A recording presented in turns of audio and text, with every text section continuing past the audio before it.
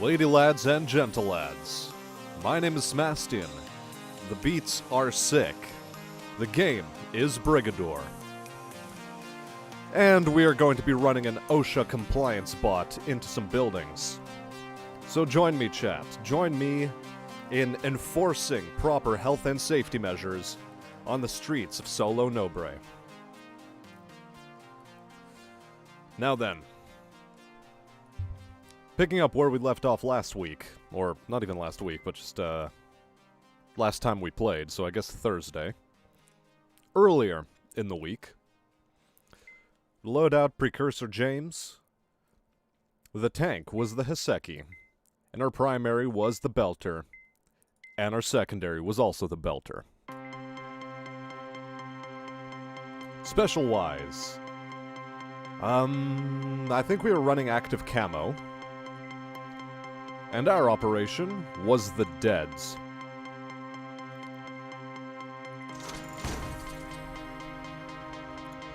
So we'll get right into that after I check a quick message from somebody. Oh, the USS Zumwalt has appeared in the Georgia Strait. Interesting.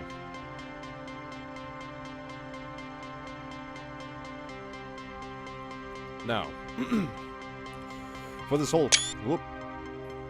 I accidentally pressed the wrong button trying to put my phone down. But that's fine. Thanks, Kira. Just, after a while you sort of get used to how to do these intro things and try to keep them fresh. Most of the time they don't land. Some of the time they're pretty inspired. And hello, Zelix. How you doing today?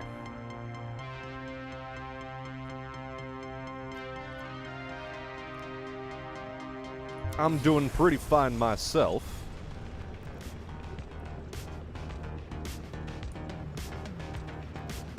Though I did start off the morning with a worry that I was a bit sick, and I was 20 minutes late to work as a result of it. Fortunately, however, my fear was rather unfounded, so to speak. And I'm actually feeling right as rain. Turns out I just had a bit of a mild fever as a result of the fact that I fell for the good old... Oh, Christ alive.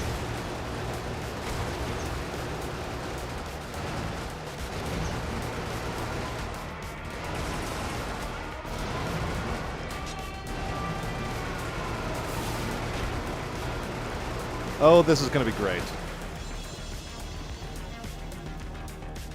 Well, we have a murder ball.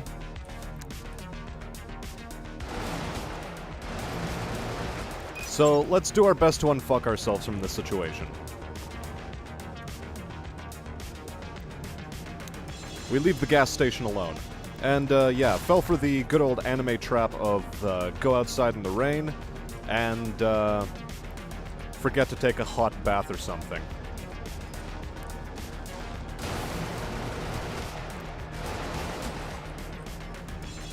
Okay.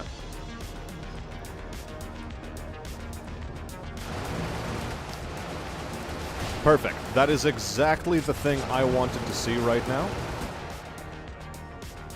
Something that'll raise our shields to full.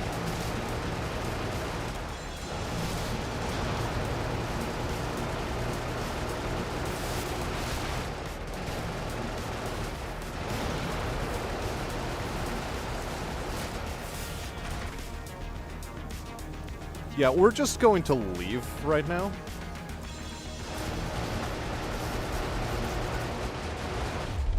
Wow, that was fast. God, I love the murder balls. Ooh. Also, hello there, Carol Wolfpup, and I see Lolbit leading the day off with a nice again.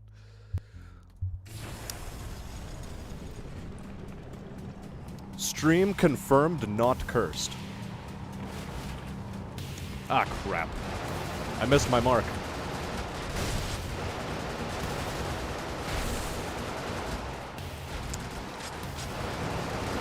Ah, this is fine. At least we're not going to be dealing with a murder ball.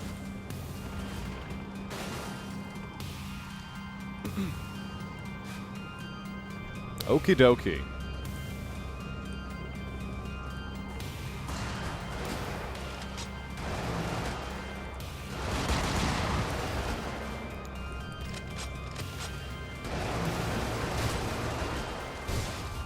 Okay.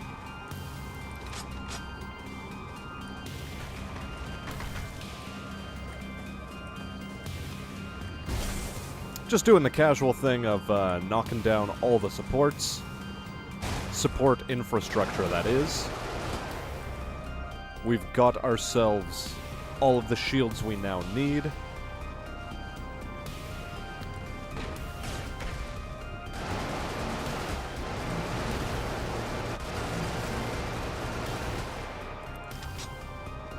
And so far everything is coming up roses. Losing more shields than we really want to, but that's okay.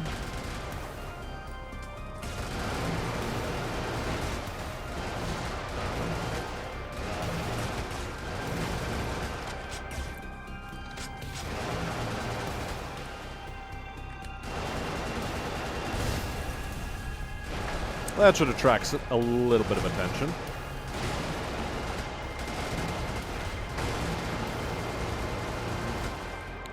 Certainly it'll attract enough to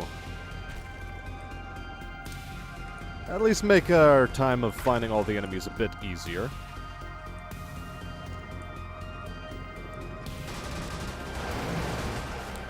Stony starting off the chat, getting a little bit of sauce in there with allusions to certain words, which shall go unnamed for the purposes of this stream.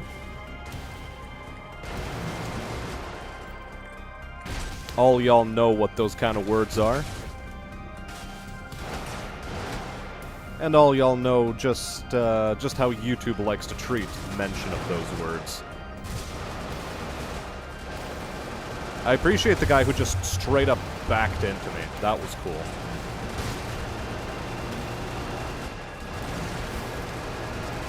Yep.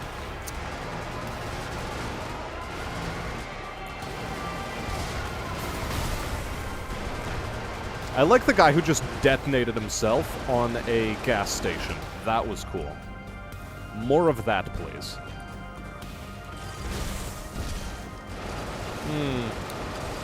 Missed my mark a little there. Missed my mark and lost a bit more health than I was really wanting to, but more than made up for by the fact that we don't really have to deal with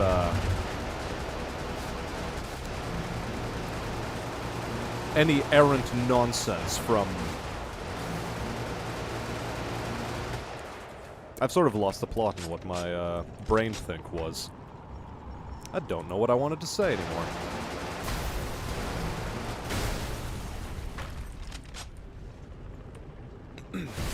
Oh well, I suppose we'll figure it out at some point. Or we won't. Either outcome is acceptable.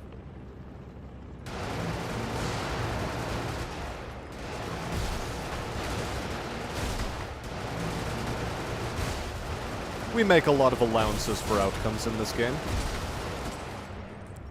Not everything has to be perfect.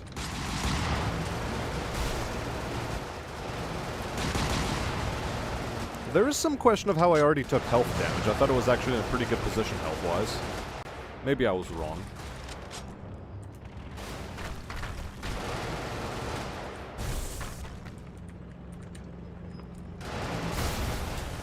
Oh well, possibilities, possibilities, possibilities.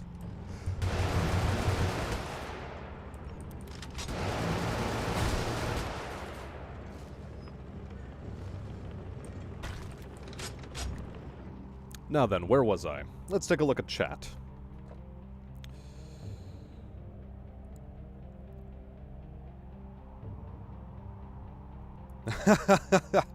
Yesterday you had a stream saying "say it bit" because you didn't say nice for an hour. Wow, you were really keeping them on edge. Yeah, I don't know what I meant to say when I said errant nonsense. Presumably I had something in mind, and it was no doubt of very little importance.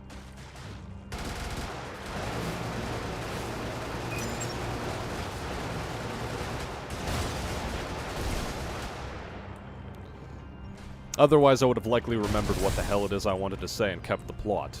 But since I didn't keep the plot, I suppose that we don't actually have to care all that much about it.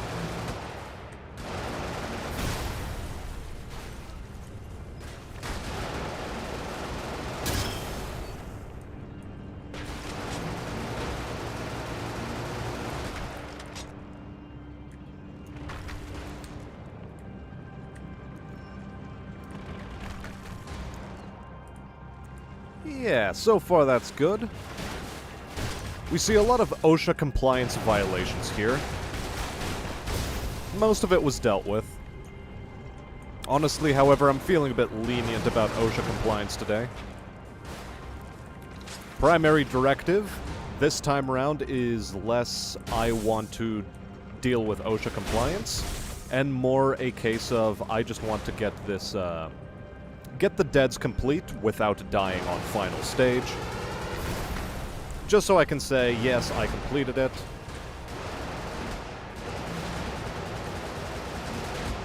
Mostly for street cred. If I can't do that much, then... Ooh, that's explosive. Nearly ran into that.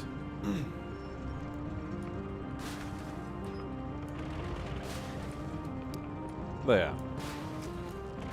Last time was a bit disappointing because I just went straight into, straight into a pile of spacers, I believe it was, and they sort of rocked the hell out of me.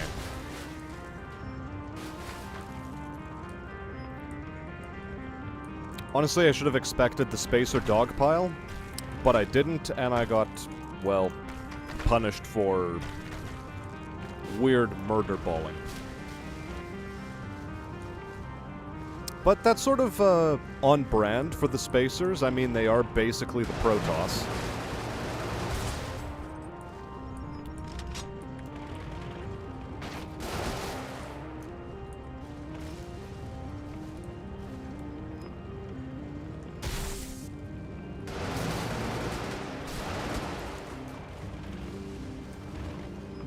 Now, yeah, let's not get one shot, please. Thank you.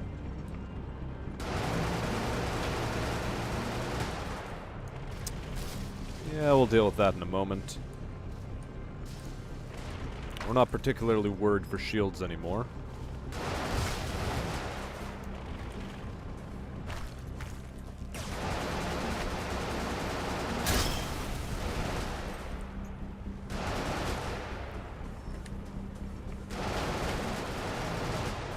Thank you for existing, and also thank you for dying. It is now time to deal with this final captain.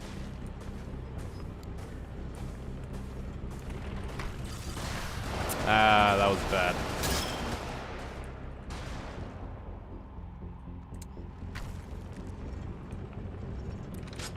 But at the very least, we got to rearm before completing the mission. And off we go. Time to GTFO, as it were. So, now that there's a bit more of you in here, how's your guys' day been going? To the newcomers.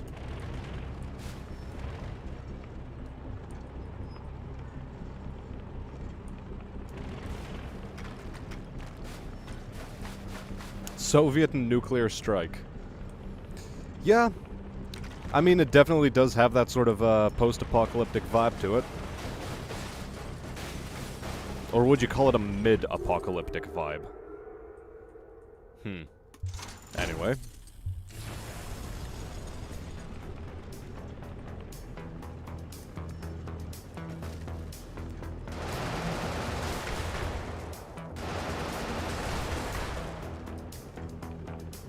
Let's see, am I attracting any attention? I'm gonna say it's bad that I'm not.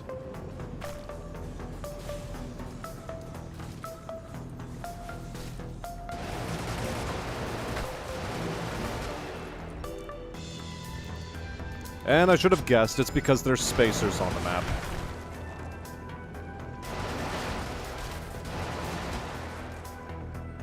But this is fine. This is fine. We know how to deal with this.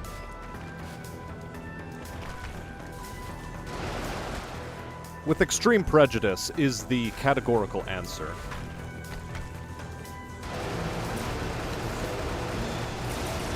Oh my. Okay, he was still not dead. Wow. That was bad for us.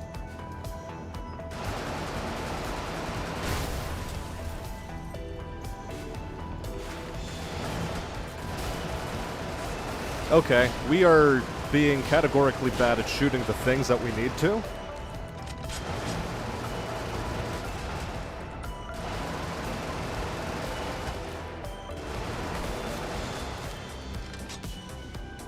So far so good. We managed to at least save ourselves from our lack of health through judicious use of gun.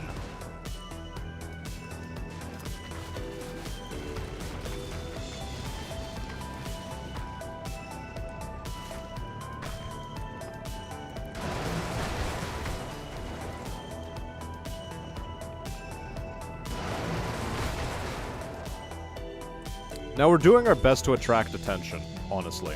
At this point, that is the goal.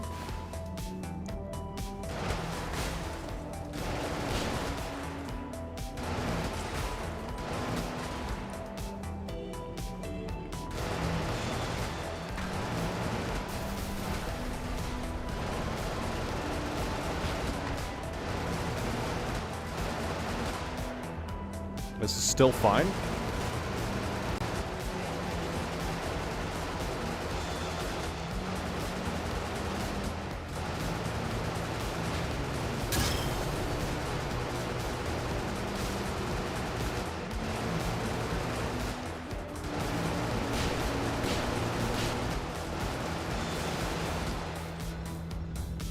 Cool. Well, we swept this area. And we managed to largely rearm.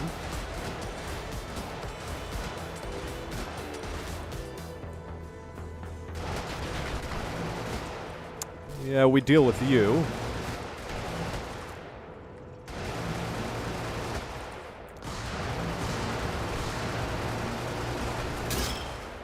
Okay. That's good. It's good that that guy's dead. Those guys, they're a problem.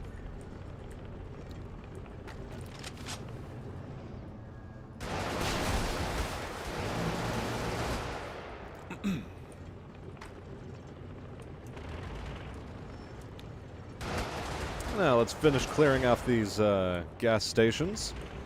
Not so much OSHA compliance, but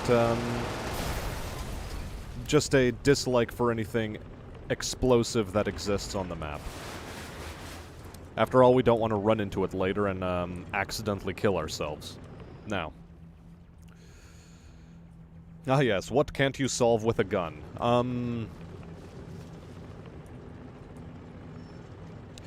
Asking somebody out on a date. Typically, you don't want a gun to solve that. Typically. In fact, in all cases, you do not want a gun to solve that. It is better that you don't use gun at that time. Day was alright, says Carol. Glad progress is happening vis-a-vis Mum's health, otherwise slow and lazy day. Hate that one bird in the morning? Gun. Yep. Unless it's an endangered species, in which case, again, you're just making more problems for yourself. Mad at your local politician? You guessed it. Gun. Happens more often than you think, and, regrettably, a lot of people call for it. If only we didn't have to resort to such measures. And in fact, oftentimes we don't have to, but, we choose to anyway. But I suppose that's just the way life works out sometimes, isn't it?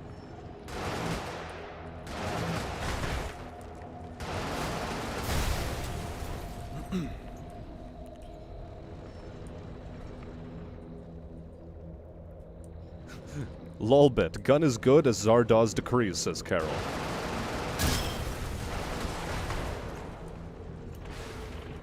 Who is Zardoz? Just out of curiosity.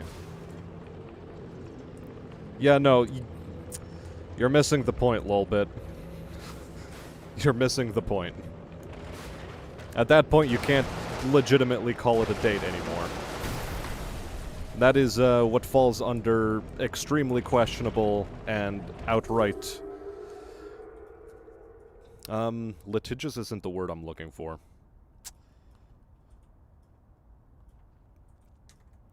Bad activity. We'll just use the word bad.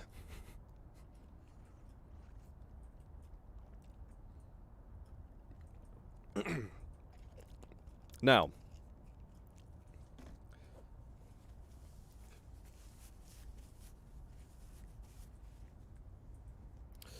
moving away from the talk of guns, let us turn to the talk of West End slums.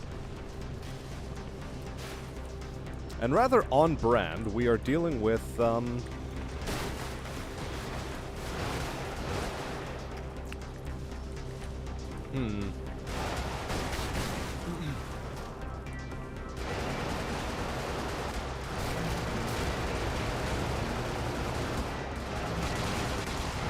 Oh boy.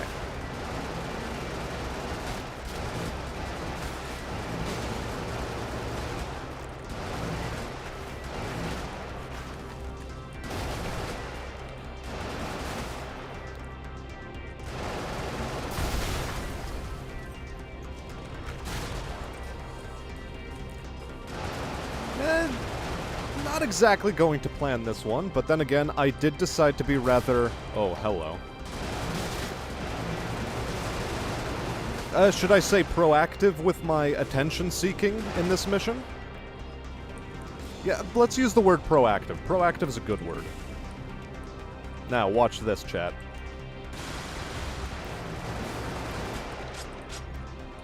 That also didn't work out quite as I intended. But that's okay, because, at least that thing is dead. And seeing that thing is dead is a bonus. It's a plus.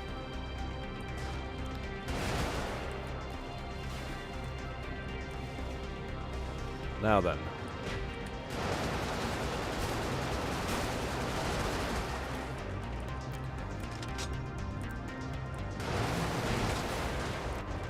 Okay.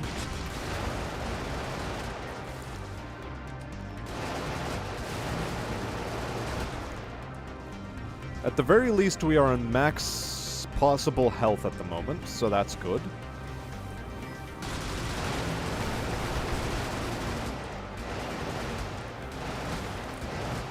Ah, damn it. Suicide bomber ran into me. Fortunately, no more of them did. Now. Who keeps an ammo dump in a shantytown? Like, honestly. Come on, guys. That is just negligent. Someone can get hurt that way. Honestly, it inspires me to reinforce OSHA compliance. As much as I said I wasn't going to, I don't know, after seeing that kind of a flagrant display of, bad action on the parts of city planners in this region, I think OSHA compliance is starting to become more and more mandatory in this playthrough.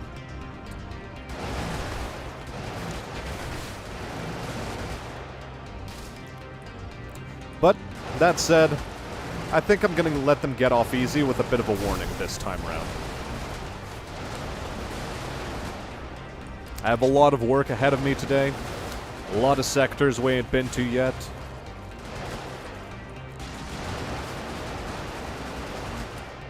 A lot of folk that need saving, surveying, and so forth. So we'll be a bit lenient on the OSHA compliance for now. Anyway, speaking of OSHA compliance,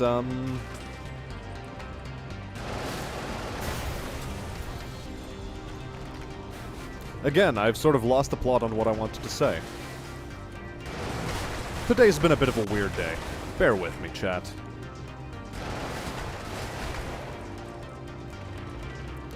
I'll expect to have more of these brain farts as the day goes on, but we'll try to mitigate for them.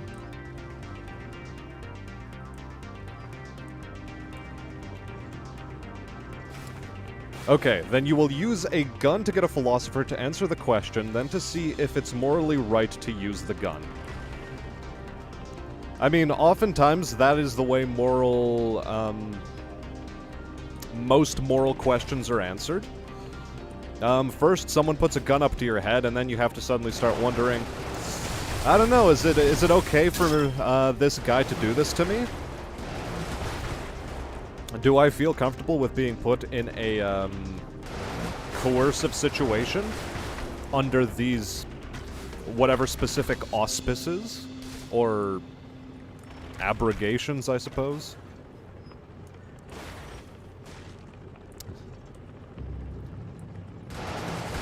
Oftentimes, you don't have a philosophical question until someone's put a weapon to your head. I wonder, does this explode enough? No, it doesn't. Does not explode enough to kill those guys. But that's fine. The gun makes enough explodies that they die. Oh, map is clear. Yeah, let's head for the exit. Look, Shantytown. Next time I catch you being all shanty and town-like, we're going to enforce OSHA on you, and there's nothing you'll be able to do to stop it. Now then. I have a pickup line that works 100% of the time. It's, I have a gun, get in the van. Okay, Stony. Easy on the spice.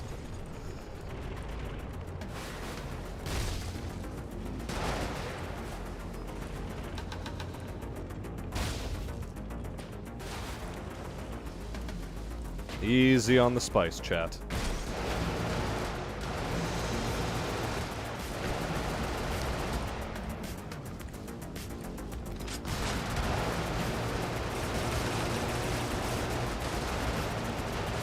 Okay. Not quite going to plan, but, again, we're solving the problem as if it is going to plan.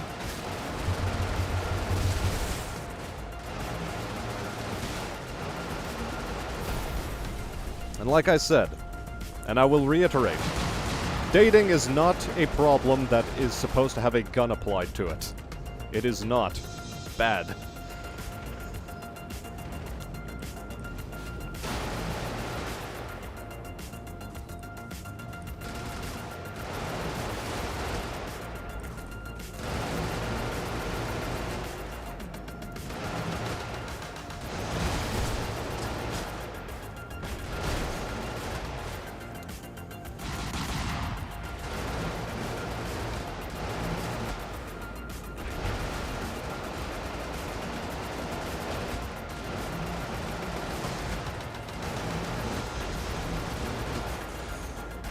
Oh my.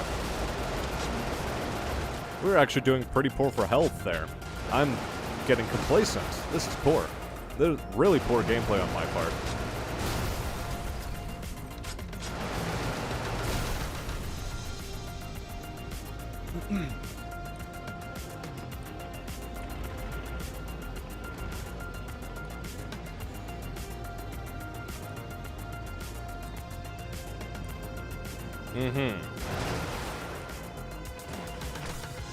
Now, Stony, I'm going to have to ask you to behave.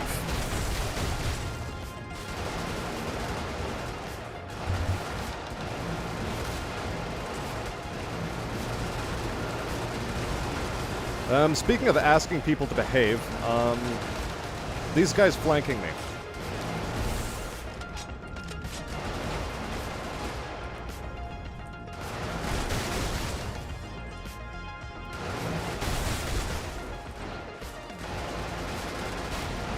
Alright.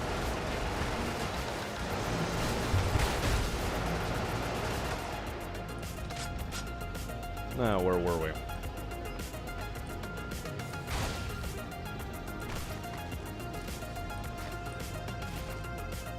Yes, we are showing the soil vermin the power of Bert. Okay, if the date is at a firing range, and you guys are getting together over a mutual love of guns, it is the exception that proves the rule. Typically, no. Gun as a date solution is bad. Unless you guys are both at a firing range and the date is to fire like 50 cals downrange together and enjoy the recoil. Have a good time that way, you know?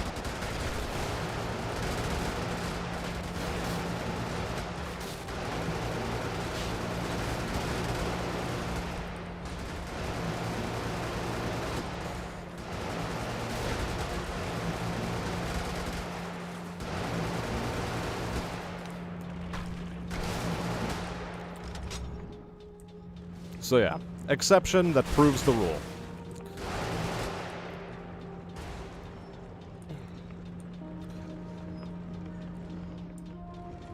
Yeah, soil vermin being the title given to those who aren't spacers by spacers. Sort of like how the clans in Battletech call normal people freebirths.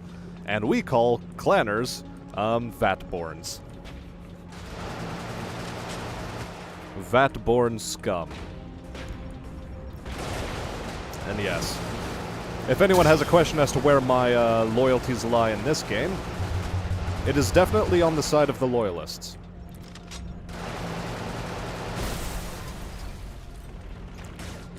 Corvids, a bit too anarcho-syndicalist for my tastes. Spacers, like, way too bourgeois. Oh crap, we just had artillery rain down on us.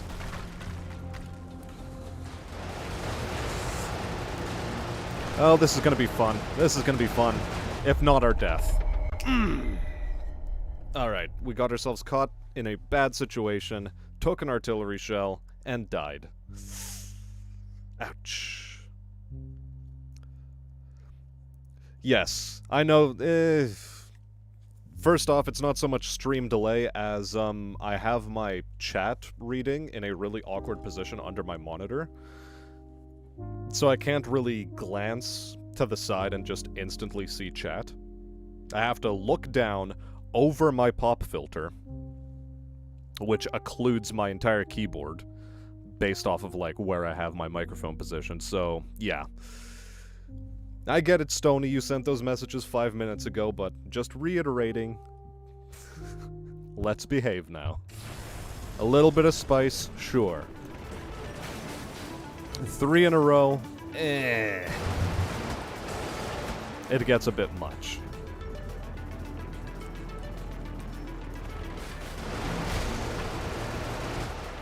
So yeah, it's not just a case of stream delay, it's also a case of streamer delay.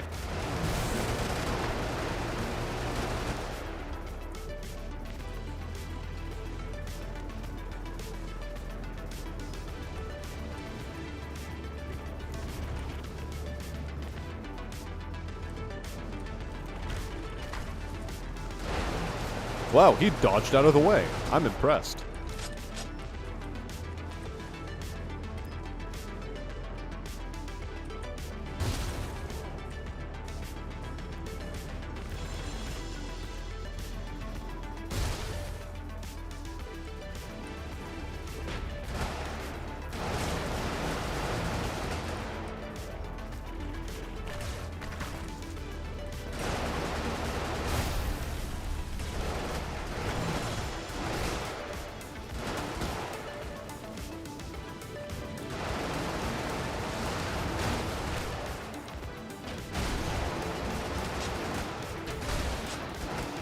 Oh.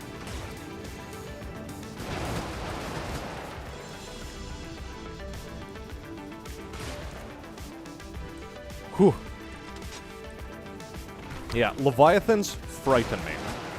As they well should. I mean, it's a big monstrosity with a lot of health that is gonna do its level best to railgun you twice.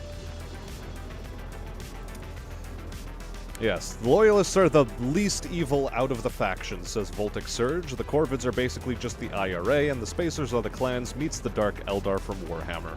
Yep. That is absolutely true so far, from what I've read of the lore.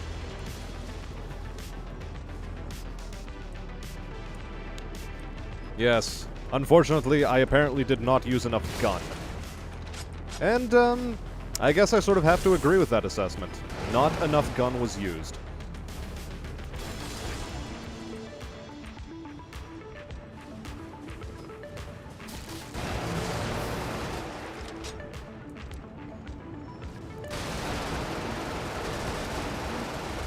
I would like to also introduce my enemies to a little musical instrument I like to call the Rammy bar. It's where I press down on the pedal and smack my tank into you at full force.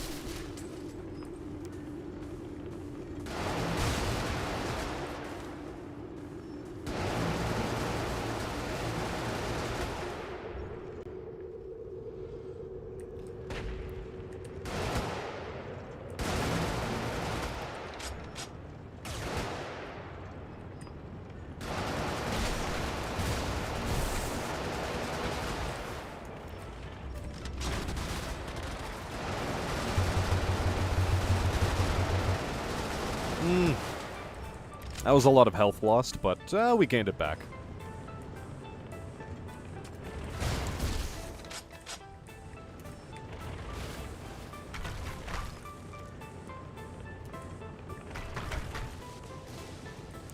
Now, we left a bunch of objectives behind over there, but most importantly to deal with right now is going to be this bottom, or this easternmost one.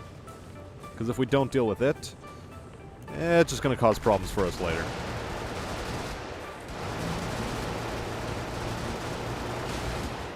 Oh, hello. Railguns. I love railguns.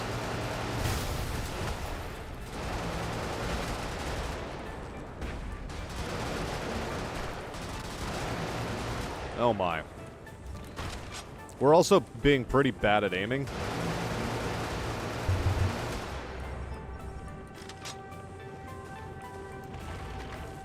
So far, though, we're not doing an awful job of unfucking ourselves from bad situations. At least for now. Okay, your date gets kidnapped. Gun. Fine. Anyway.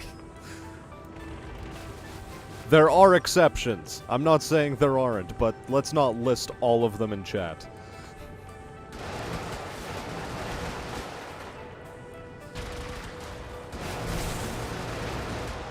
I think an allowance can be made for a Liam Neeson-style scenario.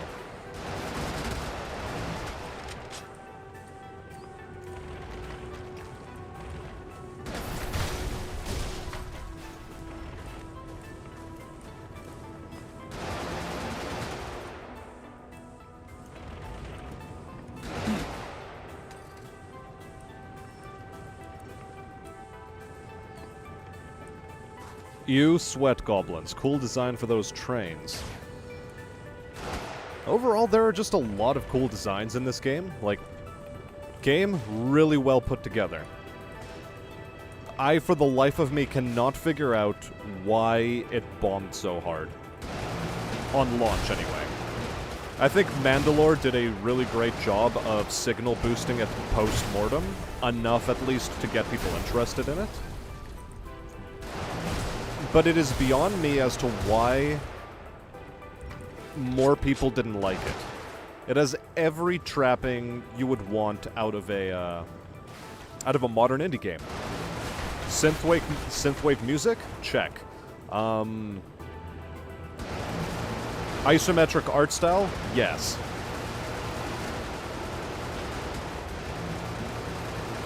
Does it harken back to some sort of nostalgic flavor from youthful or games of our youth? Very much so. It definitely does have that old school Command and Conquer vibe to it.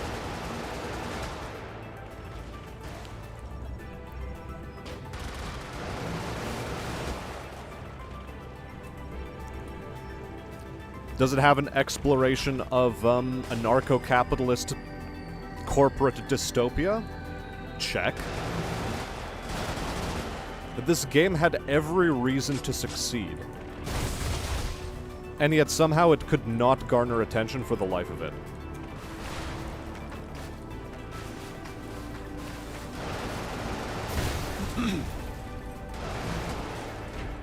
Like, it is also so eminently streamable. I mean, like, look, here I am. There's 9 people in chat.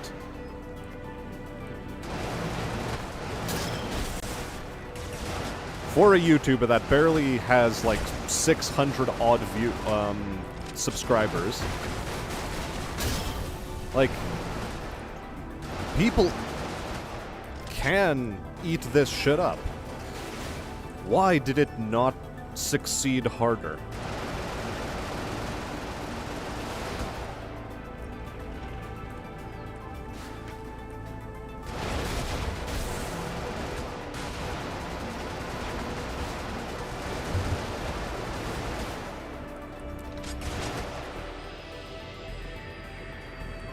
Who knows, though.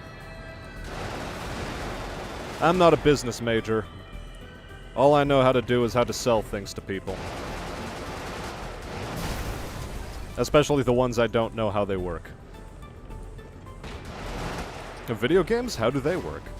Magnets? Yeah, sure, I'll sell you magnets. We have magnets in our tool store. I can sell those to you.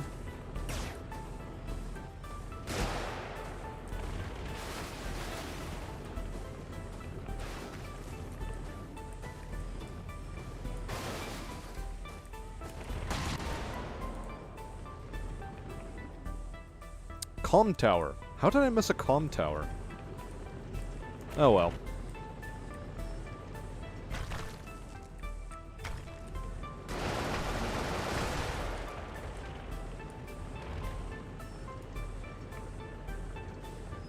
The game has a cool, low-tech, sci-fi look to most of it, which makes the spacer stuff look so alien by comparison. I mean, that is the point, but, like, it's the art design, or the design of the spacer still feels as though it fits in the universe.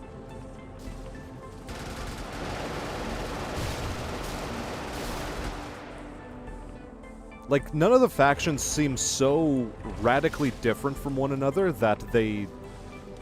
visually, they don't seem so different that you'd think that they don't belong or something. Like, I don't get that feeling from this game.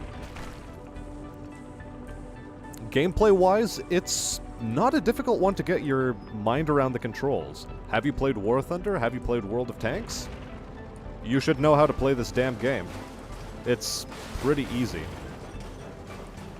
Okay, chat, what I'm going to do is I'm going to hit 1 million for property damage. Nah, it's gonna take too long. We're only at 980,000, and it's not going up fast enough. Next sector. The music is chill AF. Of course. Voltic Surge thinks it sold poorly because gamers expected a more arcadey shooter and not a tank control indie game based on the early trailers. Yeah, that's what everyone seems to fall back on as the explanation, and I don't buy that.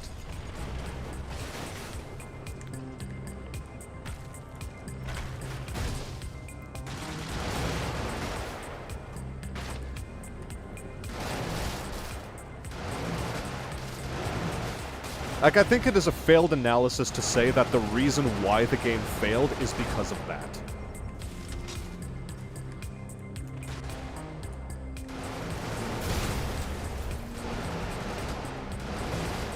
Okay, I dealt with one of the big boys. Oh, hello!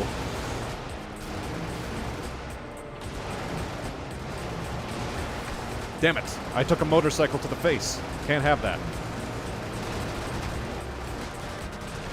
Fuck.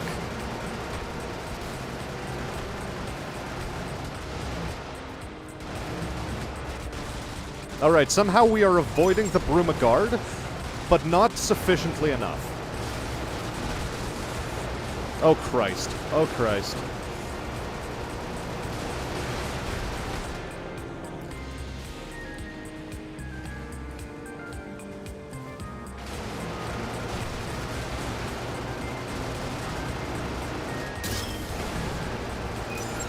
Okay. Chad, how are we alive? Can I get a fact check? Am I still alive? Is this just me? Is this the real life, or is this a fantasy?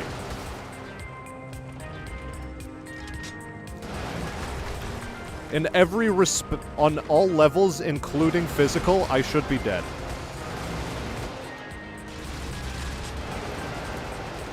Yet somehow we made it out of that murder ball alive, and with really good health to boot.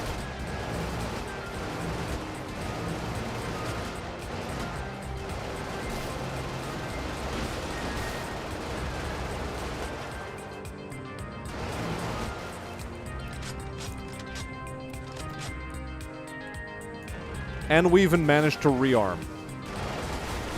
What is happening, chat? How did I suddenly become a god?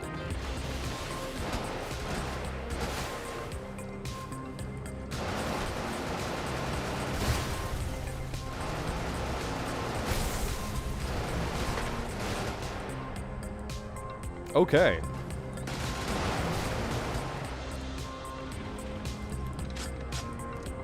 Maybe it's because I'm stroking the game's ego a lot right now.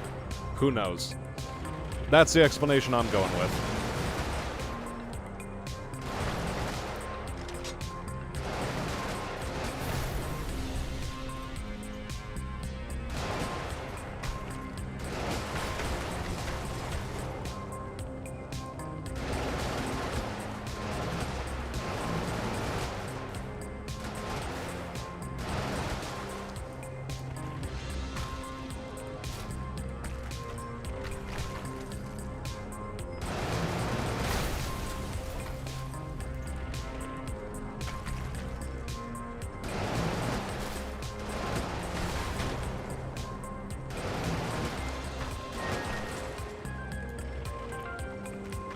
Well, anyway, maximum effort mode.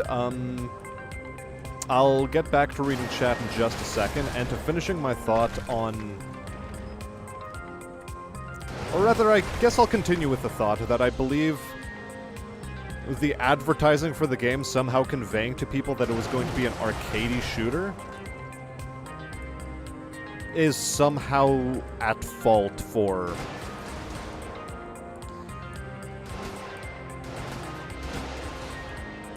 why this game did poorly. I think that is a mistaken analysis.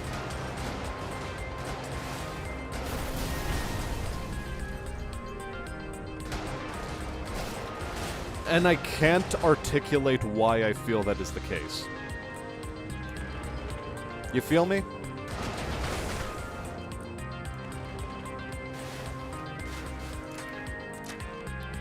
Yeah, we'll save you for last.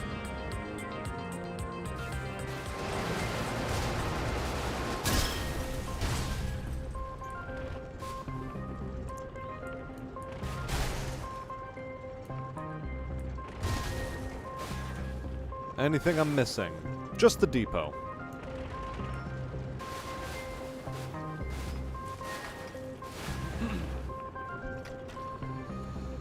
Now. And yeah, you only became aware of this video via Mandalore. And you mentioned this already, Carol. And, I knew of Brigador before Mandalore. And I slept on it. And I don't know why. I think the only reason why I slept on it is because I had little money at the time.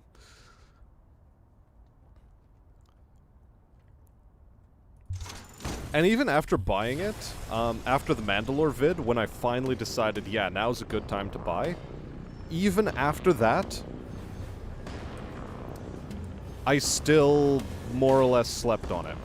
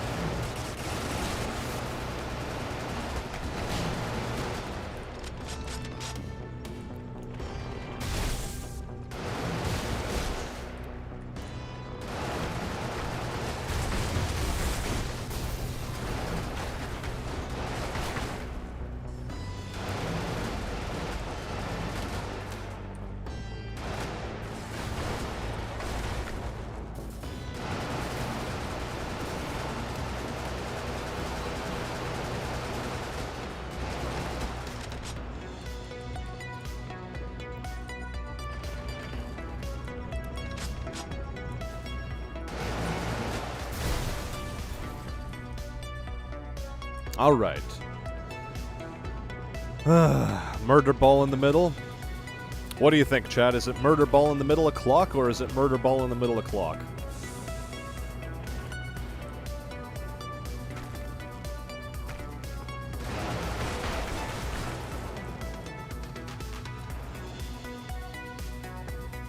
The Dance of Death. I rolled a nat 20. Don't worry about it.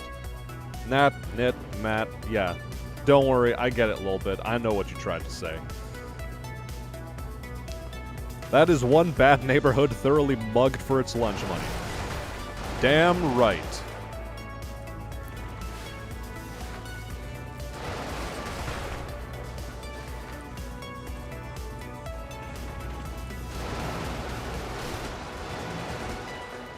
Absolutely true.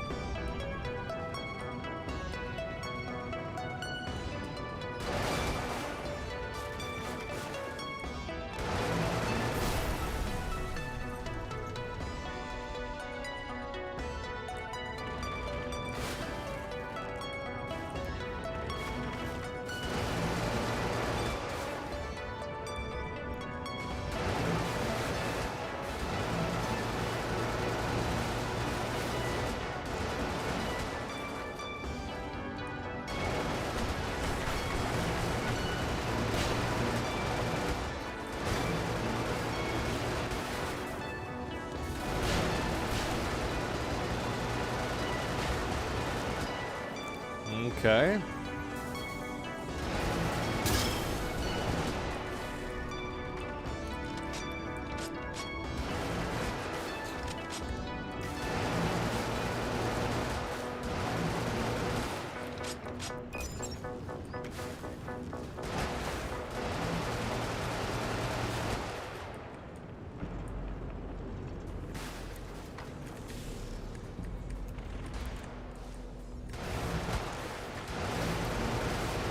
Yeah, I felt that there was no reason why I should have taken that thing head on when I could have just rammed it to death. If I was a pharaoh, they would absolutely call me Ramses.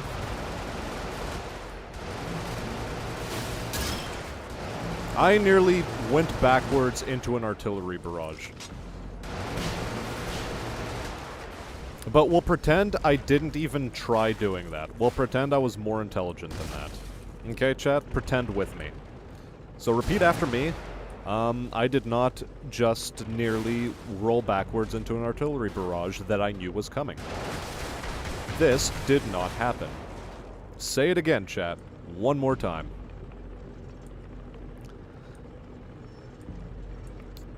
And once you're done saying it that second time, say it a third. That did not just happen.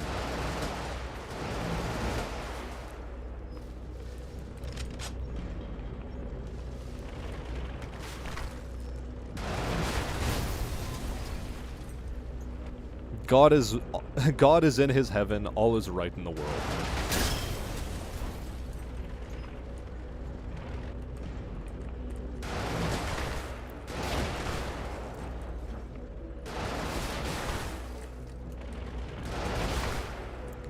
Okay, what are we missing?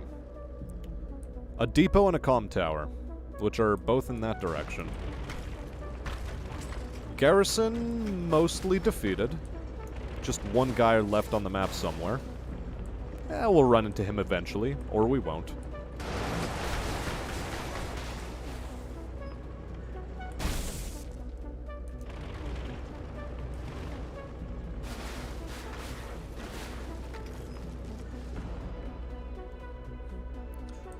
Ah yes, ramming can fix problems also. Enemy ship? Ramming.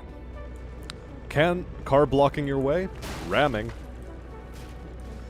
Want a family? You know it. Ramming. Oh boy.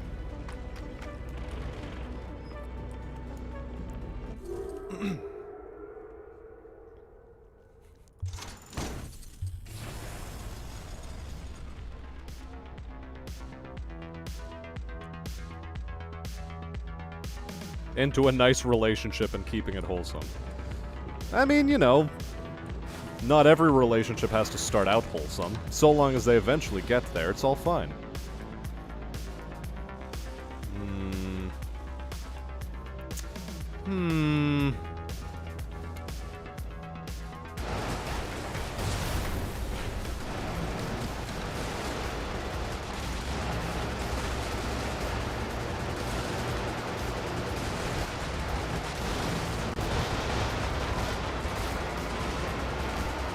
Well, we decided to be stupid again, chat.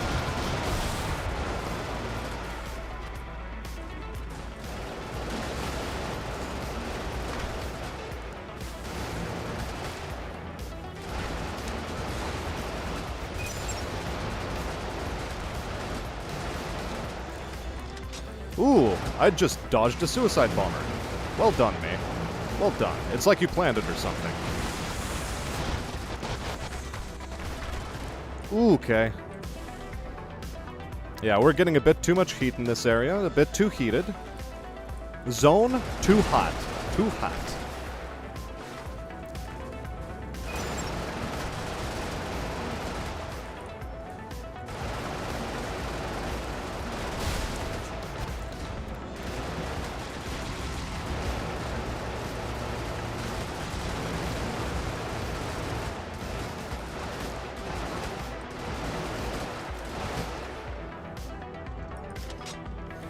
Yo, we did it again, chat. Solving our problems with the gun rammer.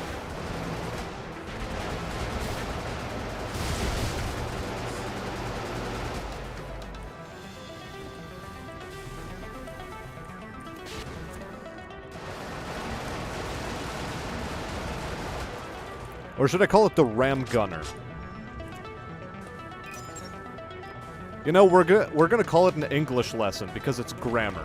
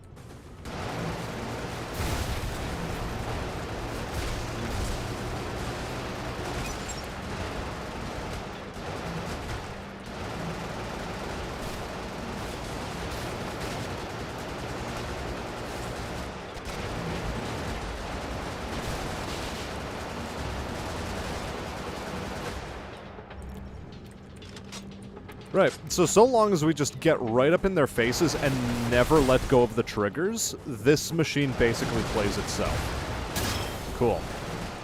The more you know, chat, the more you know.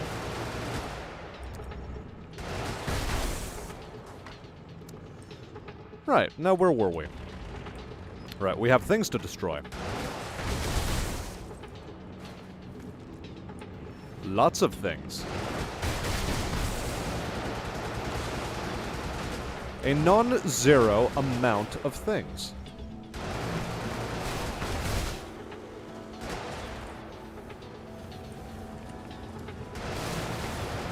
Out of my face, please.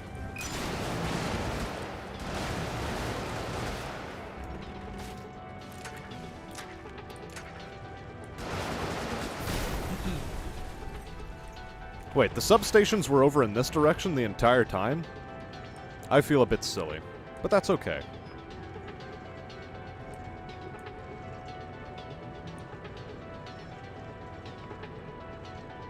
Yes, the main currency in this game is property damage. Why? Because the original owners of this planet that funded the colony ship that went out this way, i.e. the Solo Nobre concern, or at least owned the entire planet before what is implied to be a more or less Cuban-style revolution.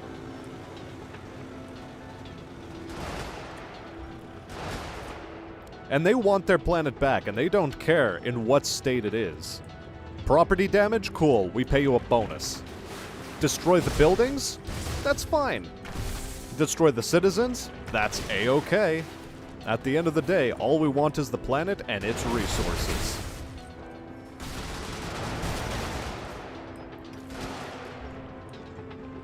How much does citizen cost? Costs about 30 bucks.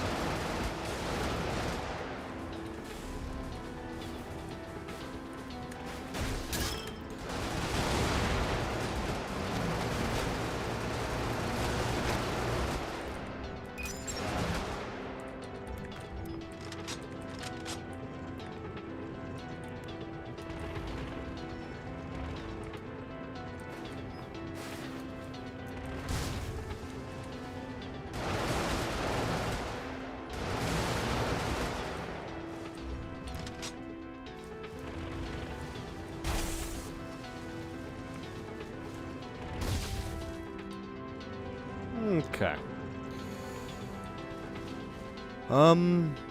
Right, we missed an ammo depot in this direction. We have to go back for it. Gotta go back for it, chat. All in a straight line.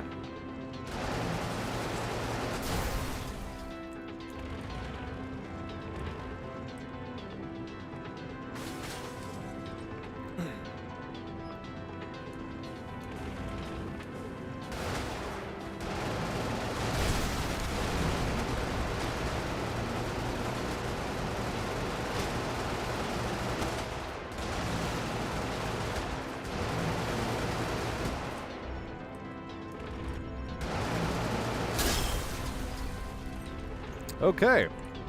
Now to pick up our ammo and bugger the fuck out. Which I think the closest direction is right here.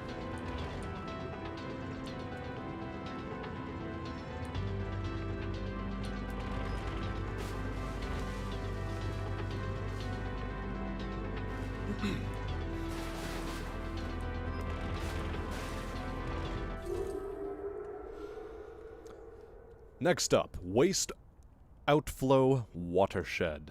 And then the Alhandra Spaceport Zone. And we're almost done. We're almost done with the Deads. So.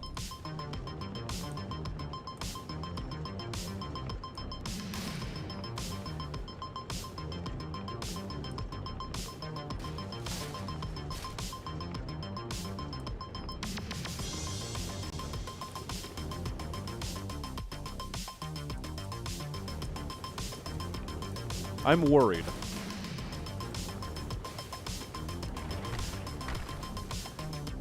I'm worried because I'm expecting a spacer murder ball.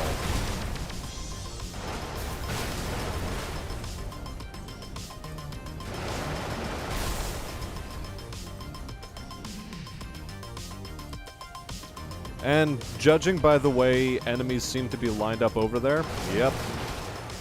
Spacer murder ball seems to be the name of the game.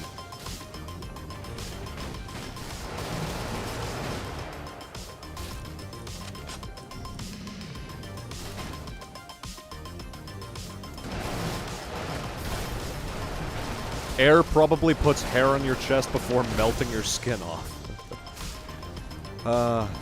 Well, you know.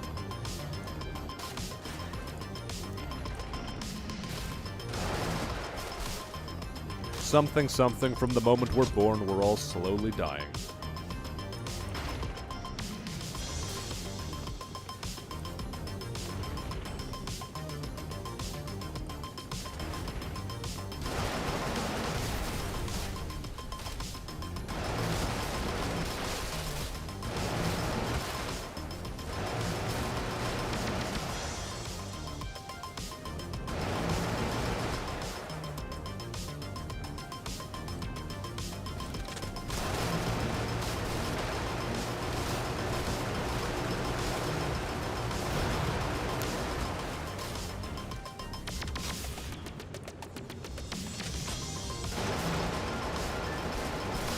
Yep, there's the murder ball.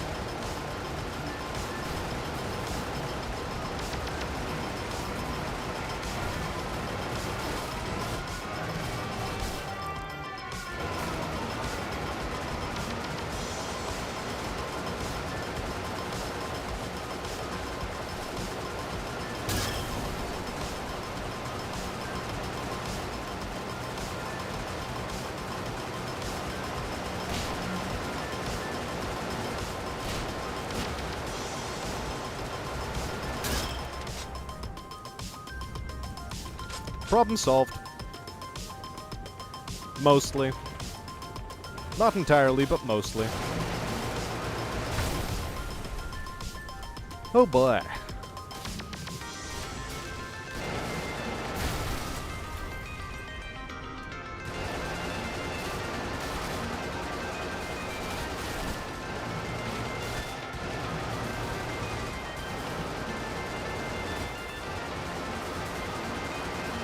I do dislike how the spacers like to cluster in one position all the time.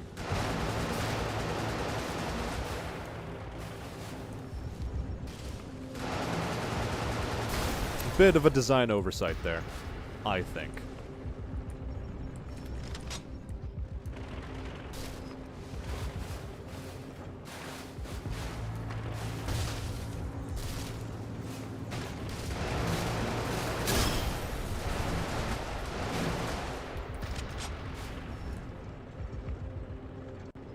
Well, at least that's the mission done.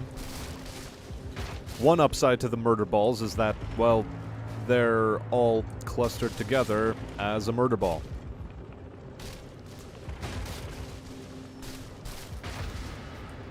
Yeah, in the end, that didn't seem so bad, and I think I largely have the fact that there's muddy terrain to blame, and that I was already expecting it. Since I was prepared for it from a metagame sort of standpoint, we were able to deal with it a bit better.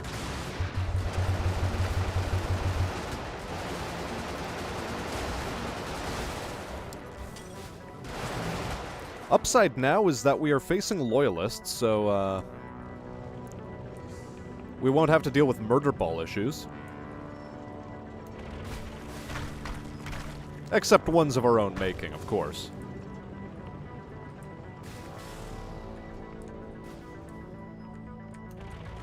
Ah, damn it. I missed.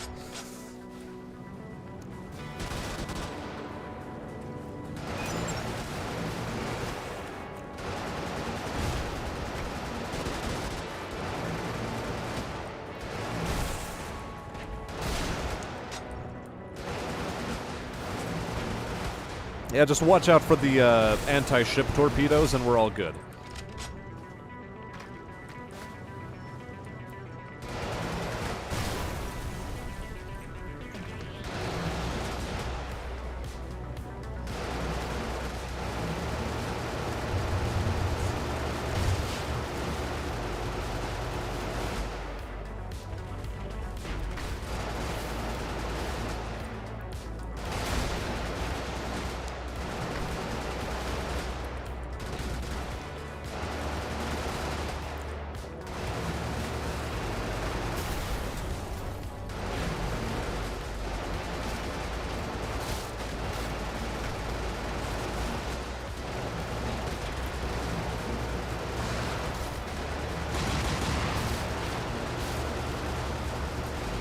Ooh, look at that column of infantry we just shredded.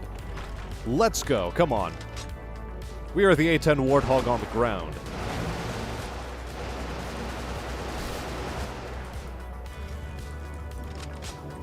Actually, there's an idea.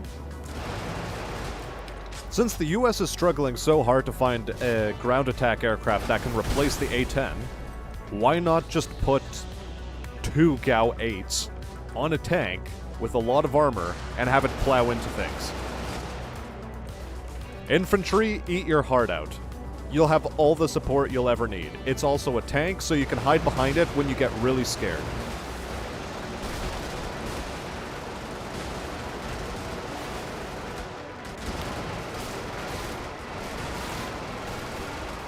Oh, that's bad.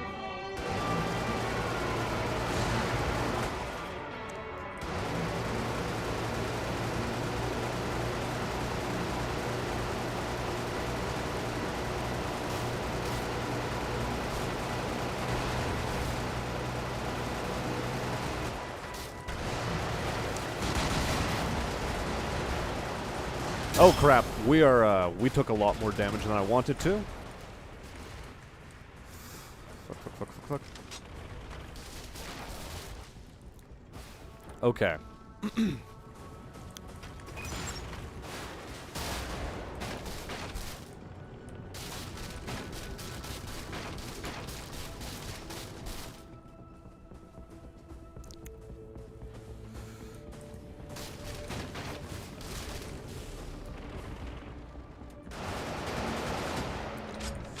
At least we got some of our health back.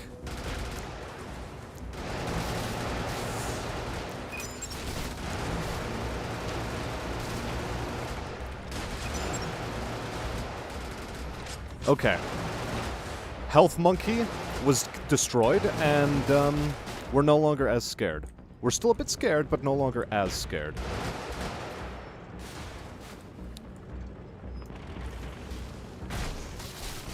Ooh.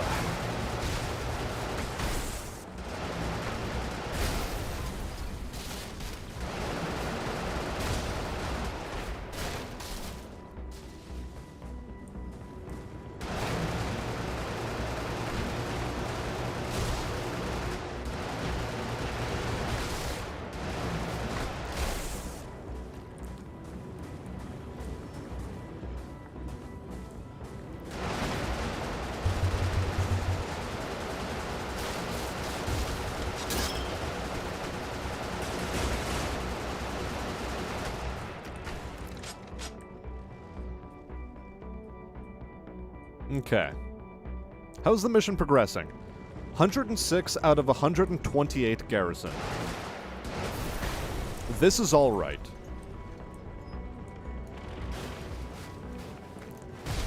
Oh.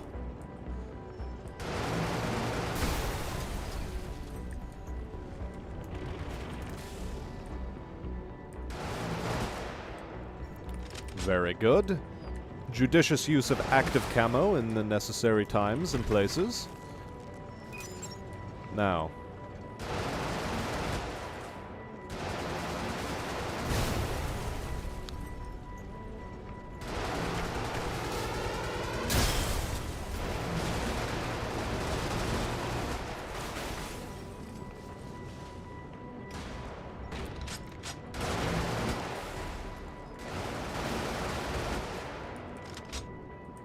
Beautiful. Why, hello there, Health Monkey.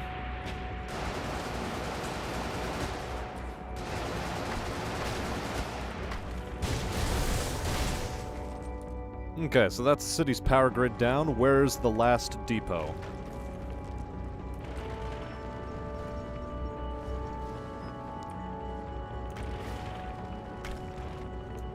Last depot's gonna be somewhere in this direction.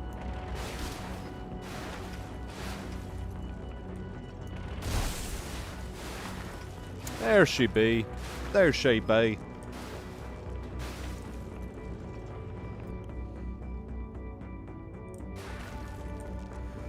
Whew.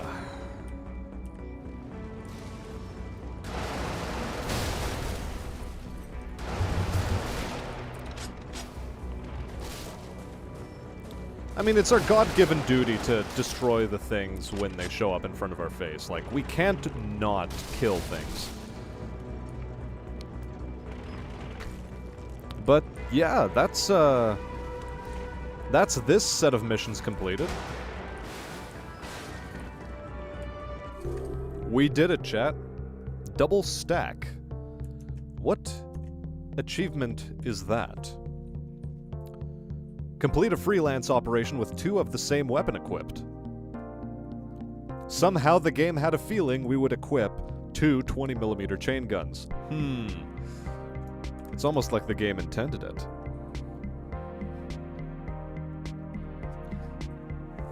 This is what we get for finessing a Daka game. And I like it. I like it a lot.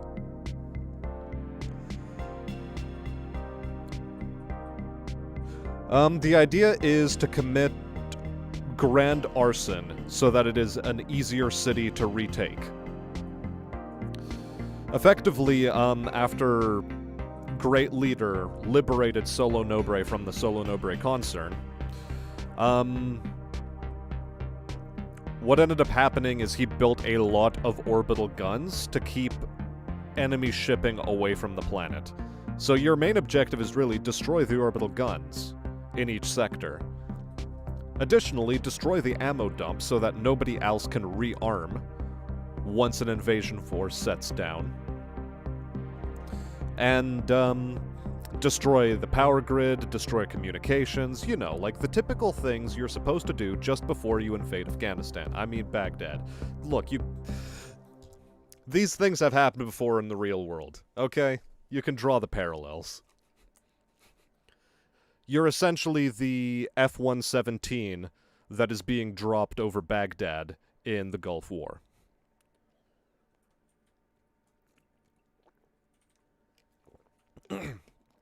While news reporters on the ground are giving up the ghost that they hear aircraft in the sky, but they can't see them.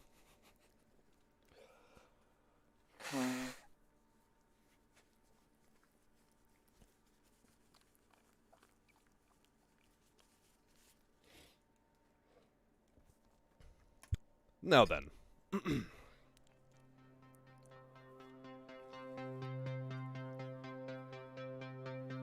It's just good tactics, everybody. It's called asymmetrical warfare.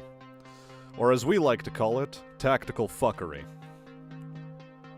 Now that that's out of the way, let's head to the acquisitions page.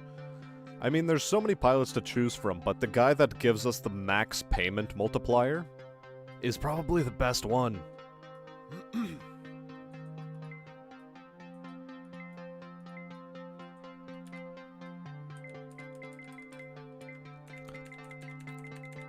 Yeah, nobody else really has as high of a multiplier as that guy. In any case, how are we gonna tackle this next one? What new weapon should we have at our disposal? I think we need to use an Agrav. A Corvid Agrav, because so far we've used Loyalist mechs. Spacer tanks. I think it's time for a Corvid Agrav.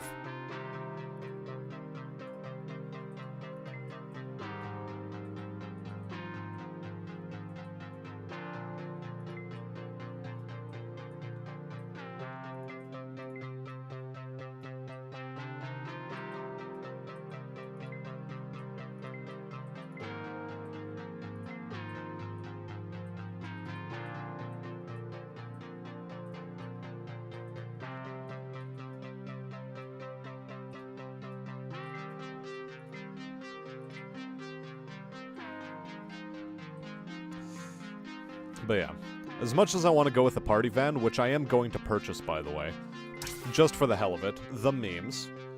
And then there's also the varlet. Look at this thing. It's tiny. Vehicle payment multiplier is 10.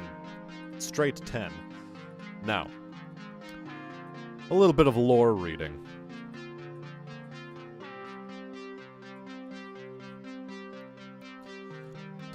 Now, Izzy.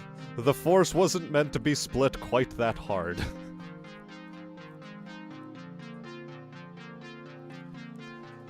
Swordfish or Pompadour? We will consider it, but first some lore. Corvid light tank, party van. Batushka tank treads and power plant with the chassis only half stripped. Too far into the third six-pack, the Corvids bolted a van on top and called it a day. Party vans come in various irregular variations, but they're all about the fastest, laziest way to make a disabled Loyalist light tank back into service with a Corvid flourish for the ridiculous. I heard one time they didn't even bother cleaning out all the guts of a BT driver before welding the van on top. Couldn't hose the smell out of the thing. Driver and gunner were just drunk with an extra cooler in the front anytime they had to go out on a mission. So exactly like every other party van crew, come to think of it. And now, Swordfish or Pompadour?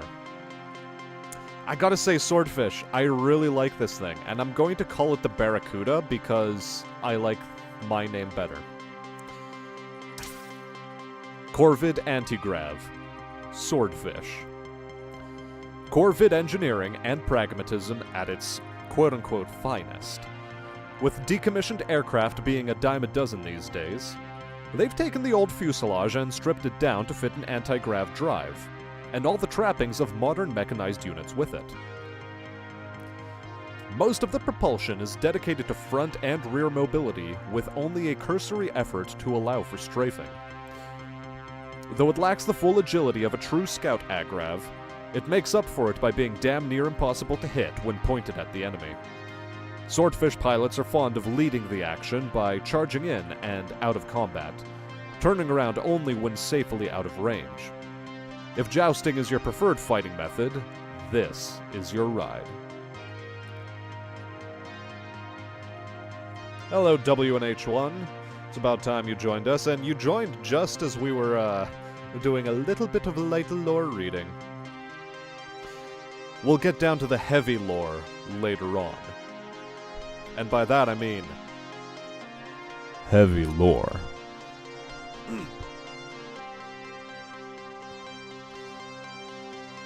Am I going to serenade you with a Gucci Gang cover tonight? How about never? No, I refuse. And yeah, I like the look of this thing as well. So what does it mount? A main and a small. So for equipment, small. We can have a small recoilless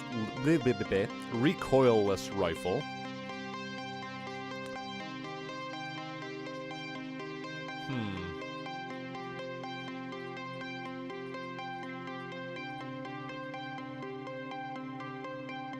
The Bonesaw machine gun is not going to be sufficient.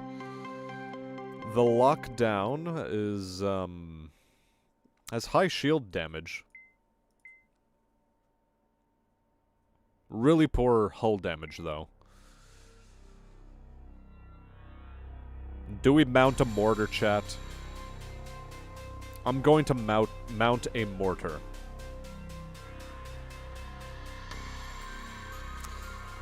Yeah. As for main, we have the Abbot.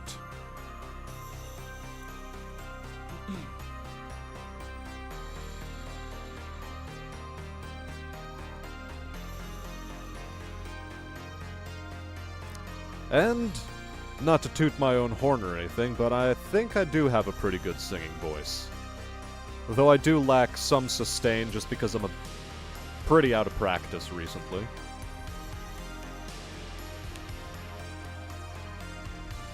Yeah, we haven't rolled out with the Abbot yet, so that's what we're gonna mount. Freelance. Pilot, of course it's Precursor James. Now, Swordfish.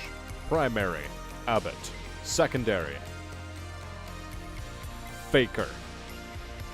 Special. Audio Kinetic Pulse.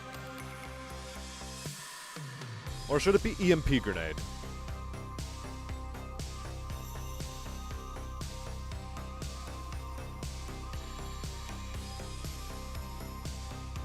We haven't done Smoke Projector yet.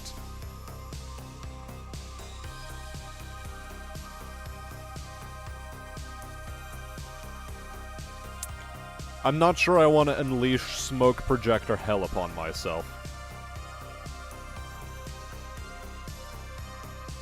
We'll go with Audio Kinetic Pulse. And Operation.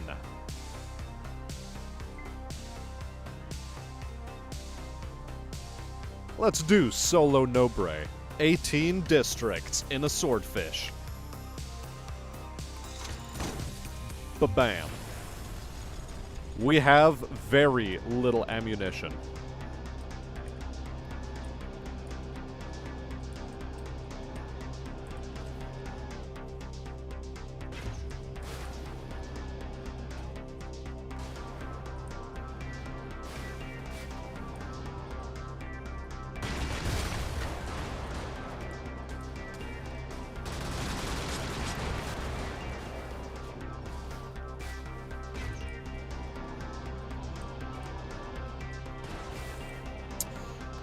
I'm really struggling with how to gauge the mortar arc. But we did it.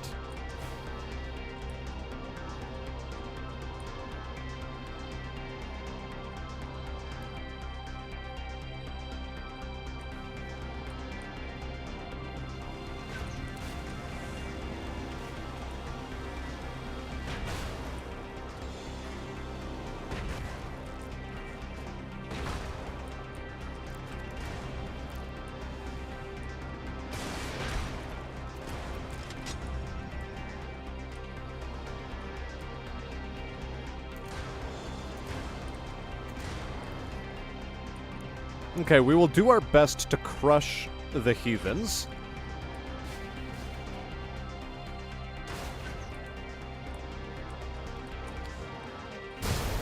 This is going to be difficult.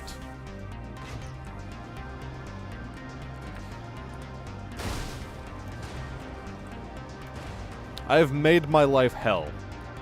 Why have I done this?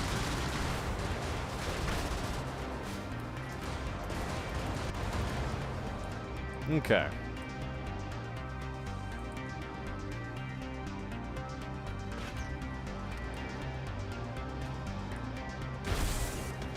Got him.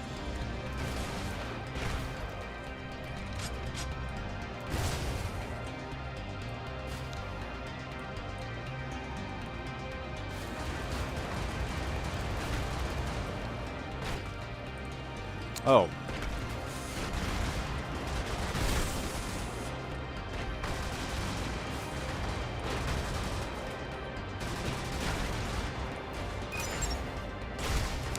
Damn it.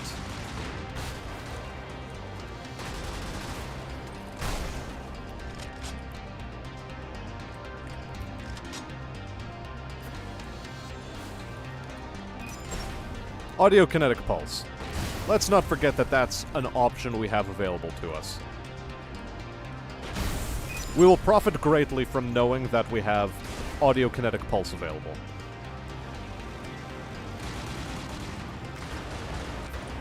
Crap. That didn't work out the way I wanted it to. Uh-oh.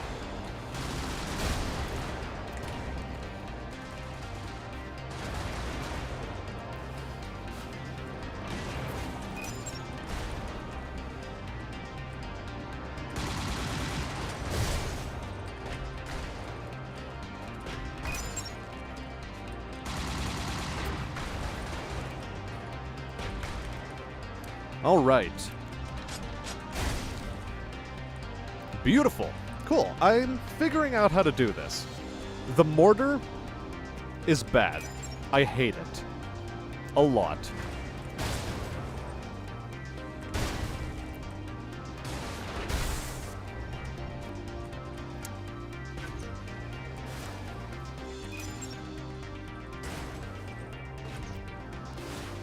Okay.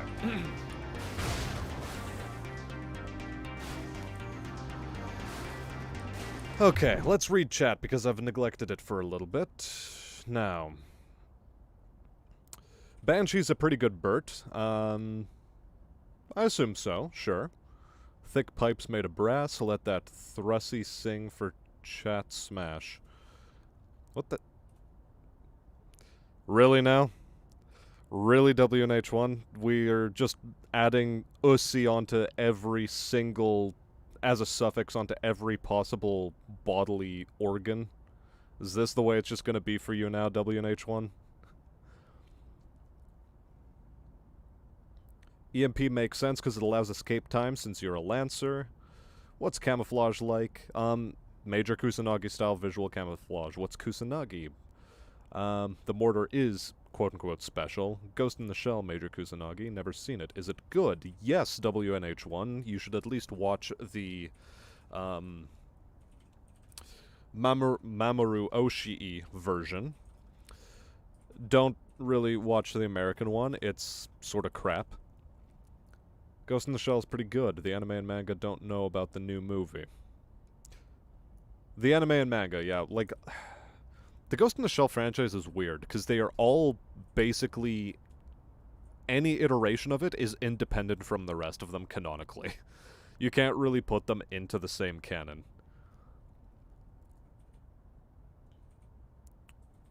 Yes.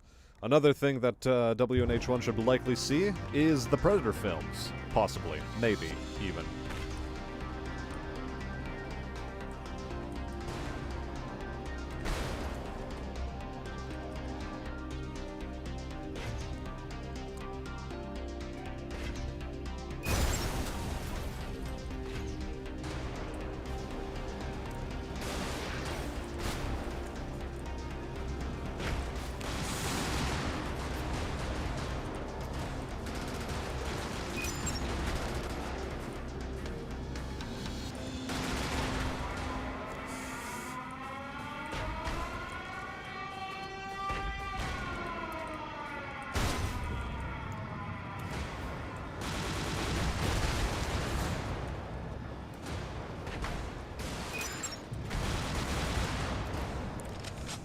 Okay, so far so good, honestly.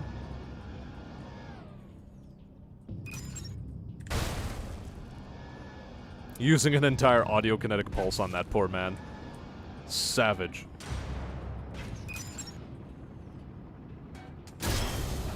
Okay, I see how it's gotta be. The longer the range I'm firing it at, the faster the projectile travels.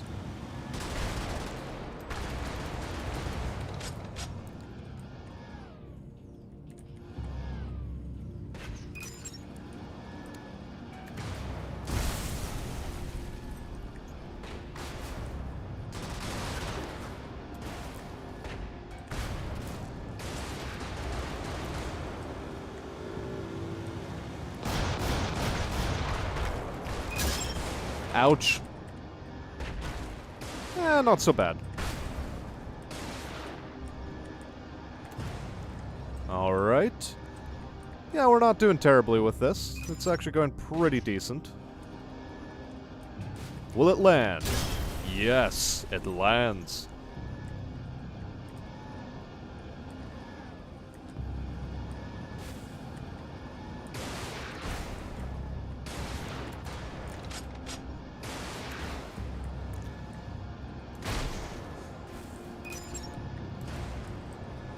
Get back here.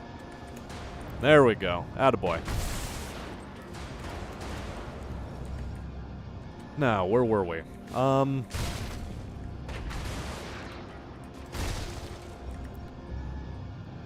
Excellent, excellent. Ammo conservation, not doing terribly. Just playing a bit of soccer. We hump the buildings to death. Because we can. We are mating with them. We are trying to apply concrete armor to ourselves.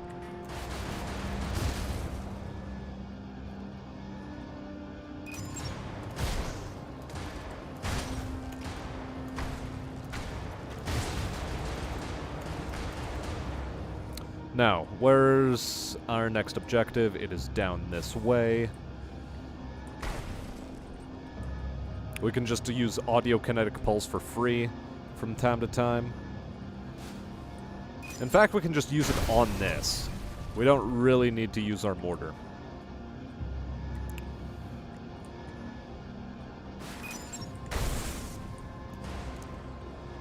Okay. Where's our exit?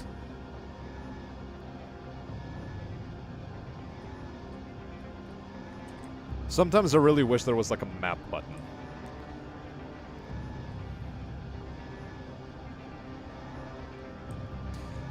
Yeah, I don't know about anti-blob, if the mortar is really good for that. I mean, I'll try to use it for that, but no guarantees.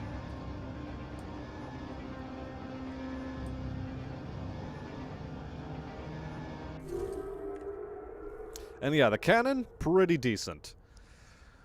Rail yards up next. At any time should we choose, we can just end this one early. There is nothing saying we have to do this one in linear order.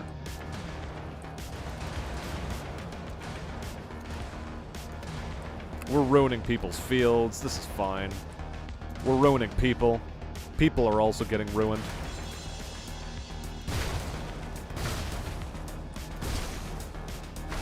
We're ruining people's Christmas presents.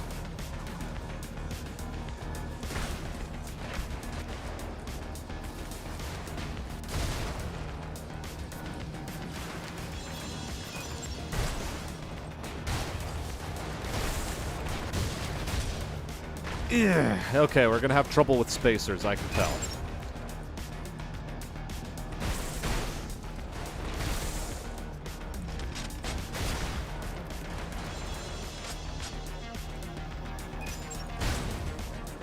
Okay. We nearly died there, but that's fine.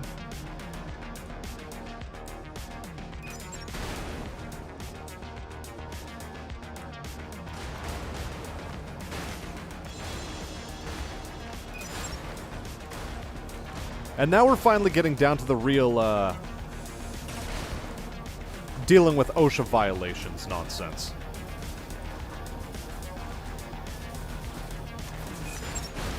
Ah, damn it. Okay, that was poor. That was poor.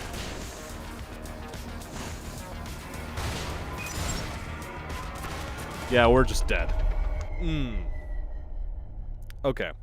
I'm gonna accept that, mostly because I really don't like using the mortar. The mortar is... it screws with me. We have the Temblor, which is the... well, disco laser. There's the Black Hand, which is... meh.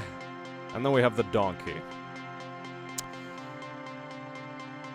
We could just go out with a Donkey, but somehow I prefer the Temblor. What's the Pinch do?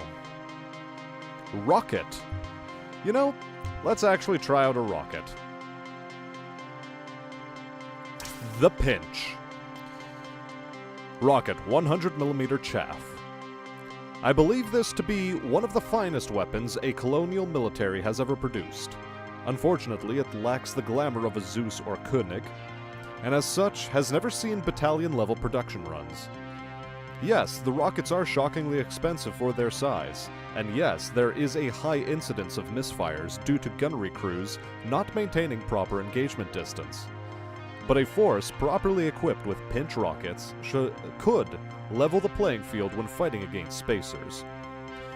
One well-placed pinch can reduce a broodmare's shields to the point where our own heavies might contest it. Additionally, the launcher is man-portable and would be devastating against clustered formations and supply convoys.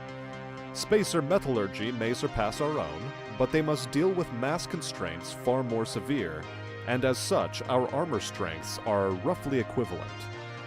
If the NEP ever comes to its senses and greenlights a full production run of this weapon, then I believe we would have a reasonable chance against the admittedly unlikely, but very real, possibility of a full-scale spacer invasion. It just does a lot of shield damage, not a whole lot of hull. Okay. I don't know how I feel about that.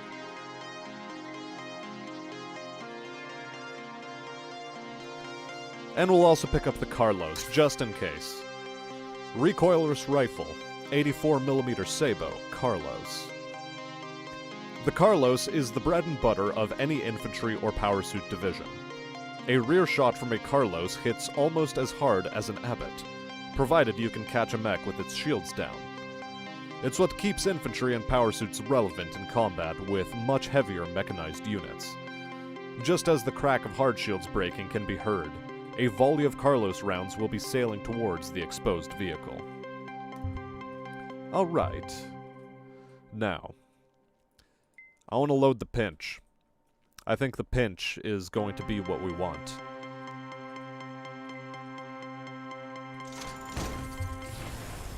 Now, let's try this again.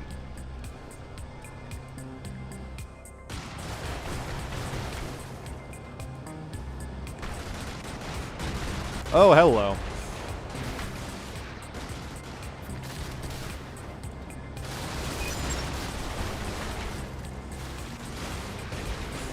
Yeah, we're just gonna die here. This is fine.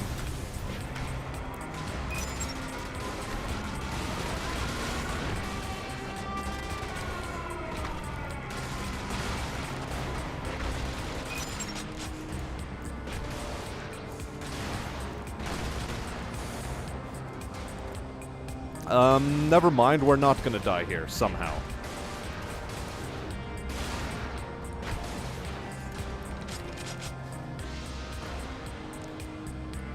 How are we alive again?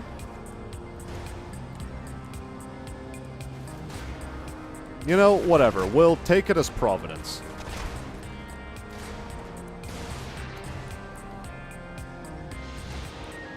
This is Providence of some weird variety.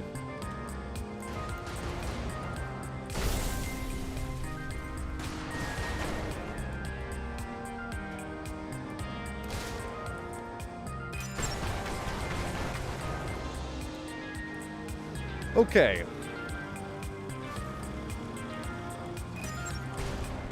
Mortar needs gone. And yes, the mortar is now gone for good reason.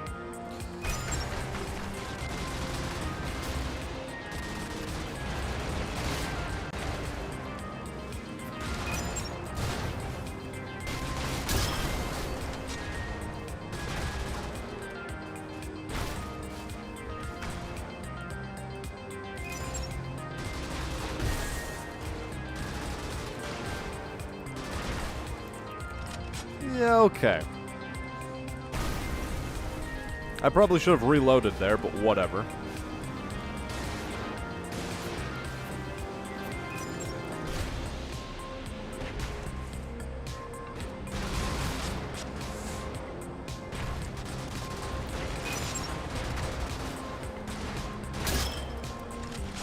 Okay.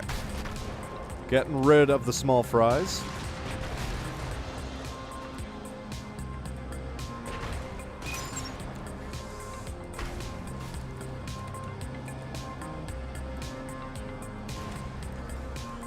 And now, like a shark, we try to smash all the things.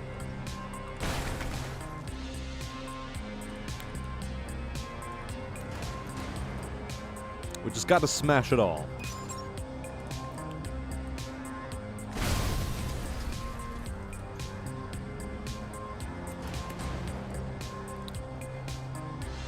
Okay.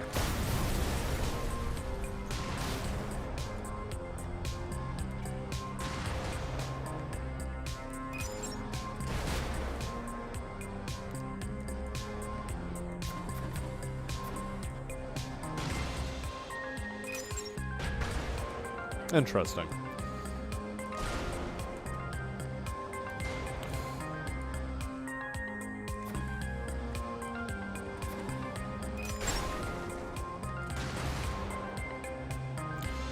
Now, in terms of garrison, somehow we managed to deal with the majority of it.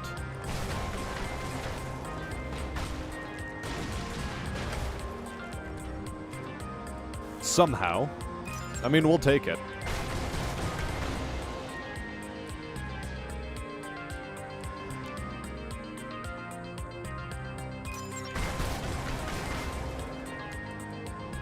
Okay. One more audiokinetic pulse and I think we're more or less good.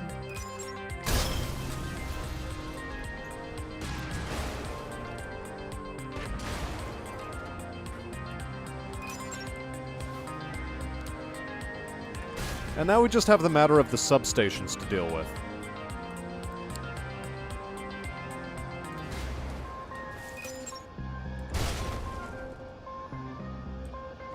And one more.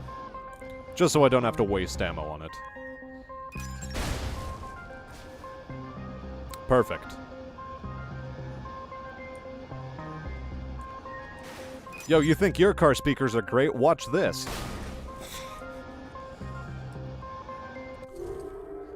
Alright, some getting used to is in order. Some. Charge them with your floppy swordfish in hand, strip their defense, and when they lose all hope, that is when you Carlos. Actually, it's the Carlos that's supposed to go first, I think. Or no, wait, which one do we have? No, we have the pinch, never mind. Slam infrastructure to Oblivion, their economic stability will burn as it rains cash on Smash like a...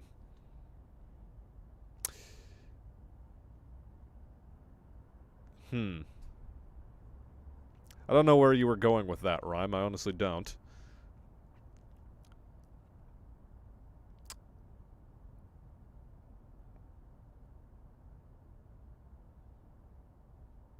That's a lot to read. That is a lot to read, WNH1. And I'm going to leave it unread, but I did read it.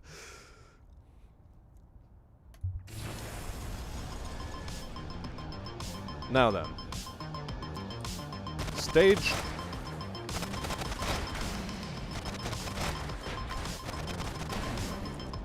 I don't like how much damage I took there.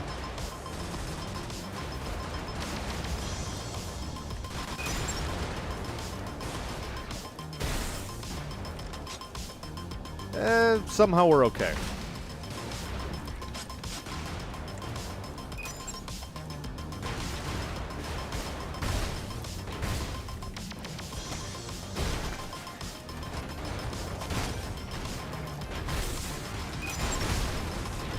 Oh Christ, oh Christ. It's again, like, why? I'm stuck, and that was I thought that was a different kind of bicycle. Alright, something about this is still not working out. Cannon, good. Secondary weapon, not so good. It does not have a fast enough refire rate, so I think I will go for the pulse laser. Or I should Carlos. What's my ROF? Carlos rate of fire 2, Abbott rate of fire 2. They have the same rate of fire. I don't like that.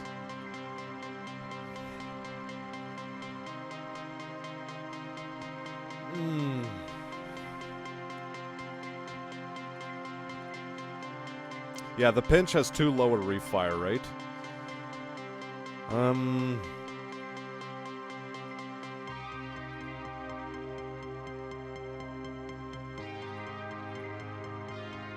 Okay, fine. We'll go out with a Carlos.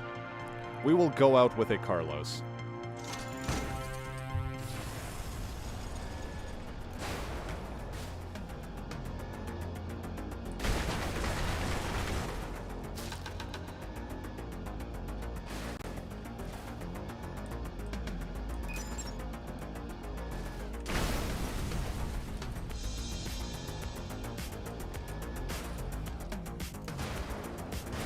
I'm not noticing any enemies so far, chat. Yes, W and H1 talking merely about gameplay. Somehow I find that hard to believe. Am I dealing with a spacer murder ball?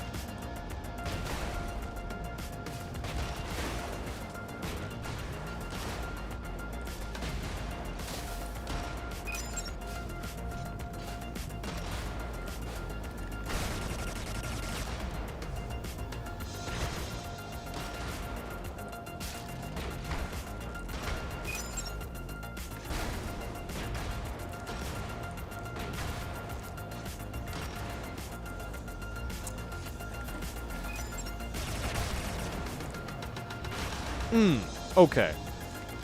I think that was pretty well managed, chat. That could have gone much worse, but it didn't.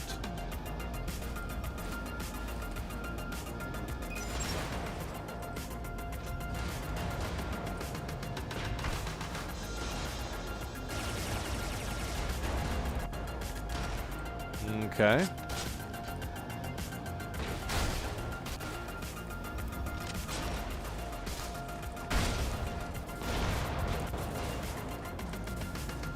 Oh.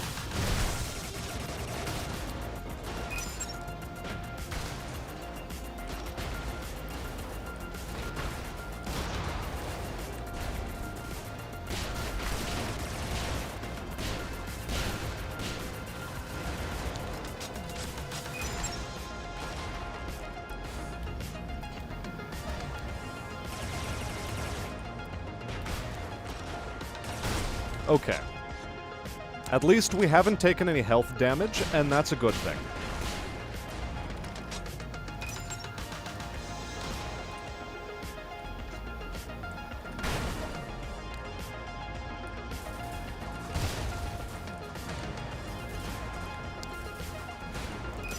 Okay.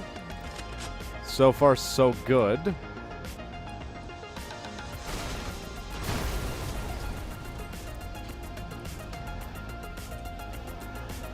Let's keep advancing down this way, at least deal with the objectives while we're here.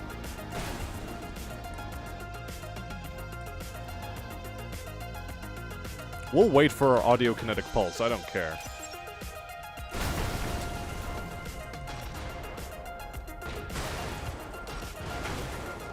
Now. Synthwave Boogie. Yes. Much synth. Much wave.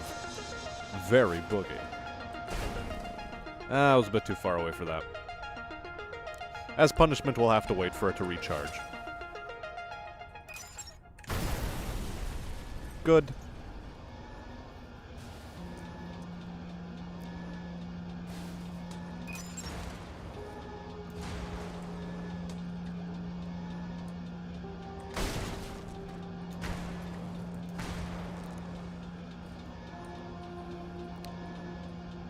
Yeah, they're all stacked up in a murder ball, and I don't like it. This is going to be hell. Abject hell?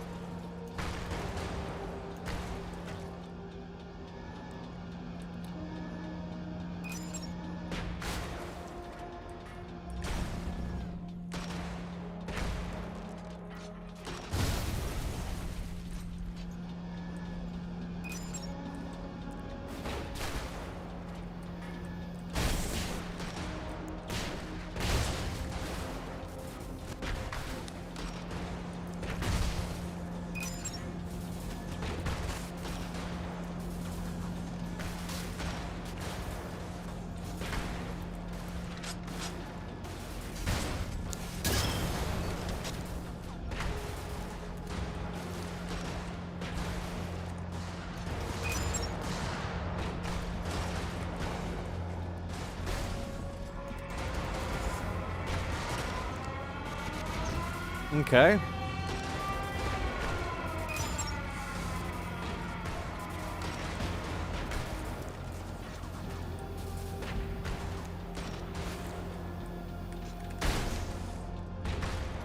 Okay.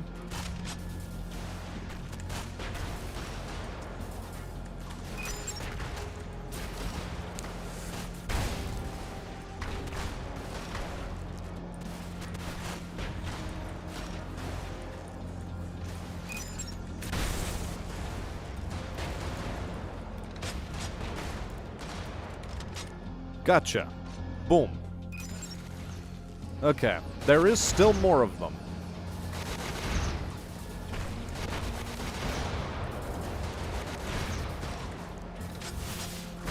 Oof. That was close. I didn't like that. But we got it. So it's okay.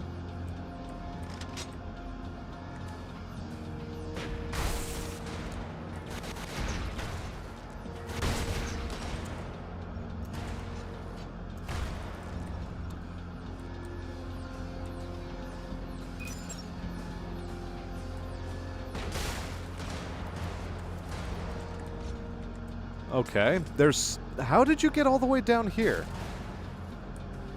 America, explain. Okay, and there's one more now up over there. What am I missing here? Every time I try to look towards the edges of the screen. Can you get a Katamari ball in this game? No.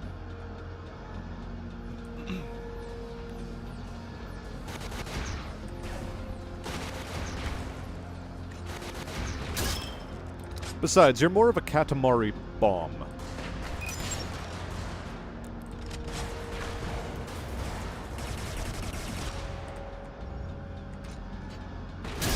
Whatever. We'll just use a cannon shell on that.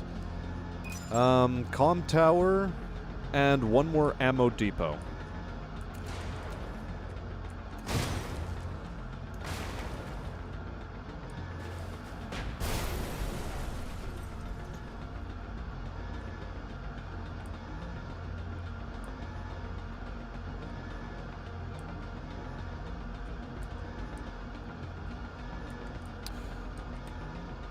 Also, this thing can really zip in a straight line, and I like that. Hold on. I don't like those mechs, and I'd like to kill them at every opportunity I can.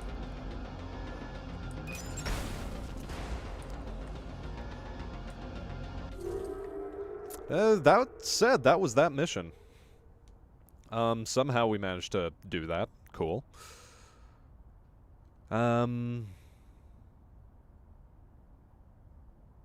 Was that just Orique Estates so far? Damn.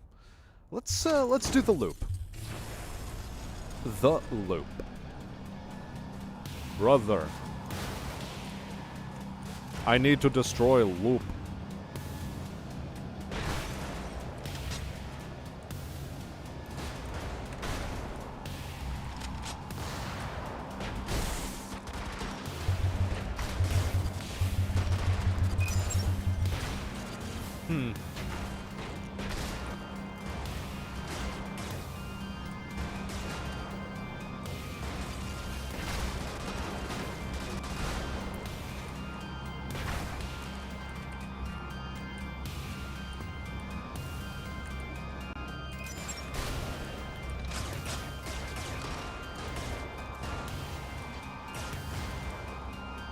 Alright, casual squishing.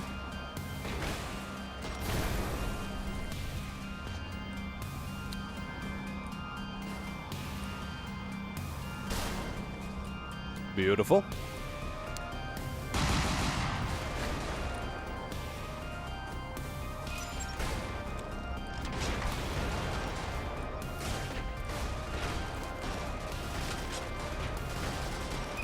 Okay, that's gonna be a problem.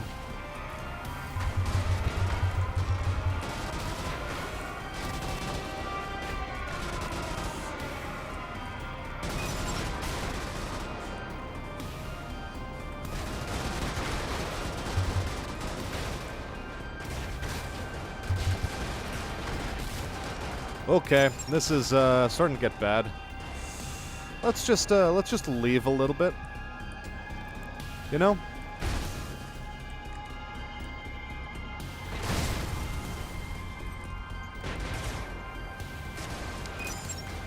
Don't like that. I don't like railguns. Don't like railguns at all.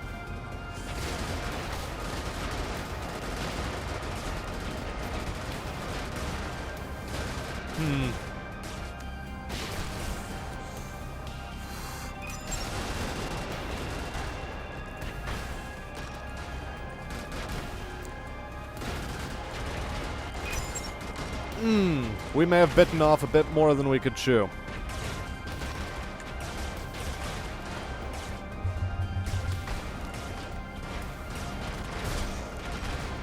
Yes, okay, cool.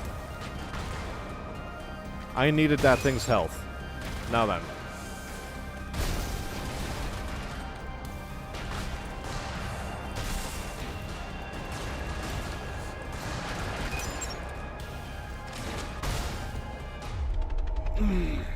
Those were landing on me. Okay, that's cool.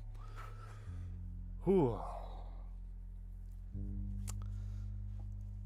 Not quite as smooth as I wanted that to go. So.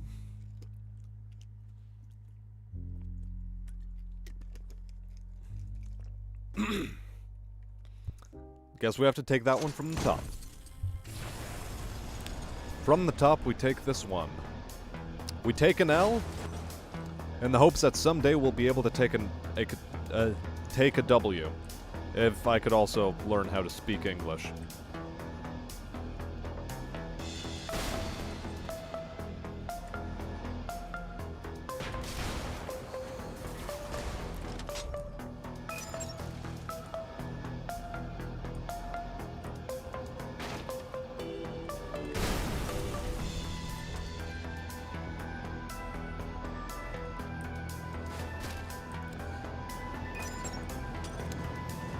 Bye, kitties. Bye-bye.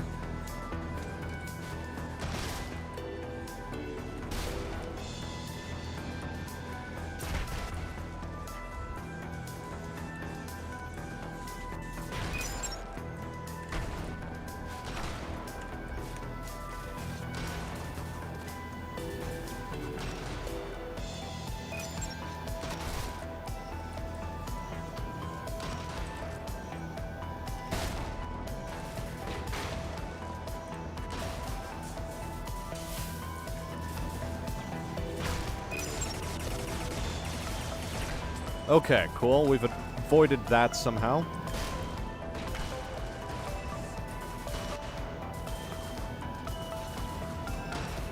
Somehow that didn't explode on us, and we're happy.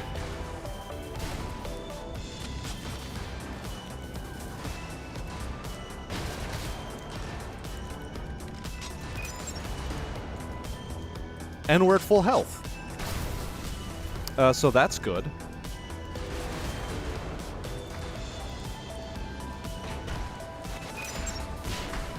Oh, hello! That's the entire enemy force.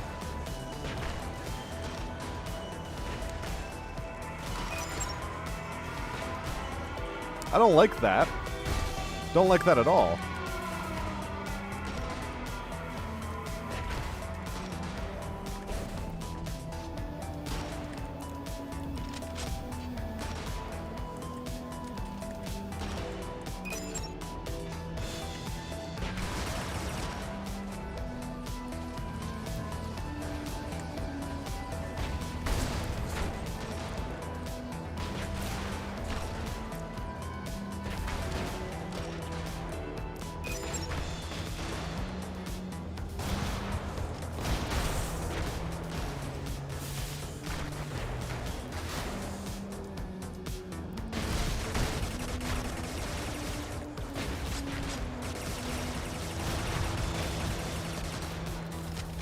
Somehow we're alive.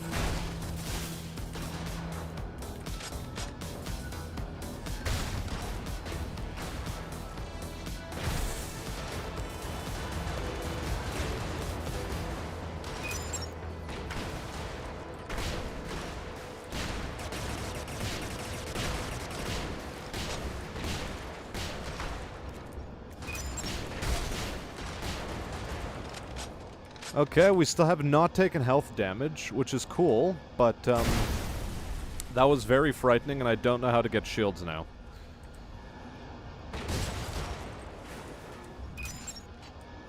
Okay.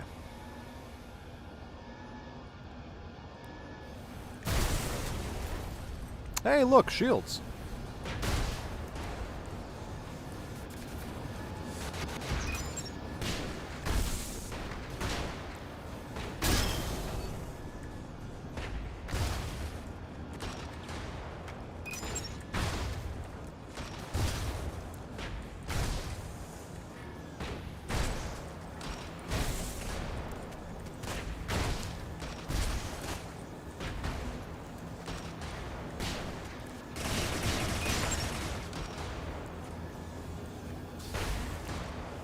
Okay.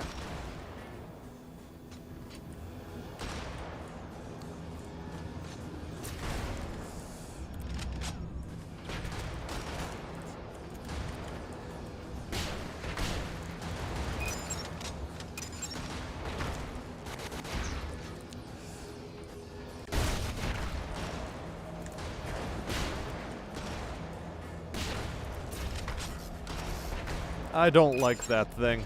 I don't like how it does so much damage to you from, like, point blank. That was stressful. Now. Dodge is greater than defense, ostensibly.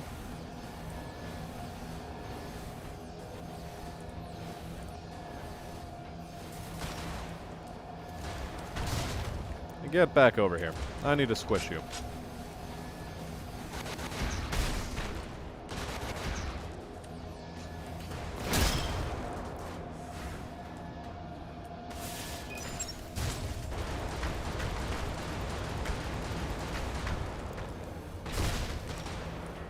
Okay, a little bit of health. What next? This direction.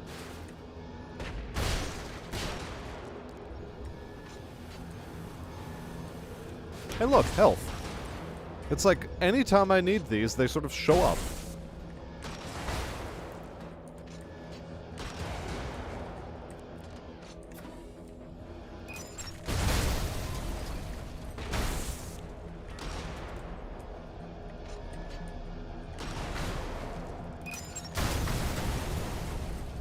Okay, what am I missing still? Basically this entire section of the city.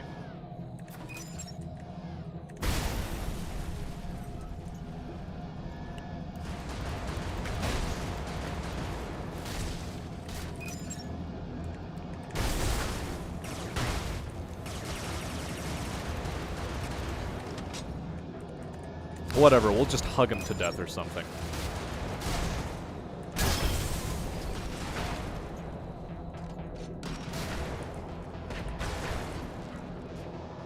And if that's it, I guess I'm just gonna head to the exit and pray that I won't be stupid in the next mission.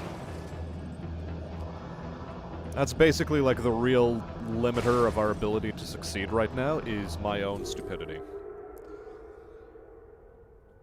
Why not spray and pray? Because spray and pray is bad.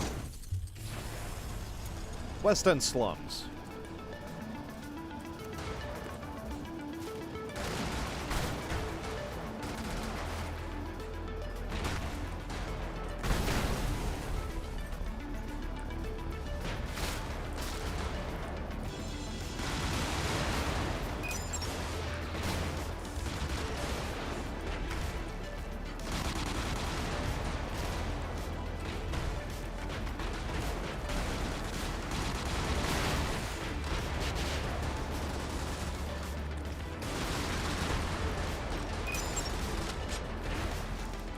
Okay.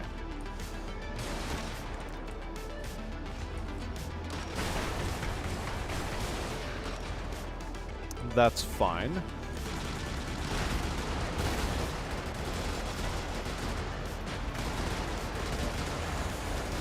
God, those things have so much goddamn range.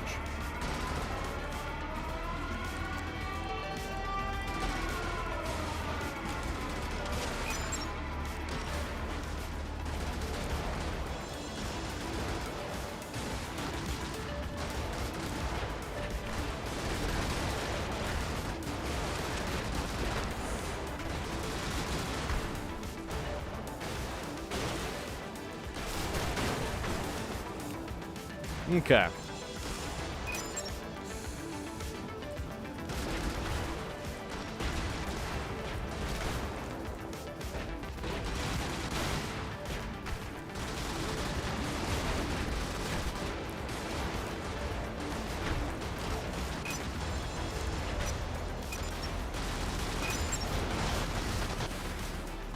Okay. Somehow we're still in it.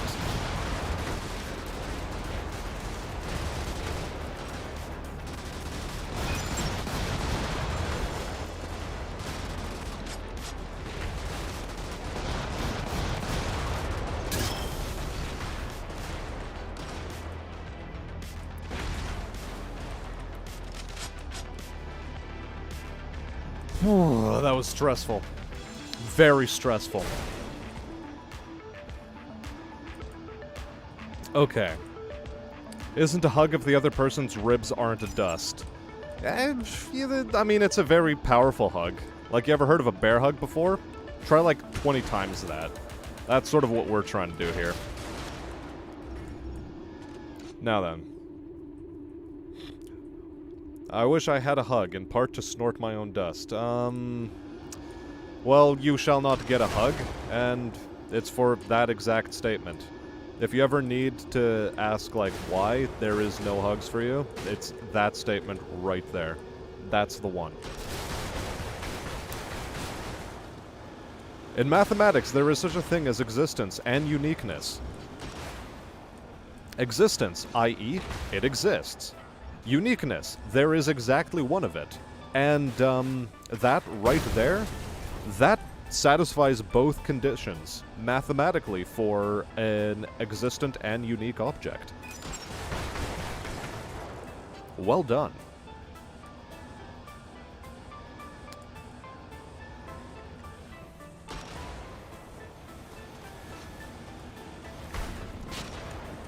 Uh-oh, that was an explosive.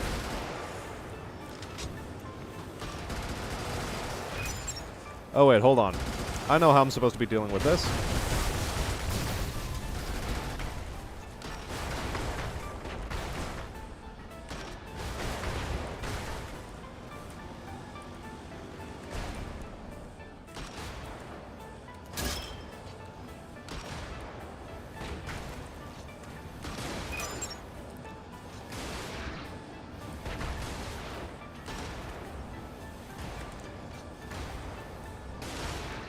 Oh, thanks for killing your own suicide bomber. That actually makes my life a lot easier.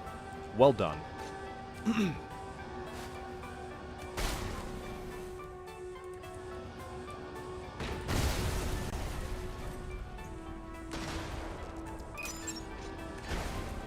Cool, we got that dealt with.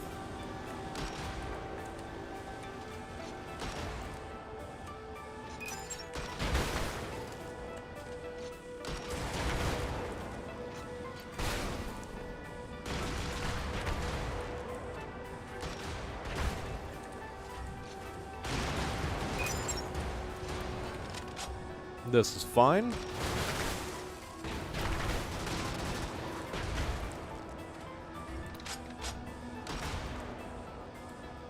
Okay.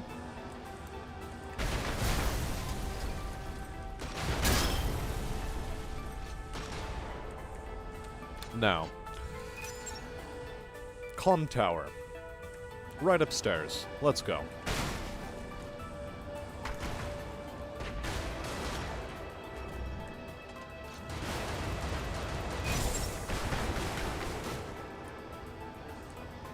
Now then, what is the next stage of our operation? Find exit, move on. Okay. Downstairs. This is the direction to go.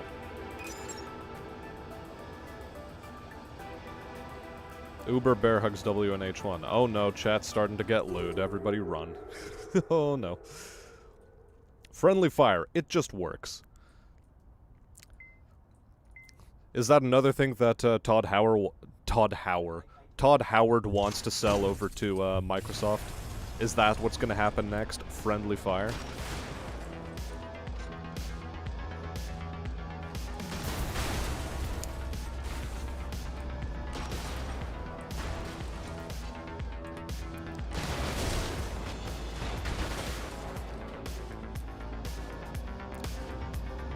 Come here, I need your health.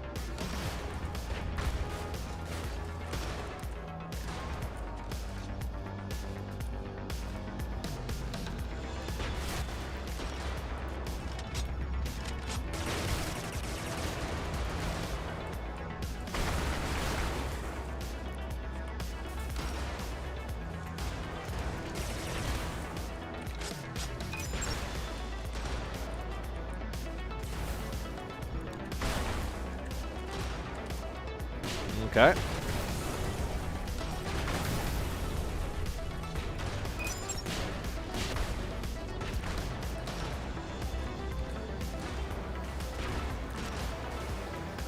Uh-oh.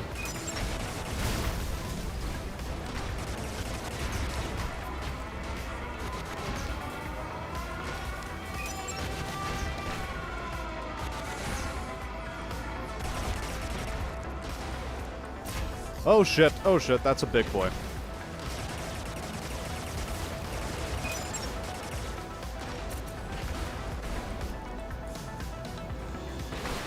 Damn it.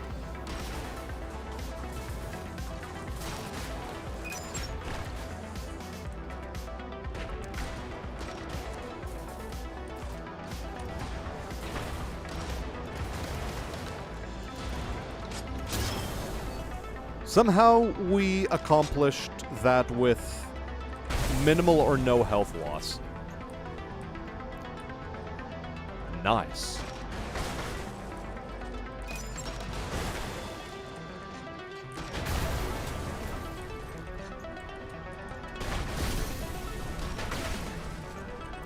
Excuse me? You're supposed to be dead.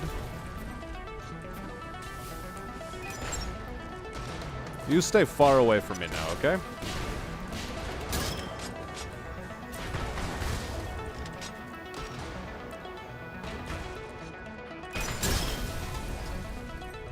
Okay.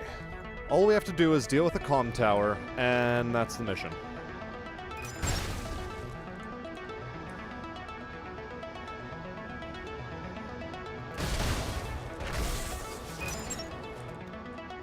That and also one of these.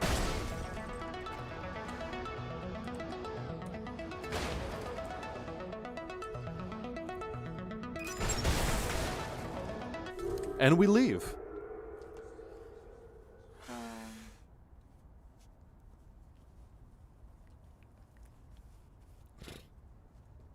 I fear I may be coming down with a bit of sniffles. Who knows? Gasworks Turnpike. Let's take that mission on. Just passing on the joy.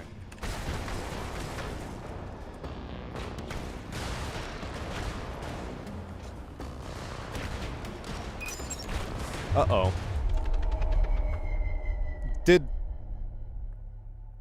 What? Excuse me? Those mortars splashed me? I'm shook. Chad, I'm shook.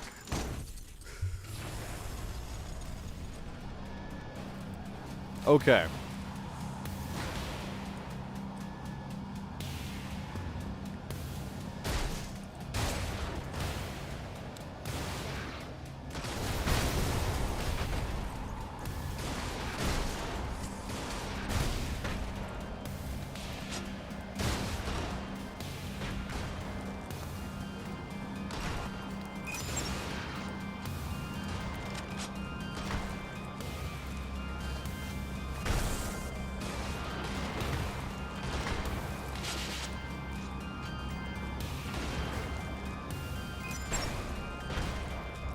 Okay. We feel as if we're in a pretty good position right now.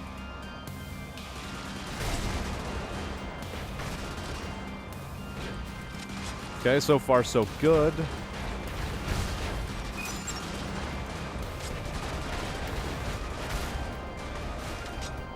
Not bad.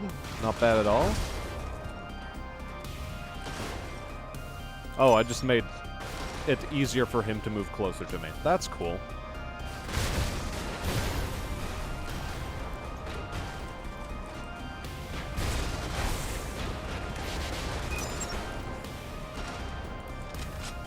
That was close.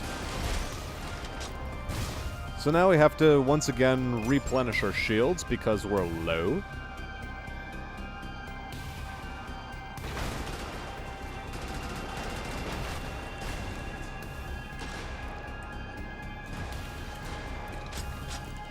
Beautiful.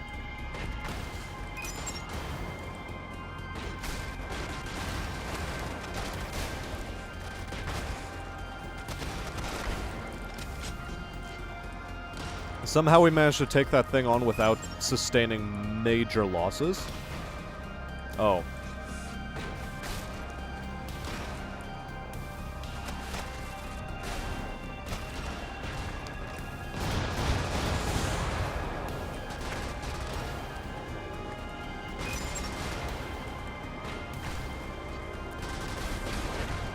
Okay.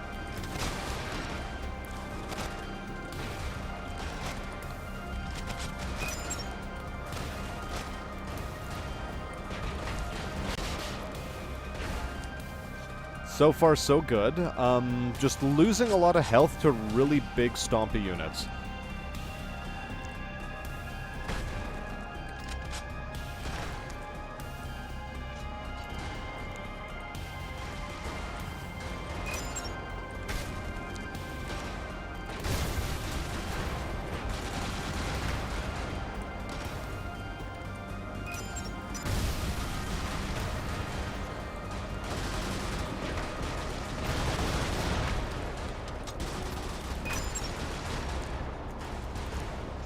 Okay.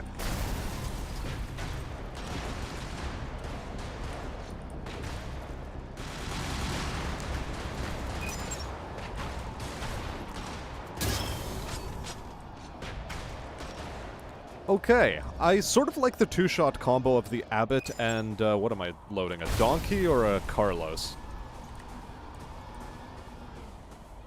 Hard to tell for me, really.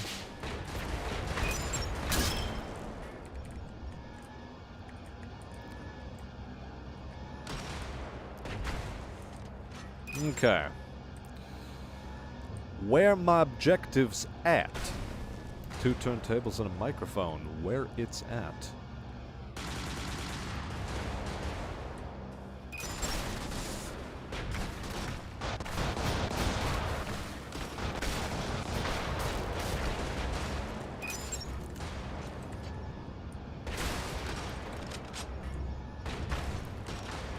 Okay, somehow we're getting a weird hang for how to play this vehicle. Just don't stay in the same place for too long, is more or less the vibe I'm getting.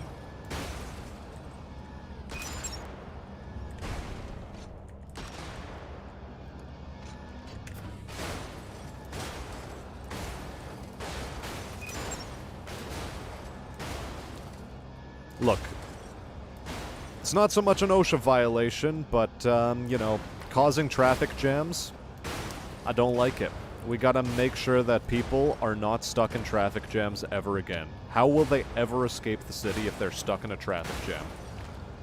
It's a tough life, getting stuck in traffic jams. Really, it is. Now then.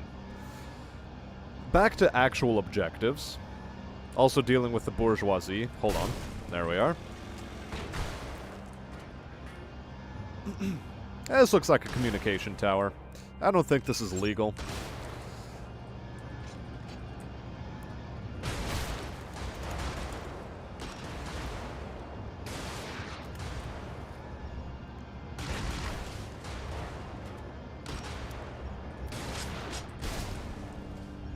This is fine. Acceptable, even.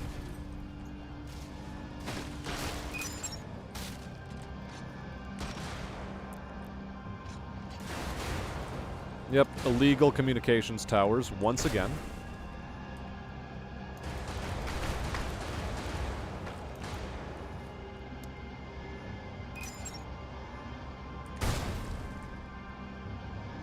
Illegal tractor. And finally, there's a big illegal gun over in this direction, which we have to get rid of. There it is. We found it. Now where's the fastest exit? I think to the north.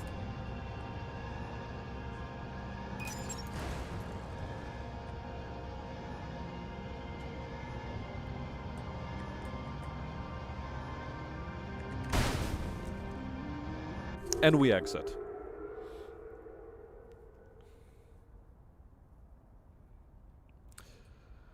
Okay. Alpha Strike Artie. Bravo game. Bravo. Get 'em. Shake it like a salt shaker. I'm trying. Hey, it's Izzy.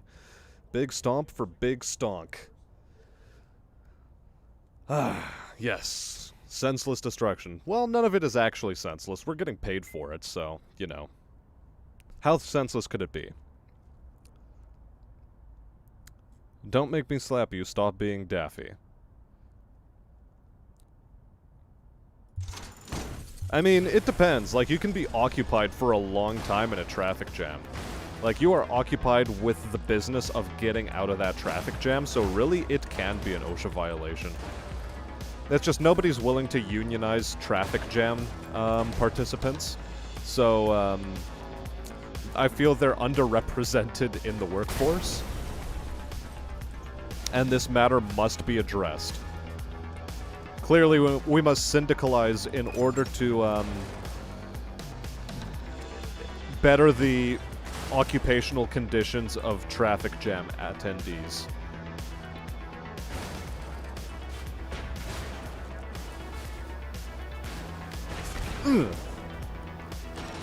I did not press the Q button fast enough, and I got punished for it.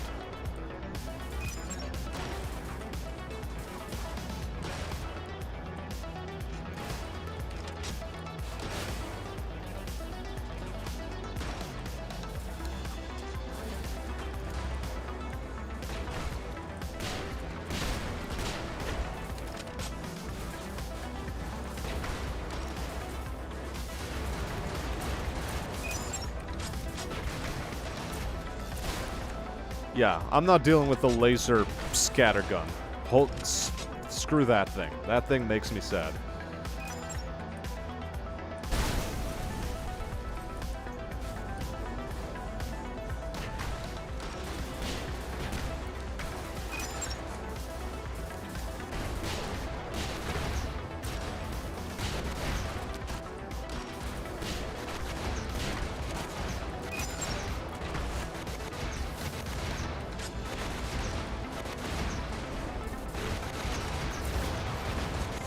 Oh, that was bad, that was bad, that was bad.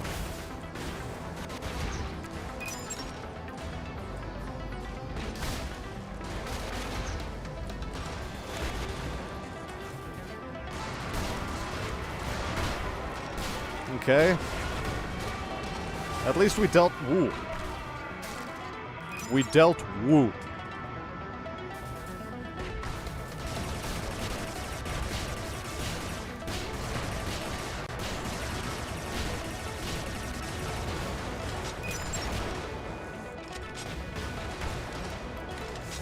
Always be circle strafing. ABS. Always be circle strafing. Because circle is spelt with an S, right? Right, guys? That's how that works, correct? Somehow we still have all of our main health intact, so I'm going to take that as a W.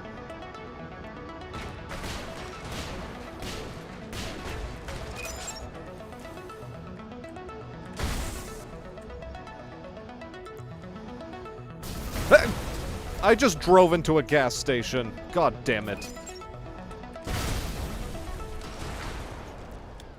Oh my god. That was sad. Sad display.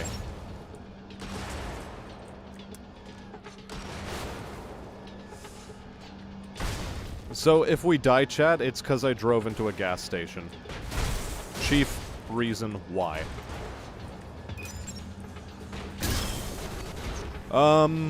Speaking of the gas station...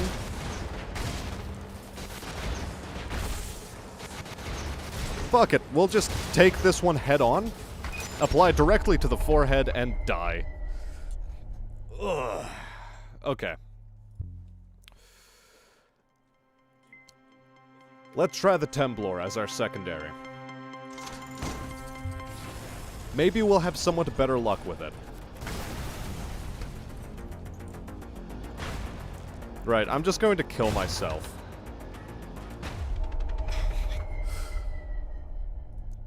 Let's try that again.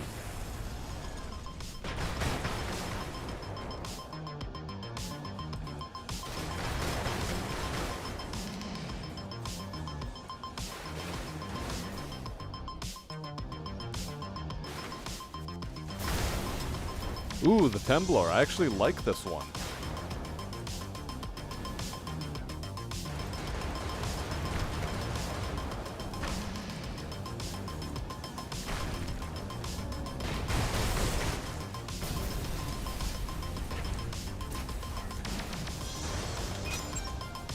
Yeah, this is fine.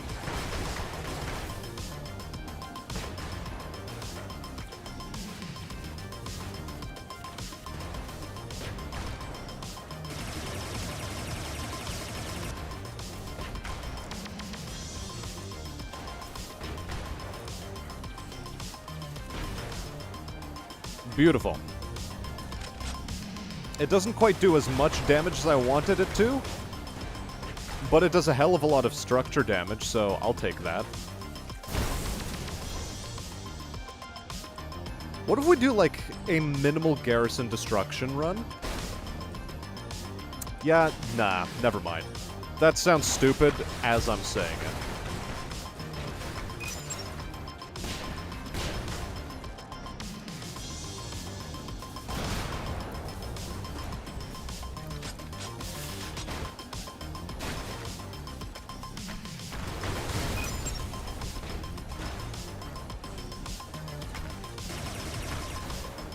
This is fine.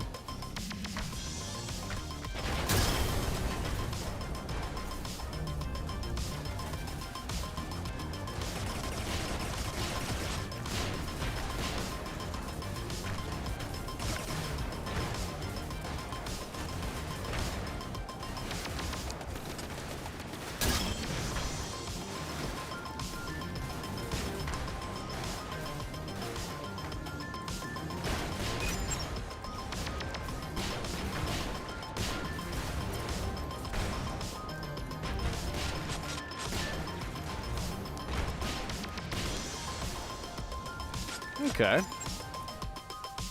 So far, this combination's working out for me. Now, quick look at chat. Izzy is always around. Well...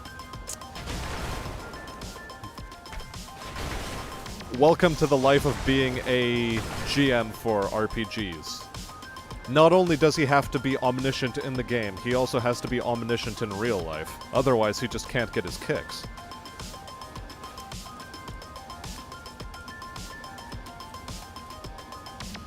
Yep.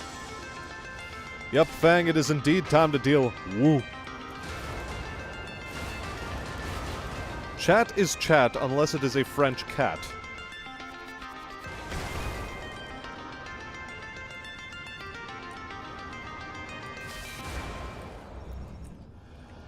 Indeed, that is true.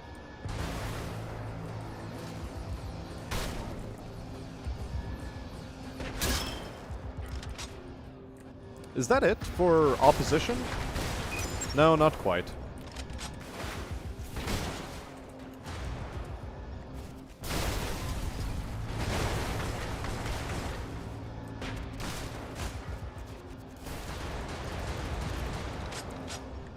Acceptable outcomes. Oh my! Look! Wow, chat, look at how OSHA compliant I can be on these fools. Look at it.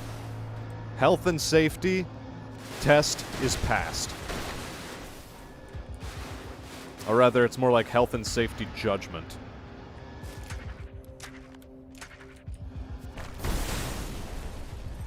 Okay, is that everything? That looks like everything.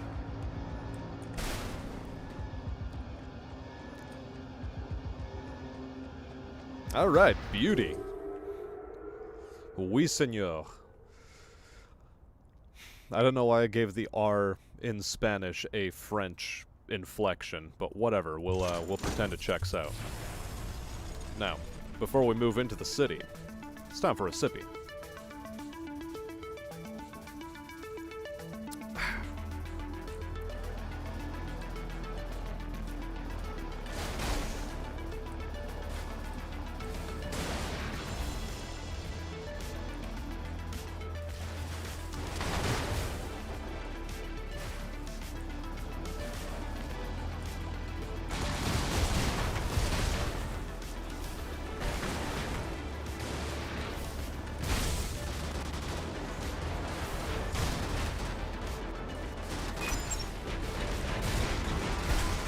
Right.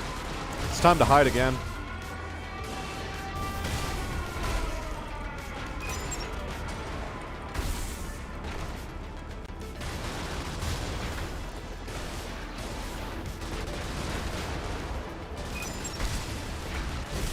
Oh boy.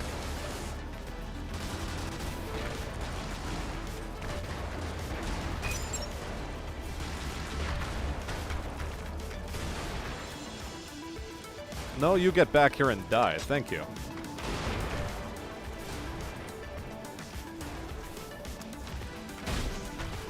I guess we're not terribly worried about alarms anymore. Are we?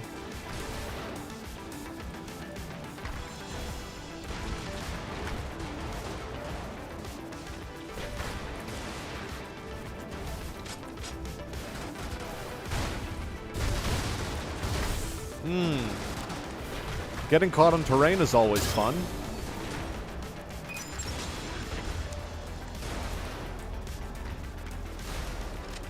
Okay.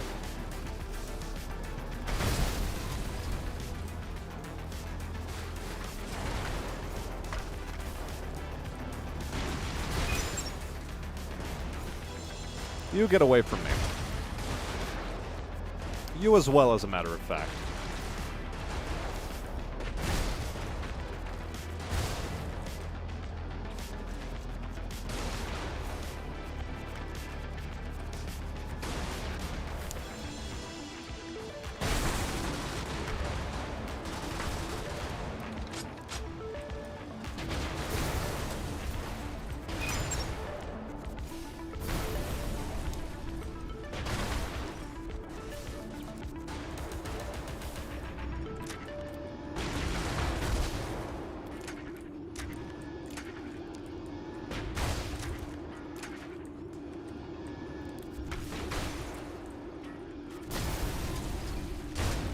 Ah, damn.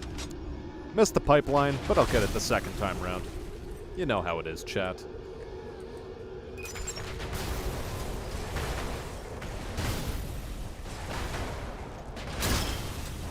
Beautiful. Man, city destruction now goes at a zippy pace.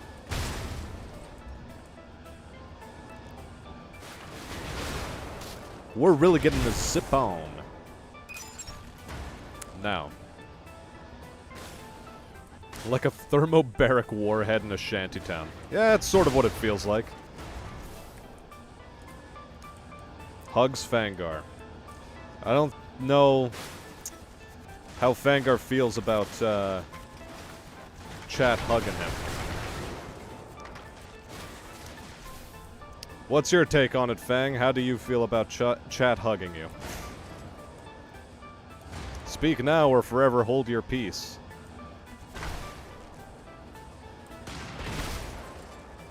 At which point WNH1 will forever do their best to, well, antagonize you, I suppose.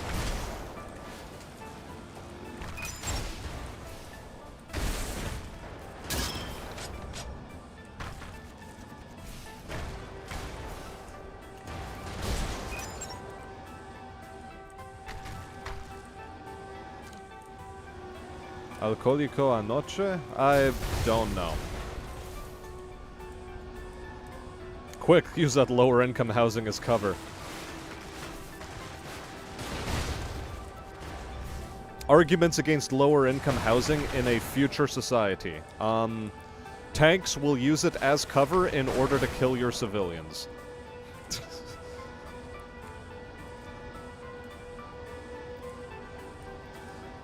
Ostensibly. Detroit tactics. Peace has been held. Now, speaking of the peace, I gotta peace out of this mission and move on to the next, you know?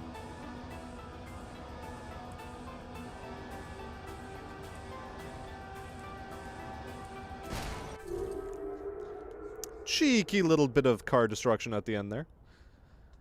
Let's move on to Ranchos Vejos.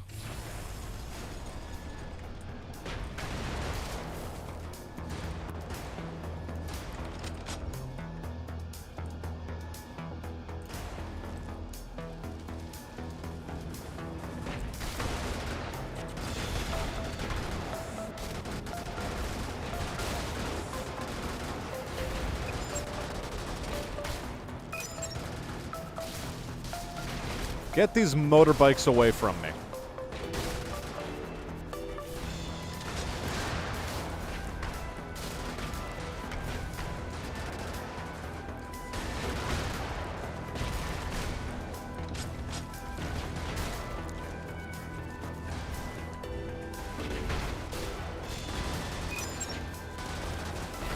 Okay.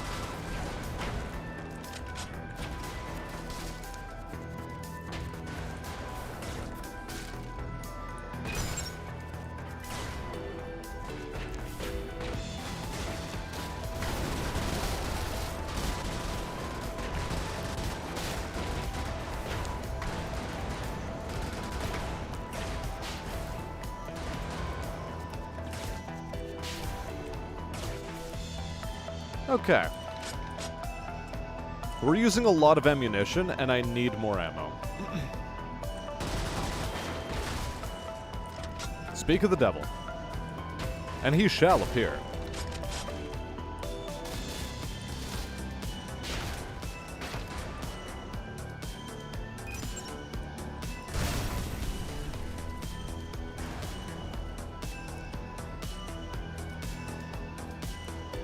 Has WNH1 been drinking, asks Celix. Assume yes until proven innocent.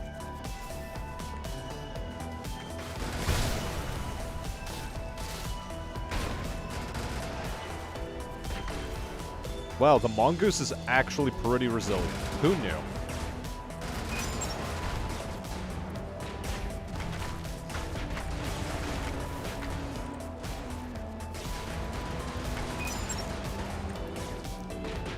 Oh, hello.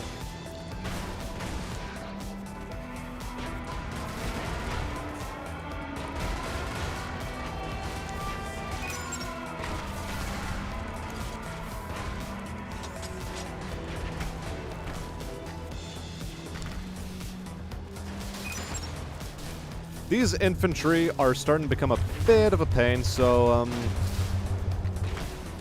let's start dealing with them in the only way we know how, with our guns. Oh my.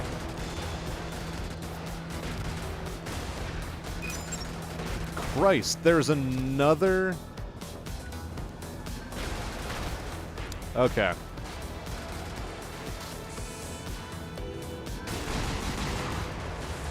Damn it.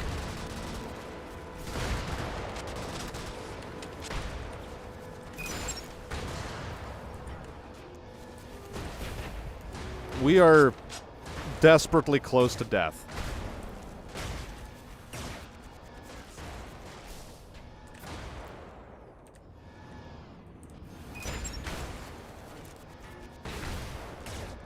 And we found our health vehicle just in the nick of time.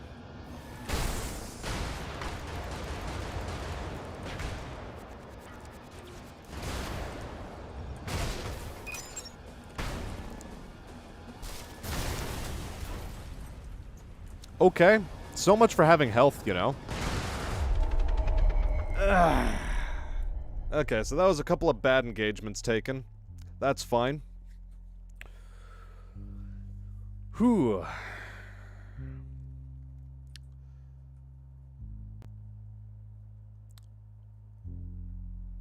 The power of Ra's roof compels you. What the hell is Ra's roof? One must have one foot in order, the other in chaos. Balance must be brought to the hugs. Well, WNH1, you are clearly not the one to bring it. You are the Anakin of the hugs. With the right build, a character can do a one-shot jumping suplex on any creature. True. A suplex of Ra is a mighty thing. May his roof never be reached by us mere mortals. I'll pretend I'm understanding this. Sure. Whatever.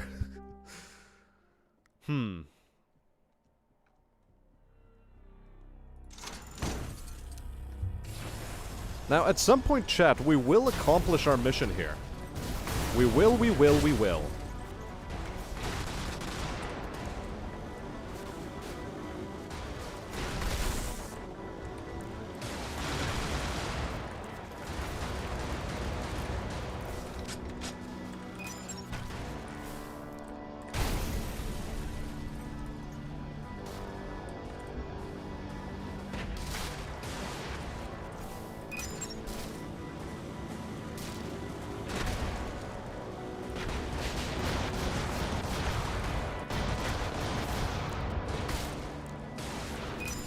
Hi, I need you. For your ammunition.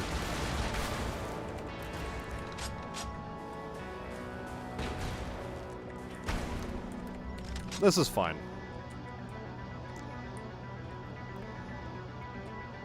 Okay. Property damage, thy name is Swordfish.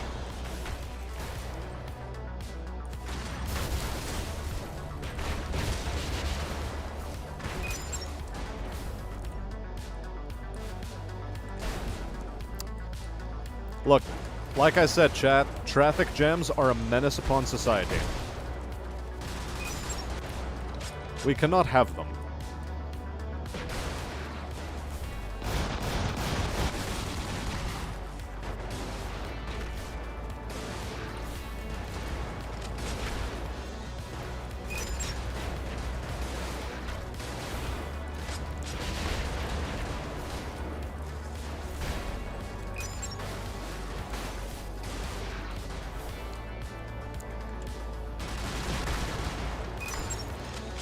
Okay.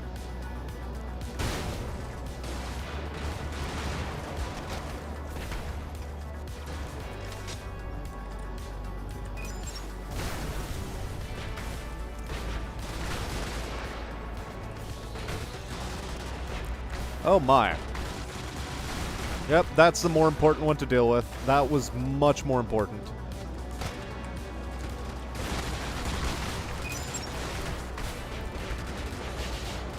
Crap, crap, crap. Okay, we've bitten off more than we can chew.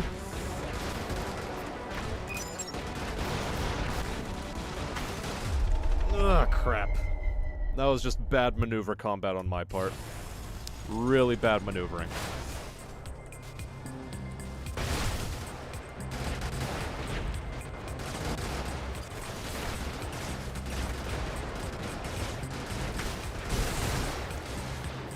I'm finding it difficult to see things.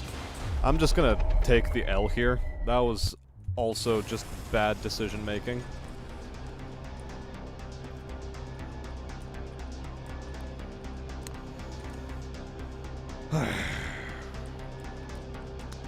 Okay. What the hell's going on in chat?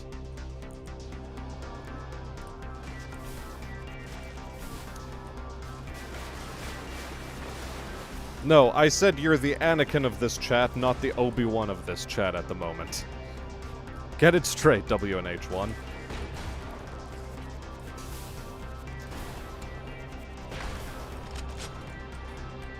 Next statement. Zelix, I know I'm drinking some nice scotch, but WNH1, did you get into some of Kibbs's Everclear? Ostensibly, aye, says Megapotamus. 190 proof is far stronger than Catboy could ever dream of.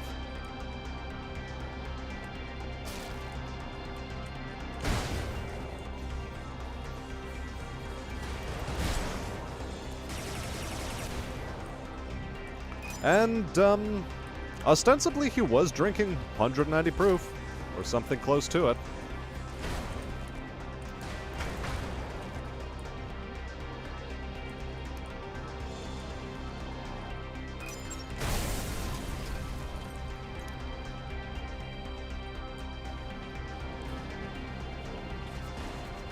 Okay. So again, we are going to be dealing with a murder ball. Spacer murder ball, same as it ever was. Same as it ever was.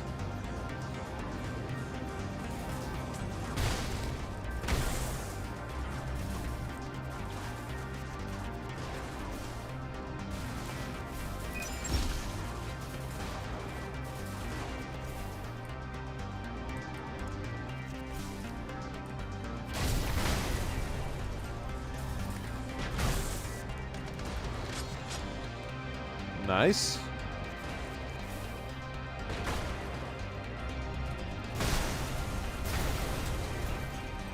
What's next, then? What is next for us?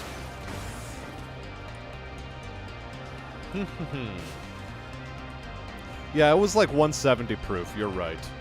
And it was rum, and he overpaid for it along with the scotch because he went to like a small-time baby store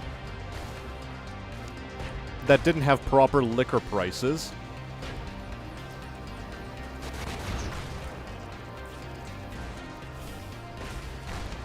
And so he overpaid for his alcohol. Poor, poor soul that he is.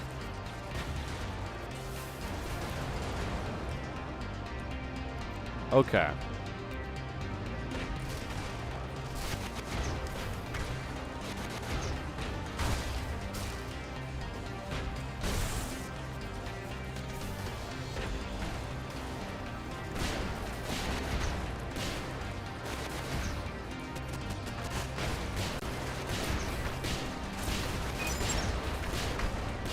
Nope, nope, nope, nope, nope. Ugh, God, I hate spacers. Oh. I'm out of my big boy weapon, so I guess I'll just die. Oh, Christ.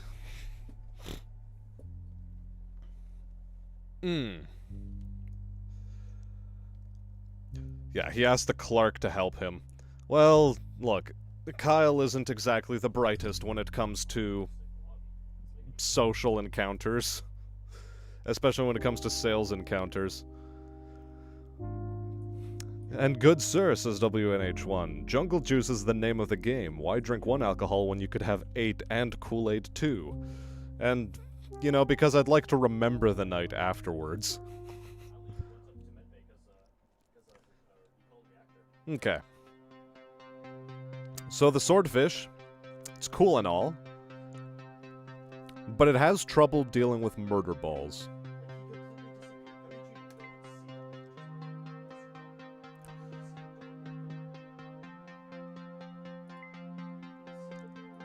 The pinch and the faker are not good. The donkey...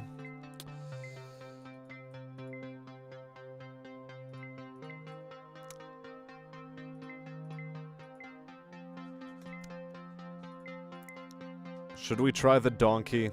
I think we should try the donkey.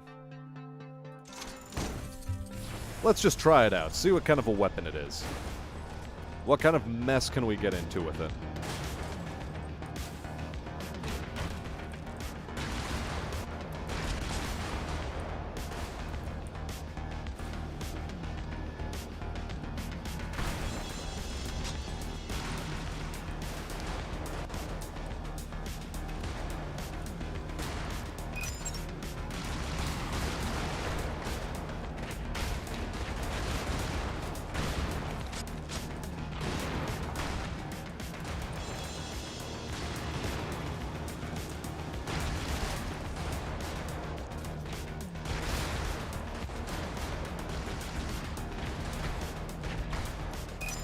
Okay.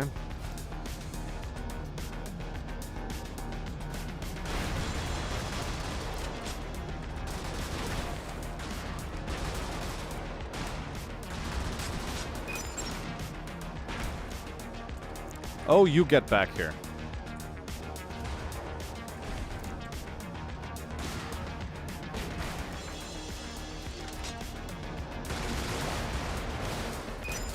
Oh, it is extremely short range.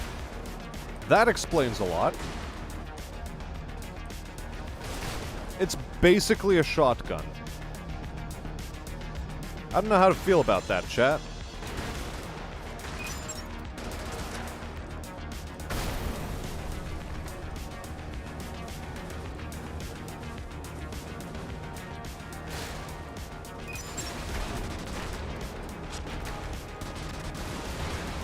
Damn it.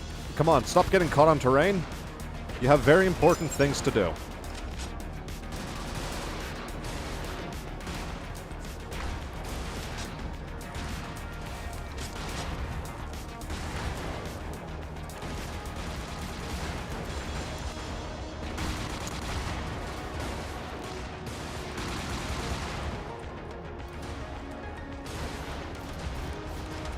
Ow, ow, ow.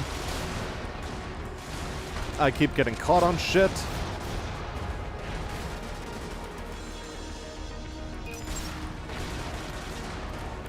Not a fan of the donkey. Not gonna lie. It's really short range, and it makes me hurt.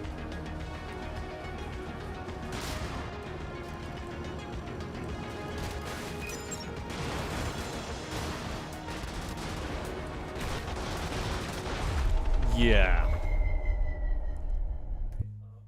The donkey, not acceptable. Not loving it.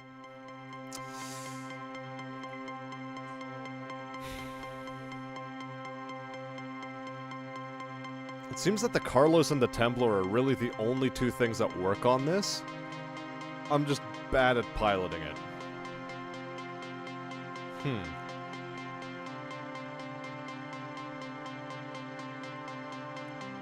Now. Yeah, the upsell was strong. One cap versus the cat trap. Does the donkey kick like a mule and bite like a crocodile? Sort of.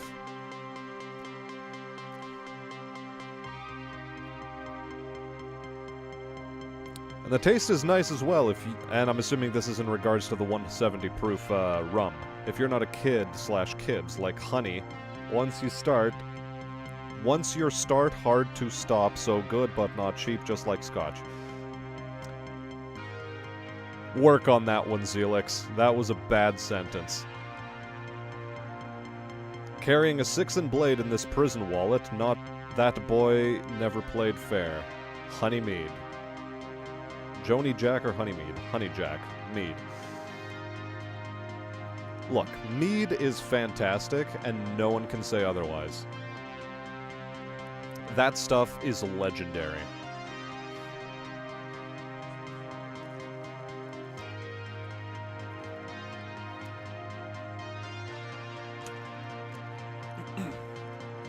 Now then. What do we do about this vehicle? Apart from cry. Maybe we switch the primary.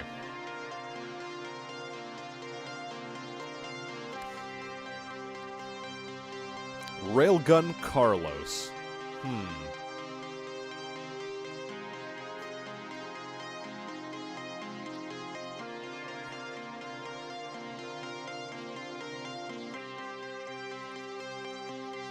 Yeah, let's try Railgun Carlos. Give it a good go.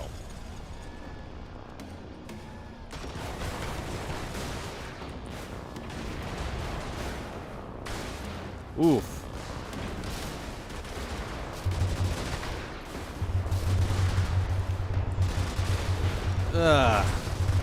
God, I love how those things slow you down.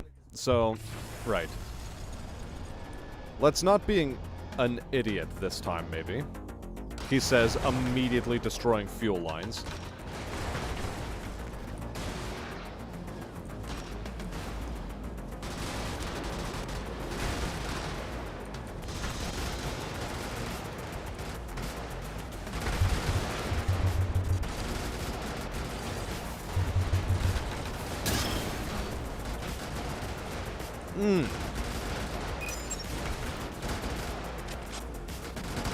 I'm not liking this.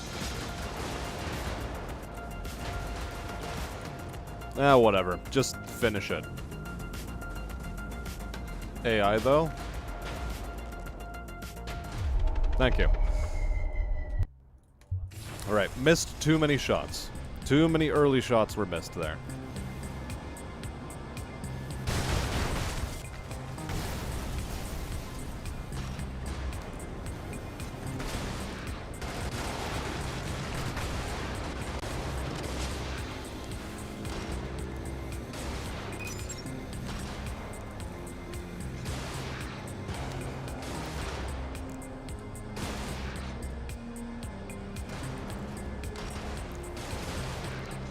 Okay.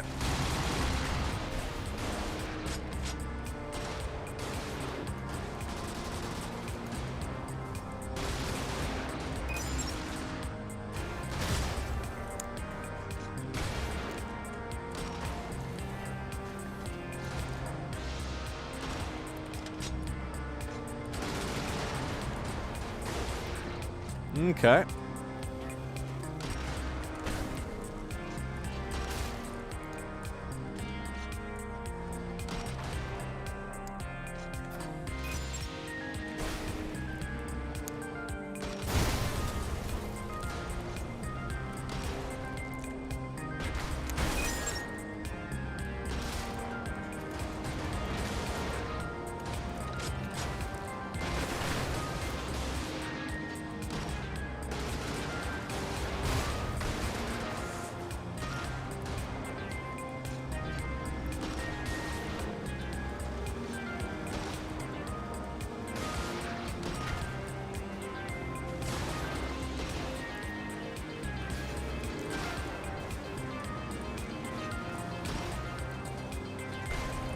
Okay.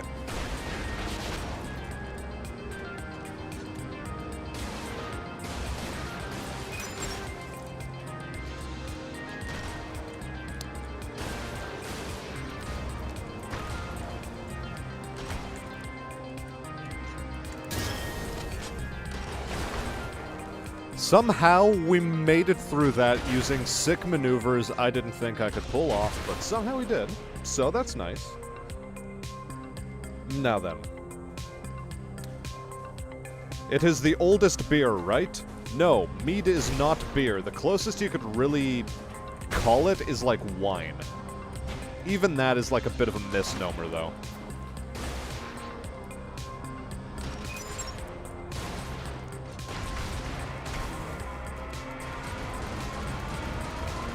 Thank you.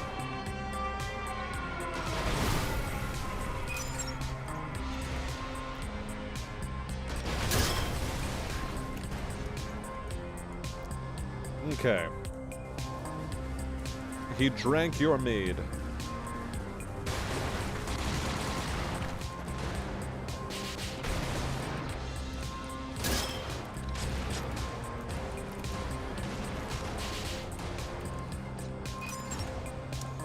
Cry? Oh, too late, swamp. Pets do not cry. You're furballing where you should be slashing. I'm sorry, what? Shotgun Blitzkrieger build. Not quite what we're apparently doing, but close to it. Yes, the Mujahideen ice cream vans are a bit of a nuisance, but we deal with them. Something for the masses. Yeah. Beer is not made from honey. Beer can have honey as an additive, but it is made from hops, sometimes wheat, but chiefly barley.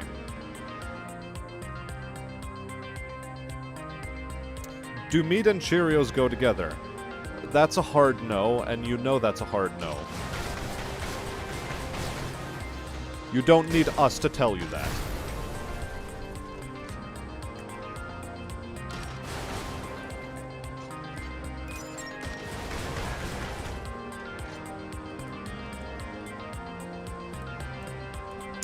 Yeah, I'm a bit behind the chat, I know. these things happen.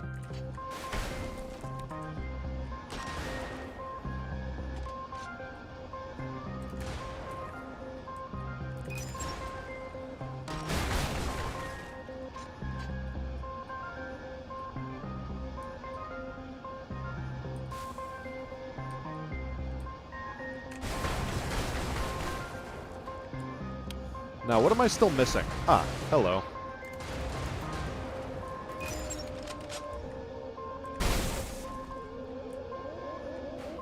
And a depot. A depot in this direction.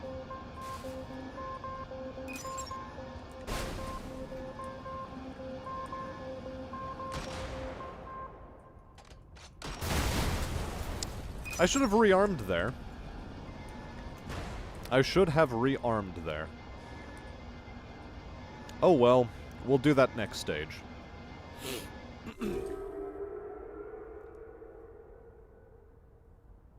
It's not even Canadian internet, it's just I'm focused on the game. Like, I'm 30 seconds delay, it's just getting focused on game. I forget to read chat quite as often. And again, where I have placed chat is in a pretty inopportune location.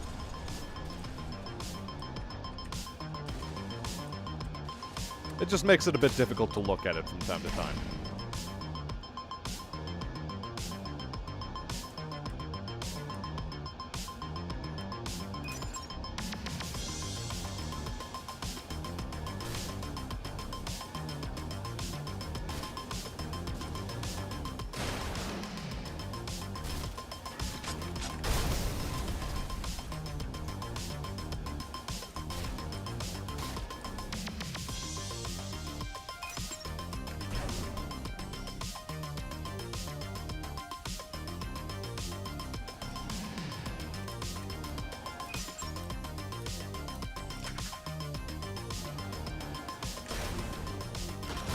Oh, whatever.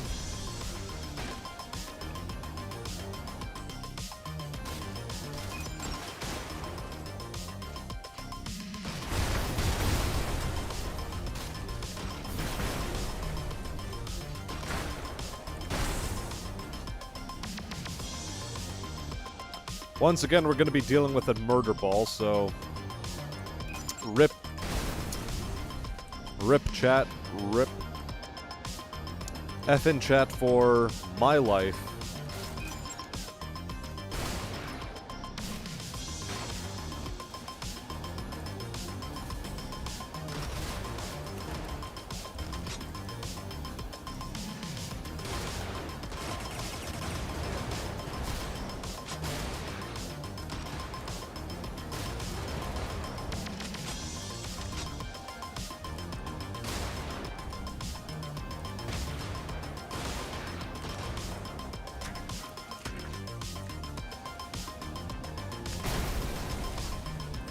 Okay, no retreat, chat.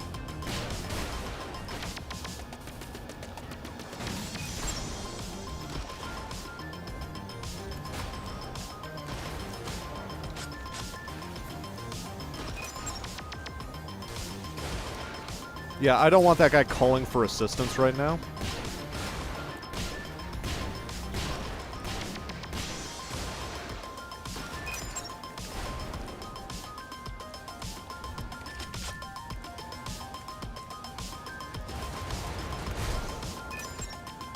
Okay. That did not go according to plan.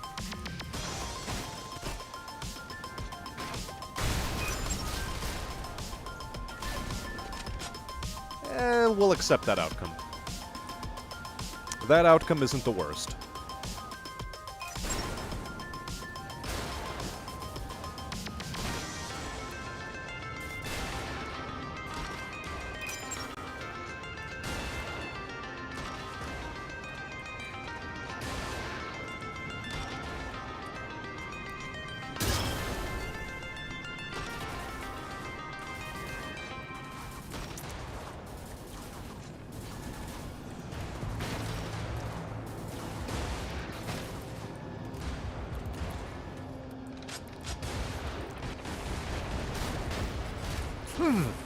Okay.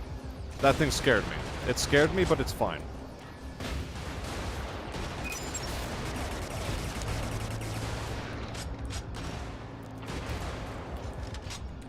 So we're alive. Chat, it's okay. We're alive. We're alive and our enemies are not, and this guy regained his shield somehow. That's fine. We'll accept that.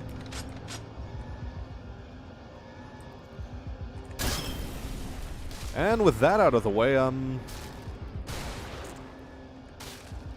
yeah, we're in a more or less decent position. Okay, checking the chat.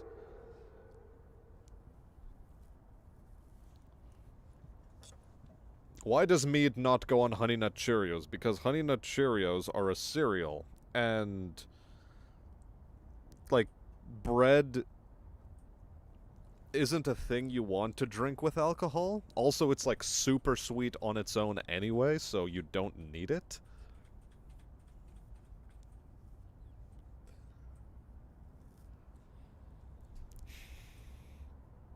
Spicy cereal slushy. You know, sometimes, WNH1, I wonder if you're, like, in 5th grade, and you're, like, it's Halloween, there's this potluck sort of, everyone brings some sweets to share with everybody, and you're that kid that decides, I'm going to, into a bunch of Coke, I'm going to throw a cookie, a fudge brownie, all of the Skittles, a healthy dose of Jolly Ranchers, and I'm going to mix that up and then drink it. You're that kid. Acoustic thing is saving your bacon a fair bit on this build. Yeah, it is. Okay, and will we, though? Will we what? Asks Carol. Or is it Carell? Well, regardless of which it is, we plow on.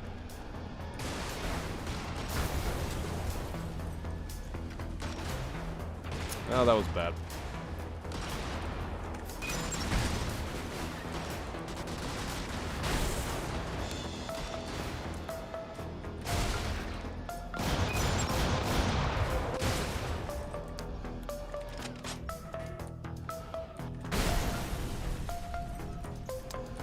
Okay.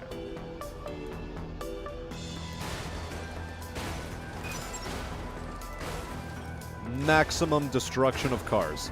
We just gotta do it, chat. Just gotta have maximum destruction of cars. Like this one. Ooh, he dodged it. Well done. Dodge this, casual.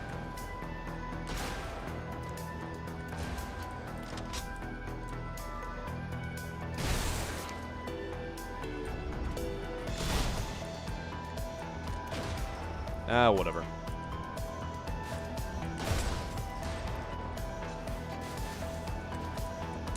Oh, he's juking and jiving, chat. Did you see that? Did you see it? Did you see it? Damn it.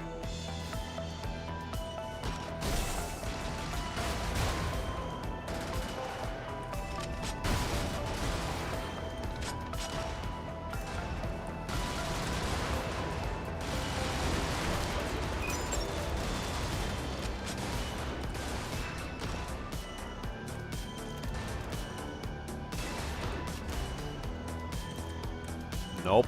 You get right back here. Thank you.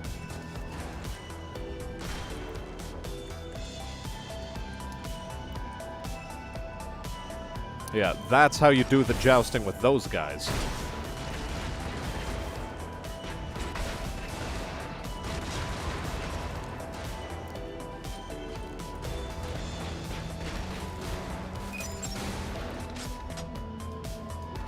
Okay.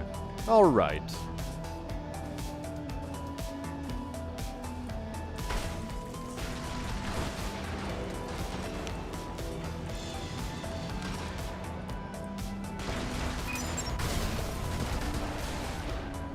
This'll do.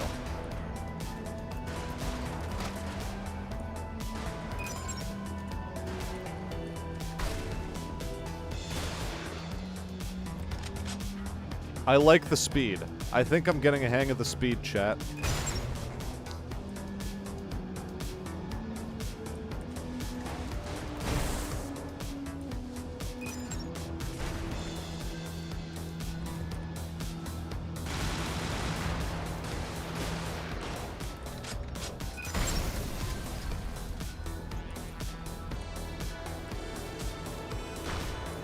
Damn it, I just hit a wall dead in front of me.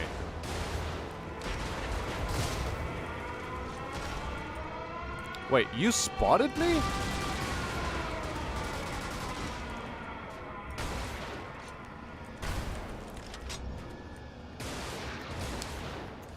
Okay. Bam.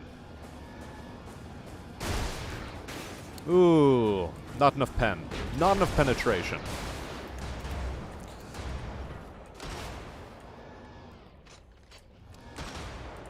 Not enough penetration. Hashtag girl problems 2020. Ostensibly.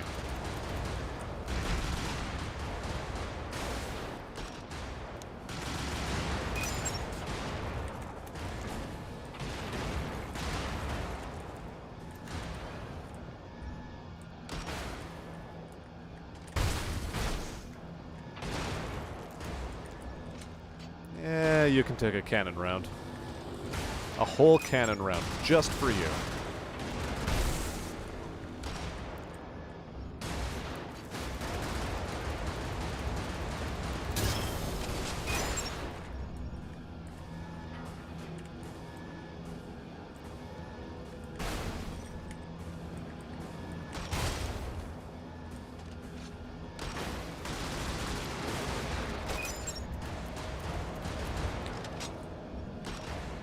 Okay, we'll make it, chat. We'll get it done. I really don't like it when those things fire at me, so, let's just have them not fire at me. How's that for a plan, chat? Let us ensure that they never choose to shoot at me ever again. Uh-oh.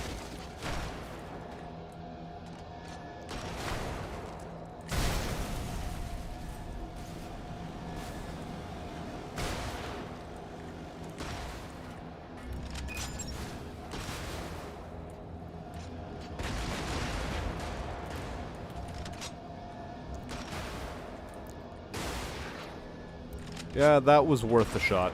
That was worth the shot.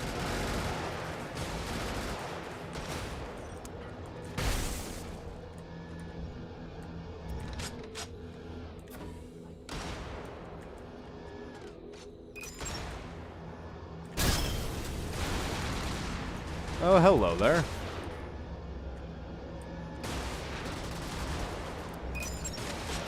Okay. Maximum effort, maximum concentration. I'm not even paying attention to chat, I'm just doing maneuver warfare.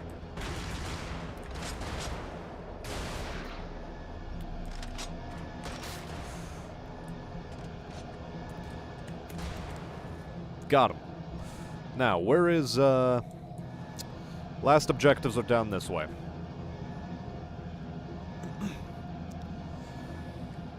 Okay. Oh yes, don't forget the jawbreakers, and to be fair, kids made almost a drug-like out of sugar glass at my school, so it wasn't far off. XDDDDD. Probably true, yeah, only so much Bad Dragon can do. I don't like where this is going, chat.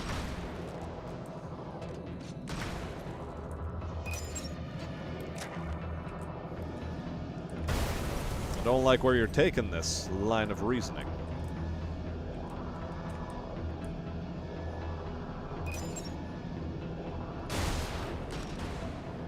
Wow, we got him, chat. We got this man's.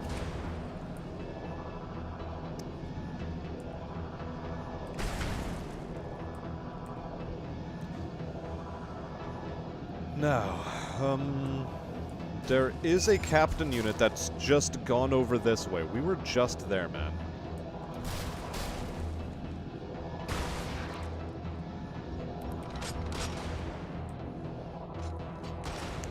We were just there.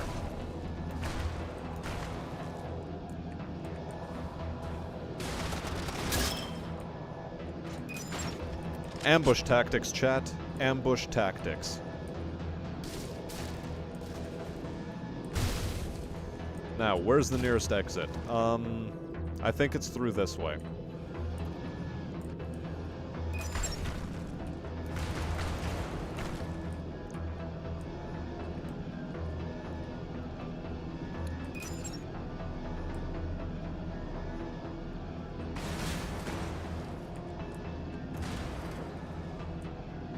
And the last bit of cars. And we're off.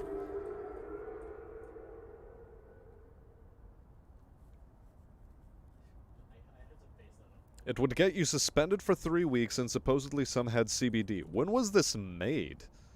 Was this made, like, in high school? Though I was lazy and ground mine up and tried to add Smarties to it. Never sold any, though. Are you sure your, like, kids in your high school weren't just making crystal meth?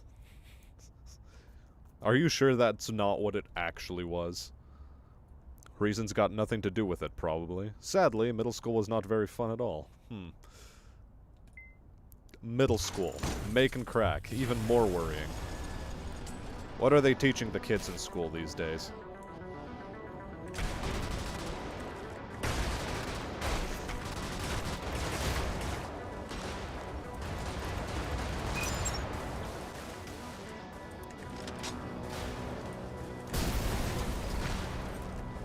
Oh, you're alive still? Not for long. Let's remedy that.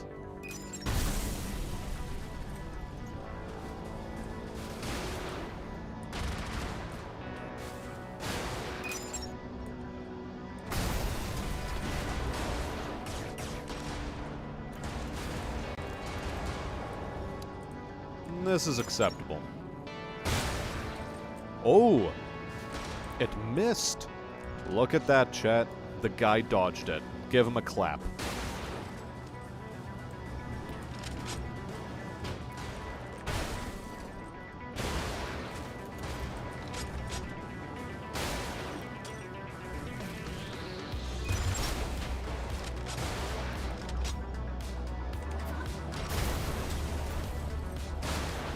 Okay.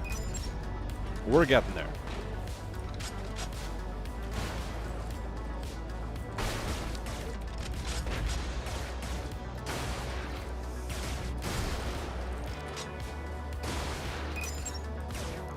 Oh, that's,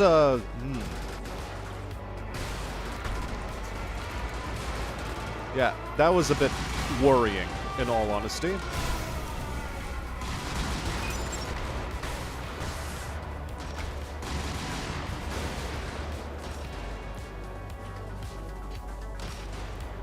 Wow. It just took that whole-ass cannon round to the face. Oh, shit.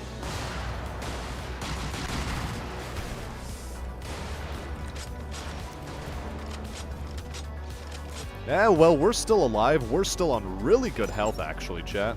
We're doing swinominally. It's like swimmingly and phenomenally, just at the same time. How's that for language skills, chat? Swinominally.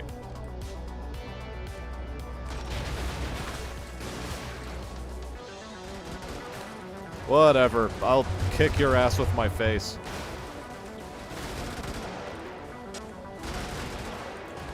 You'll just get squished. You'll get dead.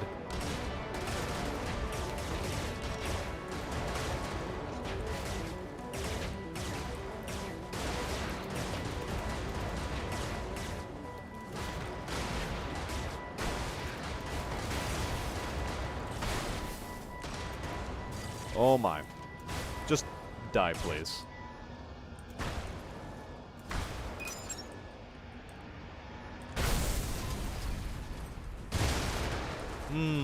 Not enough pen.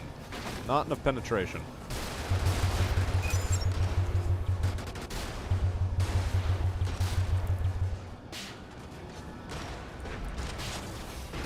Okay. Yeah, we're doing poorly.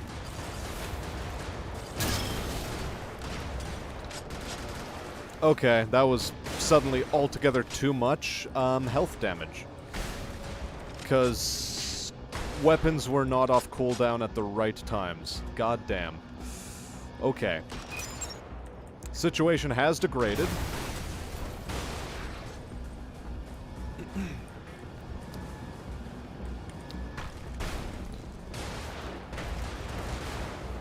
It doesn't take long to fuck up this thing's day. It really doesn't.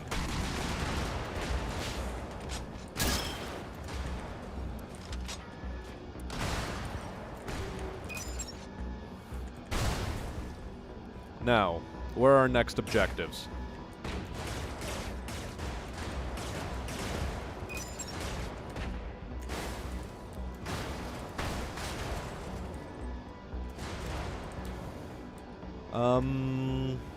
Down that way. Okay.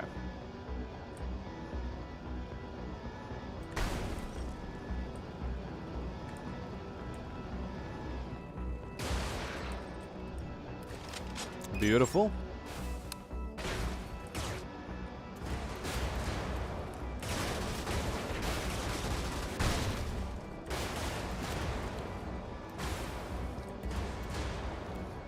Excellent.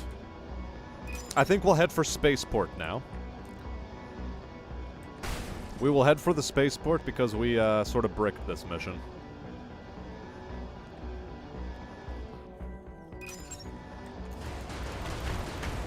Okay. So now that maximum focus is almost over.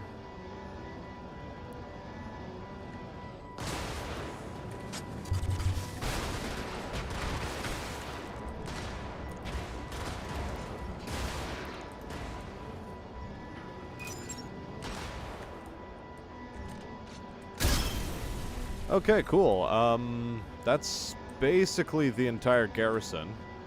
Hold on, we just have to kill these shipping containers. Bam. Very nice. And now find an exit.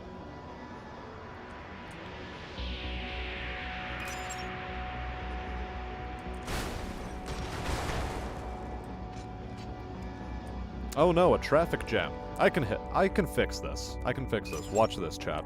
Bam. Traffic jam complete. Or completely fixed.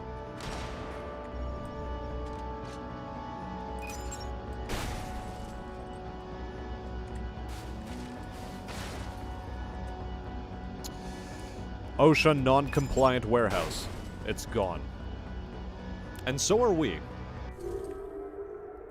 So, remembering first, choose the spaceport. Now, let's read chat. So, it wasn't high school. High school was just weed and crack. Yep.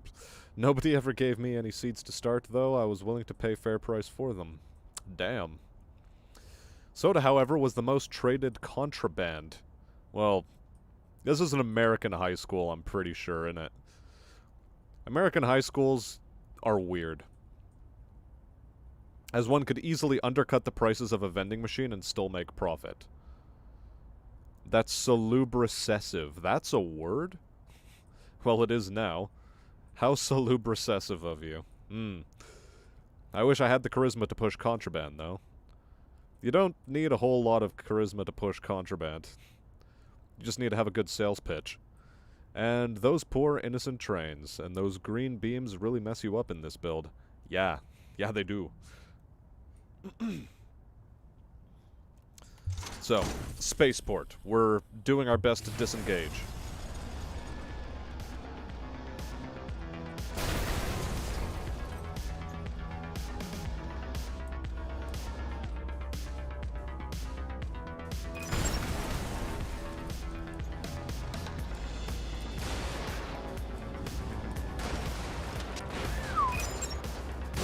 Hello.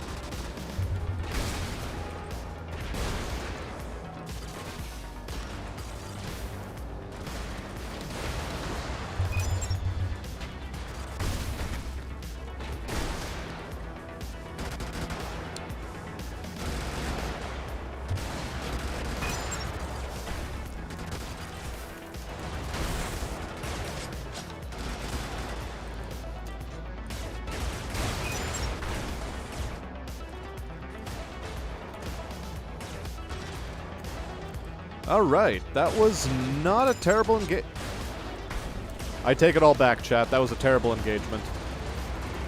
I take it all back, chat. That was absolutely awful. That was trash. 10 out of bazillion things went wrong there.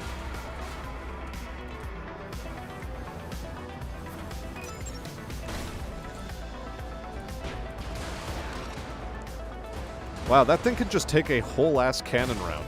I'm impressed by it. I'm not gonna pilot it, but I'm impressed by it.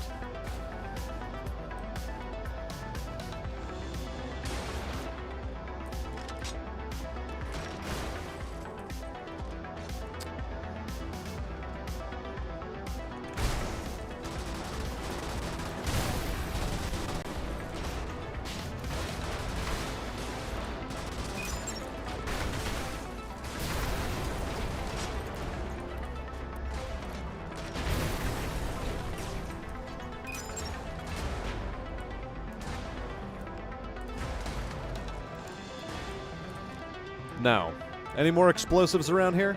Yes.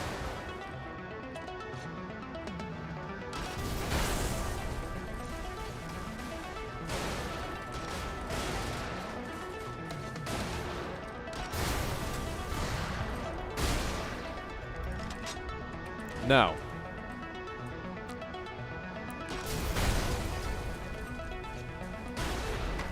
Now, something salubricessive, going back to that word, sounds like something that the Red Hot Chili Peppers would write a song about, you know?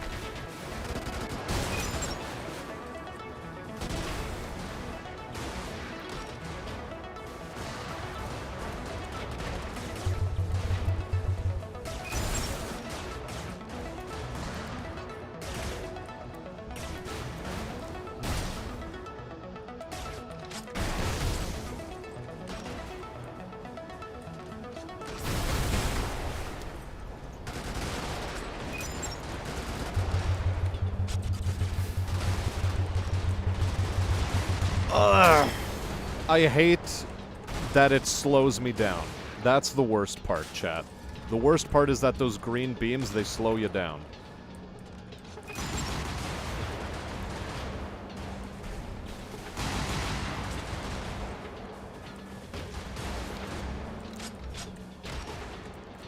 Okay, so far, not bad.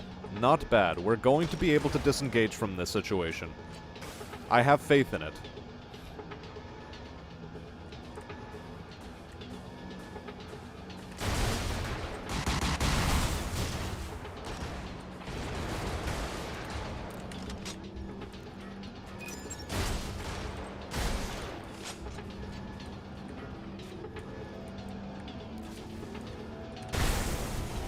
Good.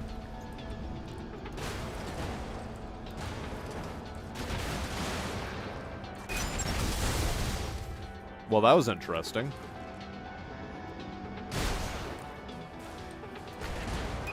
Wow. He just shot me right in the tail.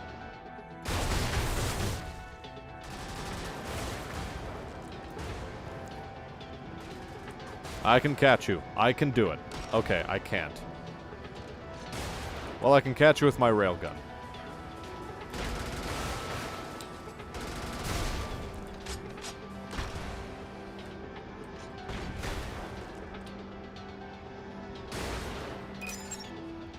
All right.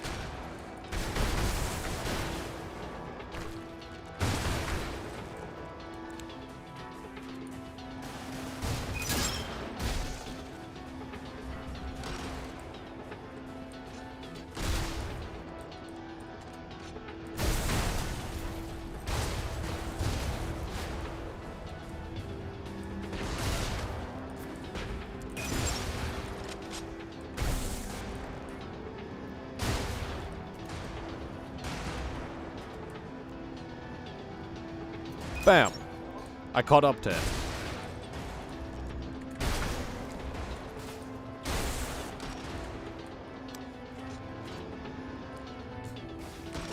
Close calls with a bomb.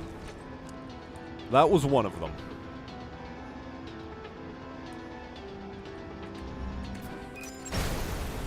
That could have ended in disaster, chat.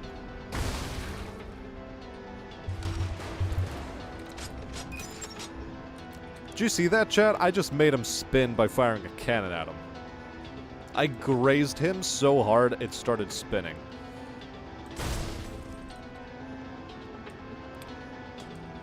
Now, where else? Okay, just two gun structures. One over here. Very cool.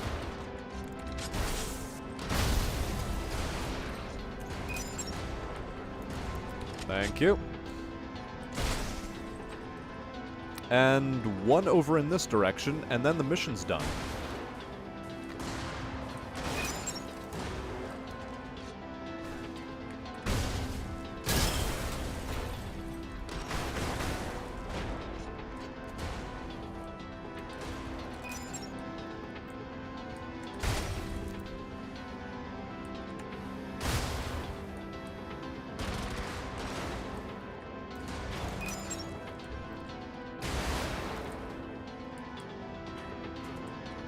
Alright, beauty.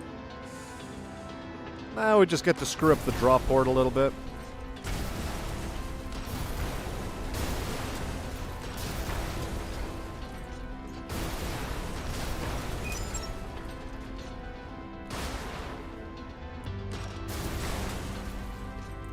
Anything else? Just a little bit there. And we leave. We're gone. That's it. A fair chunk of cash for that one.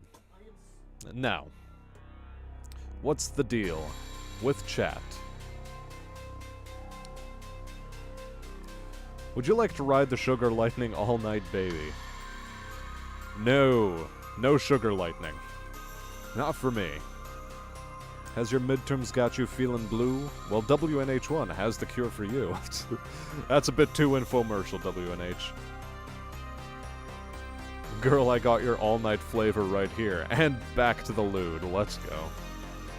For just $1, have a crystallized Red Bull and some sweet pounding chemical synthetic intelligence. Yum yum. Does it have flavor, you ask? You bet your cheeks it does, pup. Who the hell calls anyone else pup? My syrup is renowned for its flavor. Ah, the peppers. A spicy throat tingler that sends shivers to the soul. Not listened to the chilies in a long while. Zelix says, have a good one, boys and girls. A bit late to the party I am on that one. Good night, Zelix.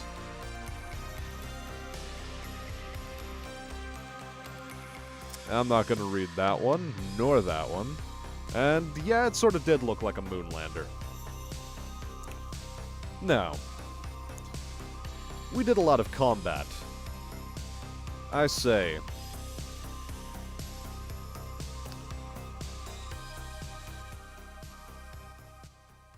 it's now time for some smooth reading.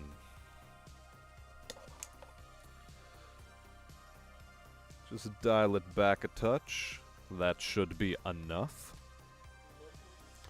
And we go on with acquisitions. Intelligence. Today we'll read about the Corvids. Corvid Mech, Ultra Class, the Rat King. I have a hard time believing these things have an uptime of more than an hour or two on a side, depending on how many rounds get fired. 2 heavy mounts in a nest of guide wires bolted to a cannibalized bomber fuselage, and who knows how many Corvids inside keeping the thing running. The old-school bomber approach to crewing is a cute touch, though. Waist gunners, main gunner seat where the bombardier would sit. Knowing that bolting any more armor to the vulnerable backside would topple the thing right over, they just stick a dedicated spotter back there and call it good. Too much of everything and a philosophy of radical inclusiveness, especially bad ideas. The Corvid Way. Signed MB. Cheeky, you do wake up too late for everything, but don't worry. I'm gonna keep this one going for a little bit longer.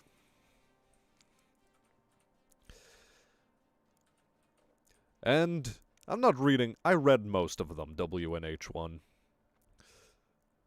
Infomercials should be outlawed as they allow the degeneracy of polite society. Oh boy, Cheeky. Oh boy. They bring moral fiber to the savage as well. If by moral fiber you mean hardcore narcotics, yeah. I agree with that statement. The Julius. Ultra Class Corvid Mech. Occasionally, Corvid engineering results do line up with their ambitions. The Julius is near enough to the heavy mech it is desperately pretending to be, to give it a pass. Good armor and armament, not nearly as slow as you'd expect. Doesn't look like an engine block that's been used for target practice. Funny. I have decent intel to suggest that, though it outwardly appears built on the same worn-out Toro chassis, a lot of the legs themselves have been stripped out and rebuilt from the frame on up, to support all the extra weight. Corvid techs habitually stack onto leg units, making this a lot more sensibly engineered than, say, a Rat King. But they can't field a unit that looks to have conspicuously purpose-built legs, so they end up disguising it as the same worn-out Toro legs. Go figure. Great Leader always had a real careful eye on the Corvid insurrection. Maybe not close enough. Signed, MB.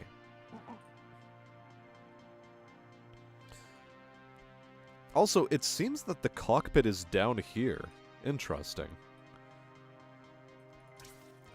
The Blackjack. A Corvid mech. A heavy in this case, not a medium, because this isn't Battletech, guys, lol. Ignore the fact that these look like AC2's guys, lol. Whoa. Someone in the Corvid stopped huffing gasoline long enough to bolt something together with a semblance of balance and symmetry? That'd make front page news of the paper. That'd make front page of the newspaper, if it weren't illegal to write about or even mention the Corvids. The Blackjack is a pressurized transport container with even more armor on top and about 3 agrevs worth of indirect vision systems slaved in to compensate for the fact that driving one feels like being strapped in a chair at the bottom of a well.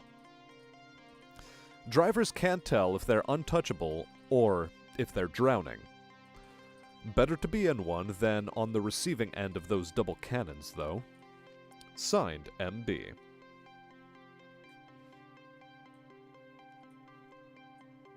Now, what does chat say? WNH1 sells moral fiber at a reasonable price, he assures us. I doubt. X. X to doubt. Feeding cocaine to a monkey does not a moral revelation makes. Depends on the monkey. Well, fair. Though it took a lot of cocaine use for Sigmund Freud to finally enlighten himself to the idea that, you know, maybe prescribing this stuff for literally everything isn't the cure-all it seems to be. Specifically, it took the death of one of his close friends. If General Butt Naked was a monkey, and he in the end found moral revelation, Butt Naked did the biggest sin of conducting war before he found that revelation, though. He lost. Did cocaine found revelation? This is the example that disproves the argument. True, Genesis 1:1. What? Let there be cocaine. That's not Genesis 1:1. On to the Moray. A rarity in Corvid tech, the Moray was built in a research facility by real engineers with real degrees. The chassis is streamlined and fully enclosed, with one pilot lying prone inside and relying on an impressive host of sensor technology for steering. The Moray has been very effective in early trials. Expect to see more in the future. The legs, by the way, are scavenged Loyalist stock. This is still Corvid engineering, after all. Signed, MB.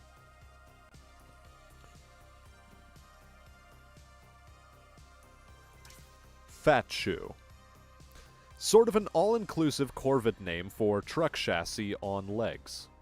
Lots of people argue over where the name comes from, but it's generally accepted that Corvid engineering, if it can be called that, almost always puts a higher load on the power plants for mechs. That means Fat Shoes don't handle like Toros, despite a lot of shared components. Usually, less maneuverable. Less armor than a Fat Shoe, but more gun and more speed. Or less armor on a Fat Shoe, but more gun and more speed. Hell of a thing to see a Fat Shoe haul ass down the highway. Corvids race them like they race skates and basically everything else. Signed, MB. The Sweetheart. A rose by any other name. Sweethearts are one of the most restrained in the Corvid arsenal, by dint of being a cut-down Toro chassis brought back from the scrapyard. arguably with certain improvements on that venerable machine. Moving the cockpit off to the left makes for worse visibility. I mean, a huge blind spot off to the right unless you're careful with your sensor sweeps to compensate. But the main hardpoint has been upped to a heavy, and is now very nearly center-lined, rather than off to the right on a Toro. That means follow-up shots and overall balance for the legs while firing on the go is a lot nicer than it is on most Loyalist leg units, from what I can gather. Signed, MB. Corvid Light Mech, the Chook. Ingenious repurposing of fork legs way above their weight class. How do you get away with that? How? I'd be amazed if we don't find one of these with a leg sheared clean off after a sharp turn, though. But then, if you have a bad idea, Corvids will strap an engine and a driver's seat to it. They're democratic that way. Open-air vertical tandem seating pairs, open-air vertical tandem seating pairs great situational awareness to a stupidly tall profile for a light mech. Loses the fork's natural turning radius and responsiveness, but dual auxiliary mounts makes up for it.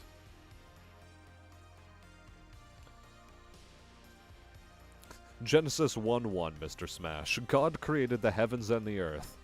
Apparently. Cocaine is implied.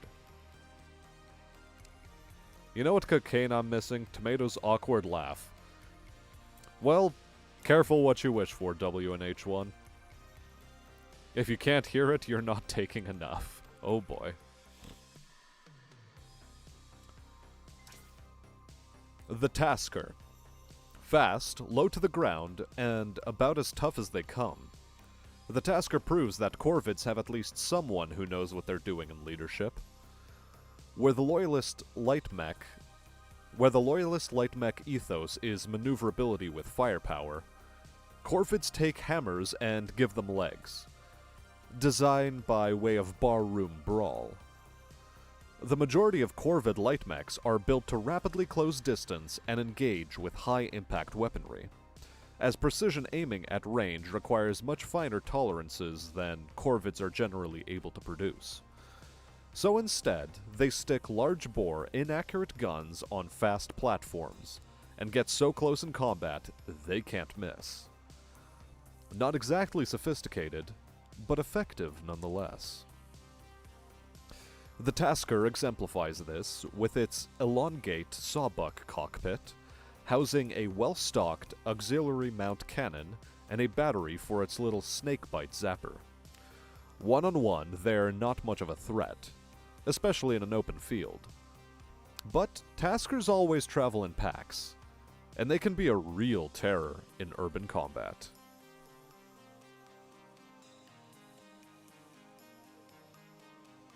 A gram more of Tomato's laughter. Well, I mean, all it takes is just popping into chat. Well, you know, the VC over on Kib's Discord. Does Smaston have a few grams of Tomato's laughter he could spare? No, I don't keep a stock. It sort of comes in fits and starts, as is Tomato's way. The 8-Ball. Corvid Light Mech. One of the strangest Corvid vehicles out there, both in its characteristic design and the fact it was actually designed. The legs are salvaged, but the rest is original made. Built to maintain mobility while still providing proper cover to a driver, the 8-Ball is also one of the best Corvid vehicles to be immobilized in. When, not if, the legs break down, the 8-Ball turns into a small turret bunker in which to make a desperate last stand. Signed, MB. Corvid Mech Suits. The Fence. Blazing twin guns and a great view of the action provide the overconfidence behind this suit's name. The Fence is weak, but scary enough face to face, especially if the other guy isn't wearing a power suit. That's why smart commanders reserve them for intimidating the locals and gunning down hapless infantry. Anything bigger and the fence is outmatched. The Sawbuck. If you can believe it, nobody has bothered to ID the central cockpit component on these things. I don't think anyone else cares, but the driver enclosure is the same on the Keltsmer/Boatman, even the Tasker. The Corvids don't standardize nearly anything, so this has to be a common and easily stripped component from something else. It's not from any Loyalist vehicle, that's what is driving me nuts. It's armored. It's not like it's from a civilian vehicle. Do they have a cache of rusted-out cockpit enclosures from some other planet? Some other war? Some kind of massive off-world trade deal with other desperate sons of bitches? Junked hulls spirited in under the wire? It doesn't matter. Even if it does keep me up some nights trying to figure out. Sawbucks are baby's first power suit. No atmospheric filtration, no pressurization, no distributed camera array for redundancy, limited range of motion on the limbs. Doesn't matter where the cockpit enclosure comes from, when the view slot's just another funnel for bullets into the driver's skull.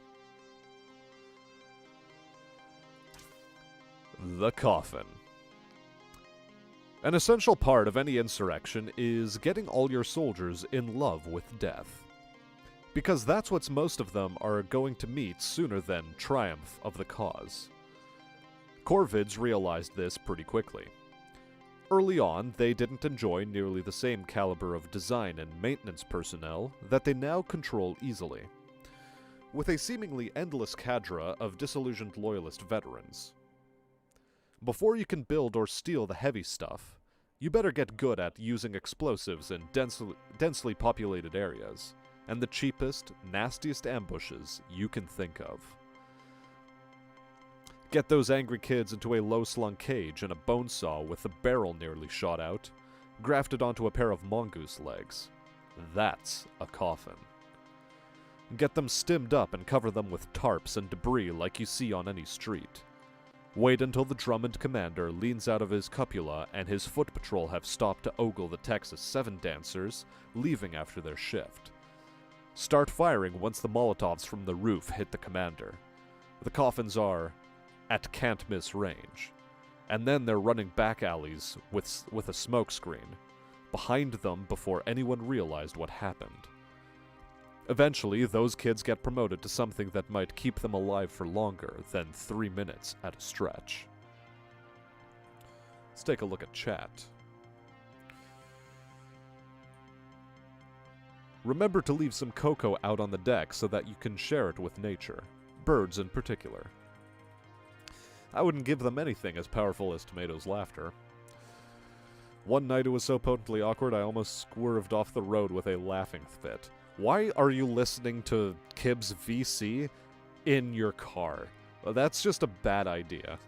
That's a bad idea. You could only pull over and hope she stopped laughing. Oh my god. W&H, you have some interesting niche tastes, is all I gotta say. Corvid Tank, Ultra Class, Treehouse. Normally, if there is a normal for a siege engine made out of old jalopies, you'd expect the cars to be stripped out entirely for something like this. Instead, Corvid engineers keep all the horns and headlights and link them up to the main cockpit controls. When one of these comes rolling in, blaring and blazing like the angels on Judgment Day, the treehouse goes from silly to terrifying in seconds flat. Fortunately, the thing itself doesn't have that kind of acceleration. Keep your distance and don't let the bastard surprise you.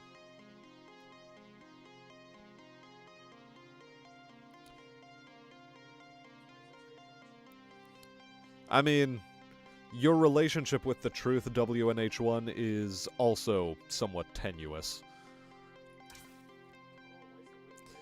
Corvid Tank, the Dragon. Can you believe what the Corvids come up with? A tank as designed by a child that's never seen a tank or a dragon. Hell of a glacis plate. Lots of armor and 8 up with engine. The Corvid specialty. The big dead car gun mount is controlled from inside the cabin, I think. Rather than diverting power to increase speed the usual way, the Dragon can boost its already tremendous torque for short periods of time. When the driver downshifts, the Dragon's going to plow through anyone or anything in its path. The Killdozer. The NEP had enough successful countermeasures against the Corvid uprising in the early days that random bombings and infantry ambushes weren't going to cut it anymore. That's when you started to see a lot more of what we now consider a defining characteristic of the Corvid mechanized army, such as it is. Aggressive repurposing. First time they saw a Killdozer in combat, it was blundering up the middle of a crowd in another protest/riot. At first, they couldn't tell what it was through the haze of burning tires. It just looked an ambulatory concrete wall, which wasn't that far from the truth. Just as the Molotovs started coming, the rookie Mongoose squad doing crowd control got real excited about the chance to really open up with their bone saws on the thing. They didn't get anywhere putting 8mm rounds into the reinforced plow, and by the time they squared off with the tread bike irregulars encircling them from behind, it didn't matter. Tearing their manipulators through the crowd, hemming them in, couldn't stop the whole squad from getting crushed against a wall by the Killdozer. So far as I know, the Corvids only have a dozen at most running in the field. But with the help of an offensive slogan or two spray-painted on the plow, they always get the job done, drawing fire away from lighter, faster, deadlier units that Loyalists should be paying attention to. Signed, MB.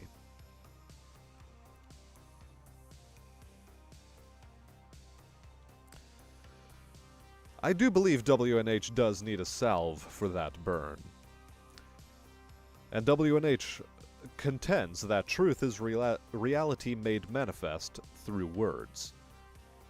Ah, the Logos. Though yea, the truth and I have had a touch-and-go relationship. Indeed you have. Some nights never mind, I'm not even finishing that one.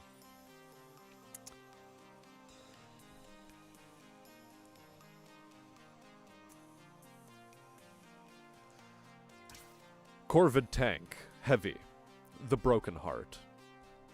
The Broken Heart is one of the best tanks Corvids have in the field, even if it's a truck chassis on treads with a sweetheart mech torso bolted on.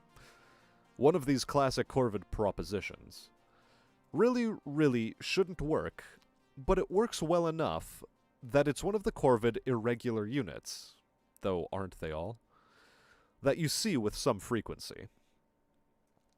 High profile for a tank, but all the components have been riddled with so many bullets already, it's not like a few thousand more are going to stop it. The St. Benjamin. The St. Benjamin, or Benji, is one of those big slop wagons from the waste outflow watershed that's been power washed and turned into a mobile artillery station. These heaps have no shields to speak of, but they hang far enough back and look so unthreatening they have a shocking lifespan. Benjis proved effective enough that Corvids stopped waiting for them to break down before stealing them. So now there's hardly any left in the watershed, and it shows. The Scab. Nickel with a shield generator. That's about it. Poor man's Scarab. Small improvement over the Loyalist Scarab is mounting the defensive laser up on the generator. Actually has a fighting chance to protect itself sometimes. If it got more dedicated escort units, as I've explained to Corvid lieutenants on several occasions, the Corvids would stop losing so many of these in otherwise low-level engagements.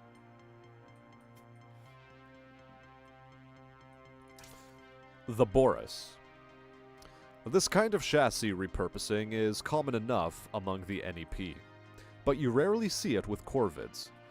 Their vehicular manufacturing is so broadly distributed you just don't get standardized parts. At least not in the volume to supply more than one design. They must really love the Chook though, if they're building enough uppers to outpace that stockpile of stolen and scavenged forklegs. As for Boris himself, the base is so broad that it's able to compensate for the height of the gun turret, and without any of the spacer's dark arts either. But because it's not constantly at risk of tipping over like a Chook, the drivers are actually far more at risk with that open canopy once the shield pops. Everything's a trade-off. The Nickel. Your classic Corvid unit. Lots of minor variations on this one, but tank treads in a big truck and a gun platform in the bed has Civil War Classic written all over it. Versatile, timeless irritant for the NEP. Honestly, sometimes they can put enough low-caliber rounds through the driver and gunner that the Loyalists re-scavenge some of the treads for their tanks, but you didn't hear that from me. The Stepper. Loyalist treads on a pickup truck cut in half, both directions with a big engine attached. Then the hood is built into a turret section for the gunner. You don't want to know where the driver has to sit. Not a very convincing impression of a tank, but it's useful enough for intimidating the locals.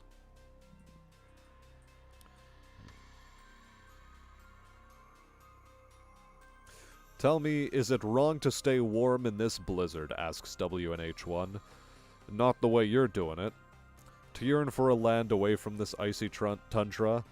Again, not in the place you were looking for it. The Party Van. I've already read the lore on this. The Rolston. Lighter than a nickel, but also more prone to getting ventilated. Rolstons are just your eponymous pickup trucks on Batushka treads. Like the saying goes, I'd rather push a Rolston than drive a Burrum. Well, you can't push these when the engine takes one too many 8mm rounds.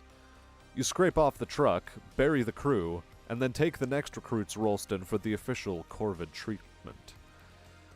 If they're lucky, they'll be the ones driving it when they die. Nobody said Corvids weren't willing for the cause. The Crad. It's hard to tell at first, but the Crad's base is clearly old farming equipment, like so much of Corvid engineering. The top is a formerly stationary turret commandeered from an overrun Loyalist position. The end result is decent firepower and mobility, and not much else. The Crad is great for two things: swarming a target en masse on rough terrain, and ruining suburban landscaping. Like the 8-ball, the Crad maintains some effectiveness after it's immobilized. Just not for very long. Start building a boat then, says Cheeky. Oh, you.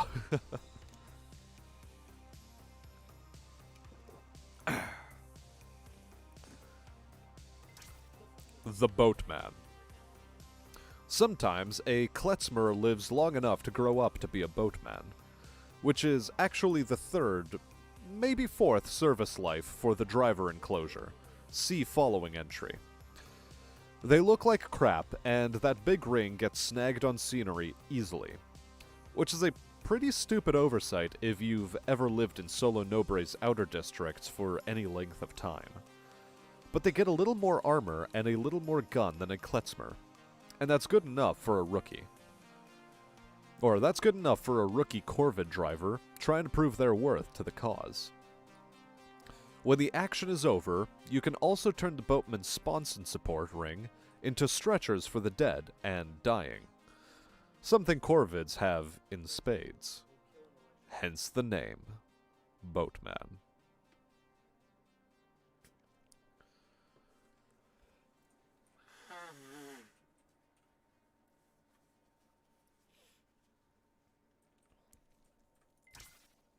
The Klezmer.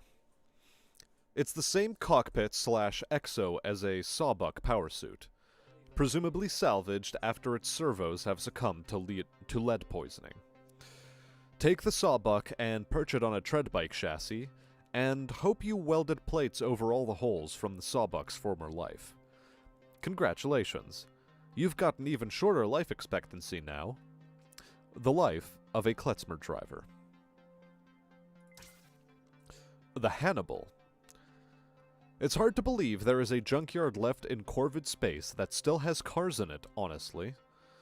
The Hannibal is 2 land train tires plus tread bike treads, a big engine, and an old muscle car gutted with the trunk chopped.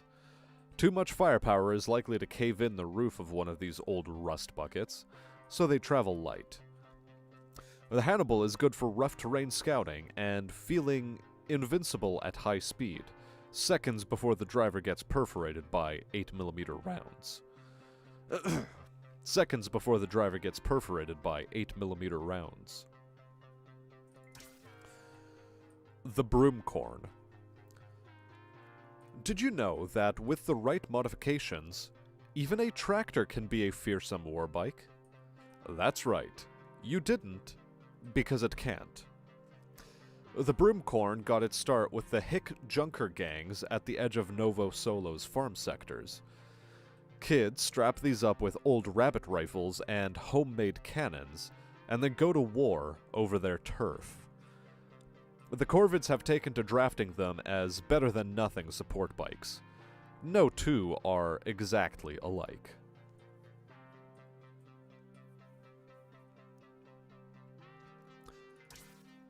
The Lineman. Corvid Tuk-Tuk. Exactly what it looks like.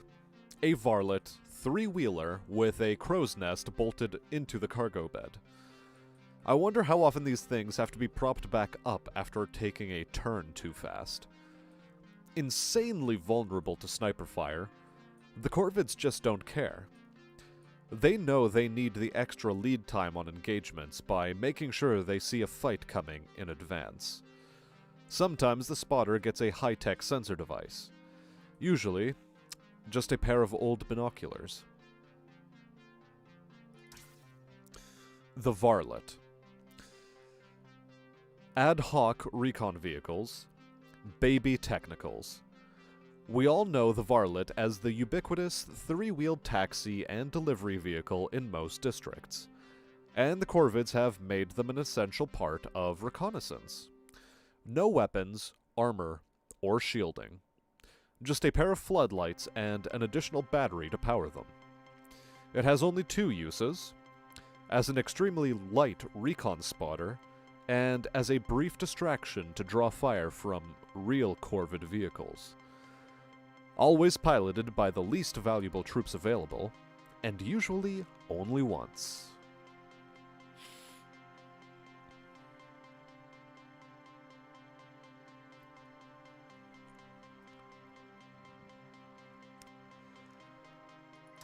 The Roadie. I was wrong. Varlets have 3 uses: spotting, drawing fire, and occasionally doing this. I know they look exactly like every other overburdened delivery varlet out in the deads, but under that ridiculous pile of boxes are high explosives. There's a vague hand wave at up-armoring the driver's seat, but that's a fake-out. These take even fewer hits than a varlet usually can. The trick is to spot them before they're on top of you, exploding, which is a lot harder than it looks.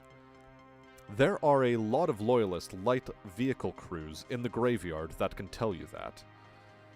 There's talk that Corvids drive these by remote control, but I sincerely doubt it.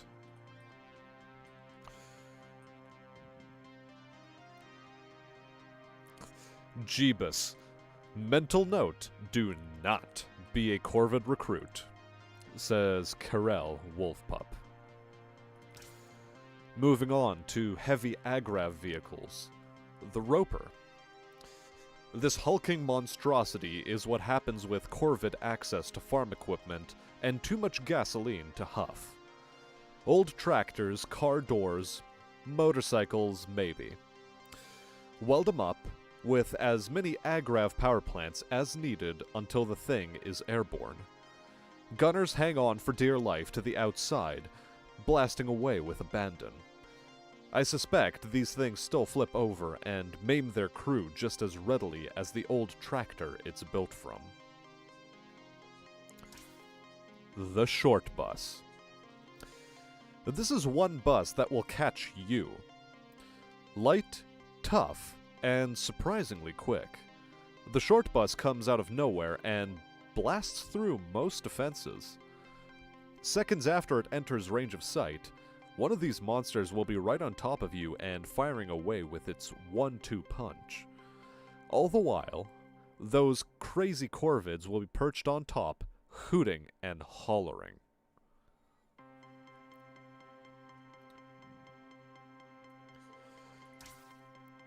The Bullfrog. An evil beast chopped from the carcasses of old helicopters. The Bullfrog has a lot of firepower, and the kind of high-visibility cockpit that corvids consistently choose over proper safety precautions. It's also one of the few corvid vehicles where the wiper fluid is always kept well-stocked. I wonder why. It may look tough, but with such little shielding, it has some trouble with staying power. Fortunately, it compensates with the ability to savagely obliterate anything that crosses its path, well before you can hit it back. The Duke. Great Leader had only just rolled out the Fritz grav tanks, leading a grand military parade down Founders Avenue, when 2 weeks later we got wind of a mock parade out in the Deads. Corvid varlets and nickels processed solemnly down the street. Vagrants and drunks standing straight-backed and saluting on the sidewalks. At the head of the column was the Duke. Chandeliers jangling on the hood, with a man standing proudly in its turret, wearing a suit coat with epaulettes and no shirt on. As if to say, anything the design bureau could do, the corvids could do too, at a fraction of the cost. Great Leader liked the joke so much, he offered his own in response. A parade of bambujas through the same district, wired to blare a single Schlager song on repeat for 24 hours.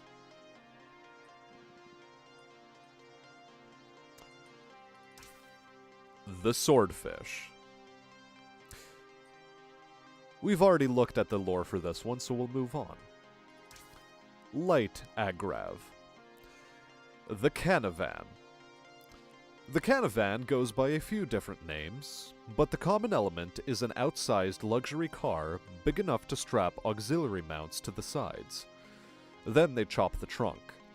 Too much length behind the center of mass just means they're more likely to crash, especially the way corvids drive. I'm sure there's a few with the trunk beds intact, supporting some oversized pintle mount, but it's not the dominant style. Message redacted by WNH1. Suspicious. Most canavans can take a few hits, even after the shields go down. Still too much gun for the frame, but there's so much metal there, it may as well be armor-plated. If there's one thing Nobrians take seriously, it's their car boats. Not as exciting or lopsided as the Pompadour, but the interiors are far more spacious, and the upholstery's good for decades. The Canavan for the anarcho-syndicalist with discerning tastes. Too bad there aren't more luxury cars marooned on Corvid turf. The Pompadour. The same firepower as a Toro, bolted onto a flying sedan. I'd love to know what they stole the drive unit from. Corvid hardware tends to be fairly loud in execution, but that's a lot of gun for a floating car.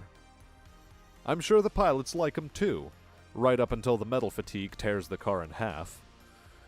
A lot of talk on the War Council, RE, what to do about qualified mechanics and mech designers turning over to the Corvids.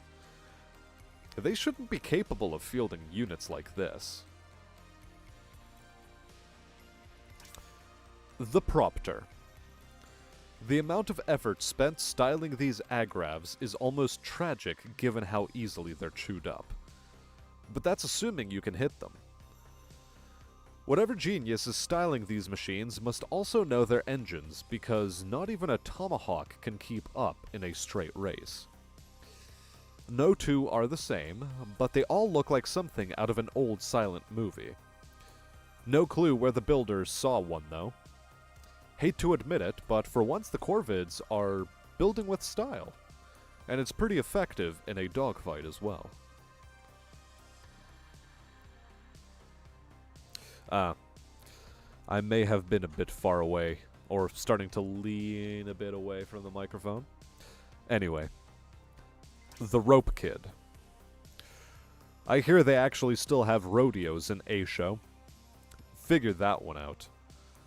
Now, bullfighting, at least that's one blood sport from back on Earth that makes sense to Solo Nobrians. Or, different intonation. Now, bullfighting. At least that's one blood sport from back on Earth that makes sense to Solo Nobrians. Rope Kids are fast attack/recon vehicles for the punks that are too bored to drive a skate anymore. Custom built, you can't get the right kind of delicate maneuverability a Rope Kid demands out of the heavy industrial components you build a skate from. In a better era, we'd have all our wildest kids racing these things for money on the vids. But for now, they're just trying to outrun the bullets. Storing enough fuel to keep it airborne for as long as their harassment patrols last means that a few good hits will vaporize the whole thing. But any good Rope Kid jockey knows that. Go fast enough, and you don't have to worry about what crashing feels like. You're not going to feel a thing. The Skate. The old Solo Nobre teenager staple of stripping out an industrial-grade anti-gravity plant out of a scrapped transport skiff and hot-rodding it with motorcycle parts and skid bars makes a pretty great recon agrav. Tuned a little more aggressively than their teenage garage counterpart, skates are an essential light reconnaissance vehicle. Corvids have had more than a few armored columns ripped apart by loyalist artillery before they could get to their target. Owning your own surveillance state has its perks, after all. But that changed once skates were incorporated in large numbers. They're especially useful for pulling superior loyalist columns into ambushes of massed Benji salvos. Makes for an effective recruitment tool. Any ideological baggage aside, what kid out in the deads doesn't want to put a Carlos on the front of their skate?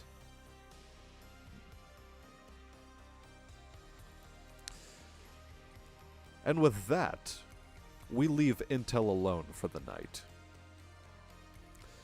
It is past midnight as well. And the big question right now is, do I take another spin? Another spin. In what, though? What should I take a spin in?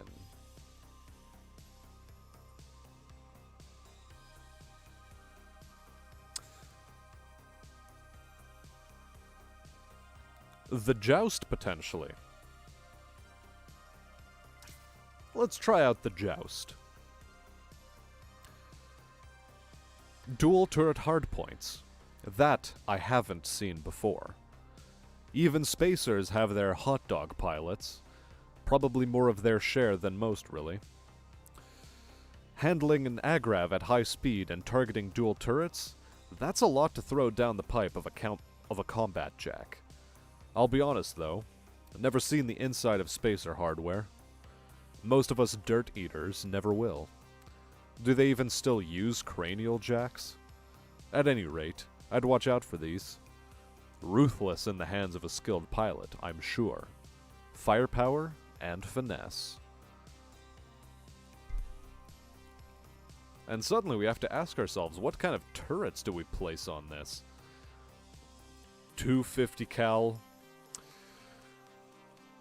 It has to be the Ma-Deuce. It has to be dual Ma-Deuce turret mounted on that boy. On that bad boy.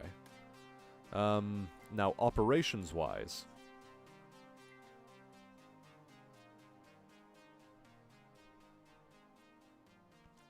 I'll be what I am? No. Oh, it's just individual campaigns. Closed casket special, 39 districts.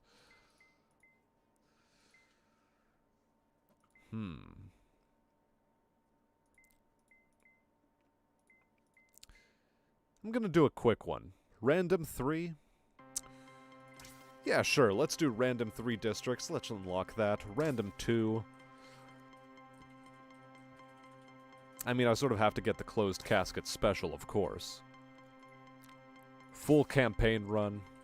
Linear Solo Nobre.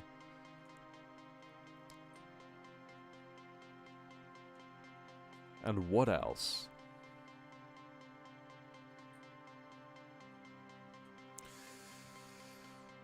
Angry Sci-Fi B. The Long Roads. Yeah, let's do Long Roads. That's the one I'm actually gonna roll out in. Freelance. Pilot, same old boy. Precursor, James. Now, we load in the joust. Our primary weapon is the Ma-Deuce. Our secondary weapon is also the Ma-Deuce. Our special...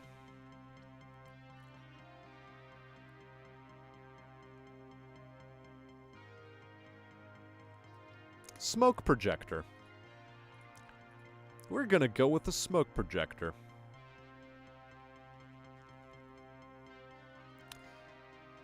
And like I said, our operation is Long Roads. So let us deploy. We're doing it Vietnam style, baby.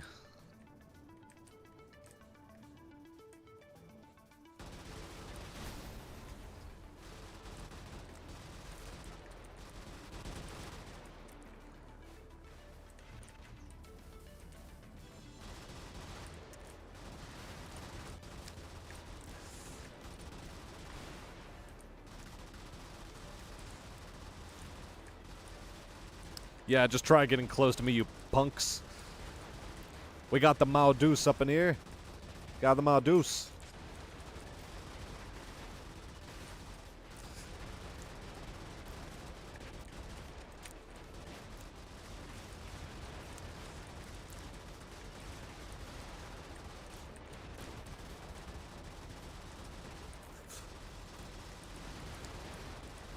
Oh, also...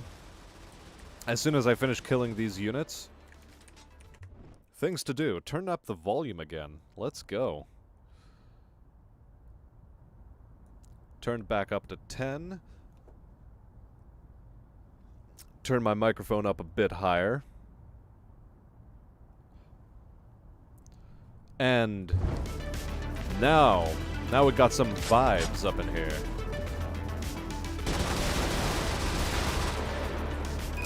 Now we have some sound.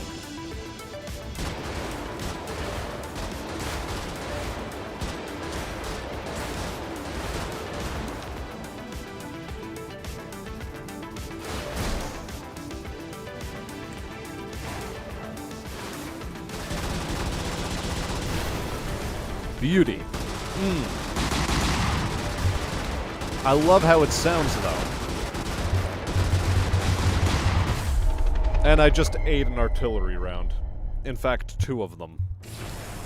But okay, now that things are more visible for us...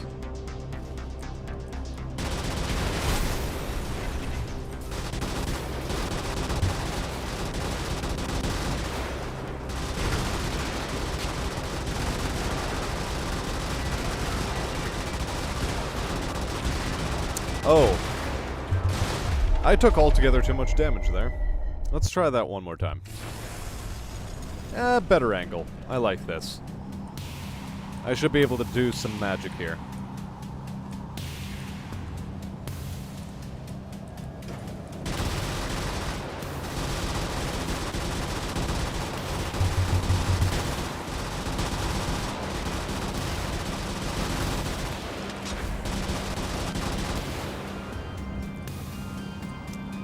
Oh, that's alive.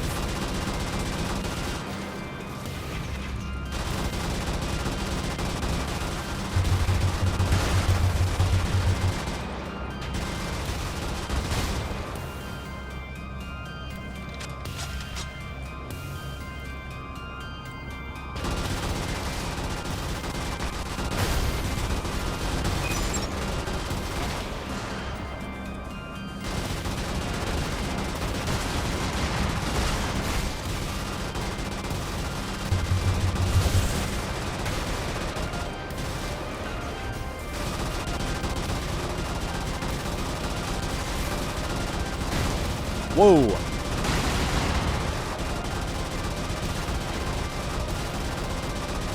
That's a lot of damage. Oh yeah. Look, just listen to that thing rattle. Listen to it rattle, guys.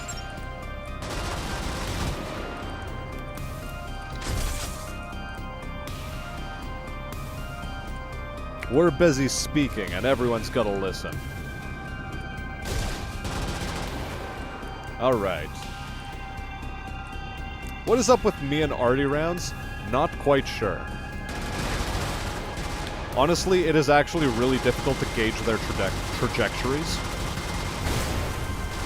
And that's the God's honest truth. It is difficult to gauge trajectory on those things.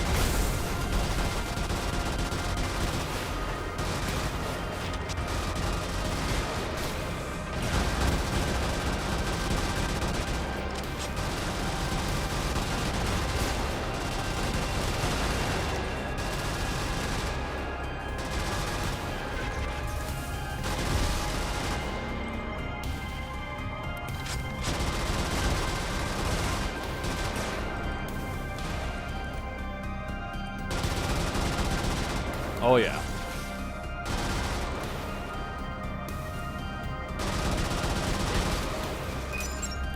Just having that ambush potential and that just shredding, absolute shredding that these things put out.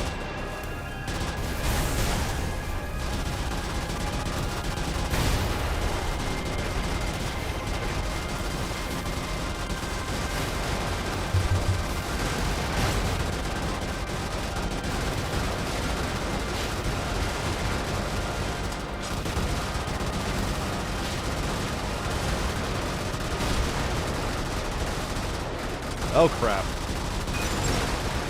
Ugh. Not quite the way I wanted that to go, but it's sort of the way it did go. Oh well. I really thought I was going to be able to deal with a lot more of that faster, but you learn something new every day.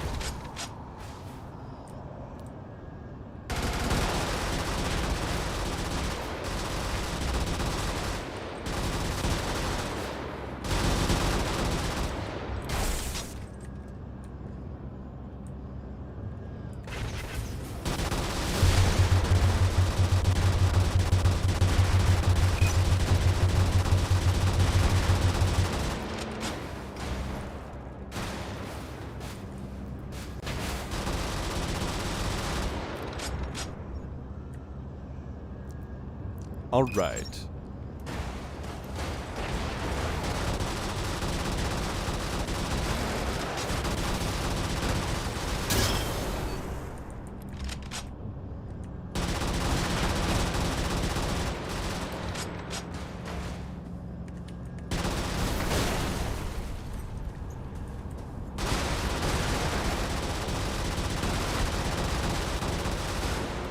I really thought I was hitting him. Turns out, that was a lie.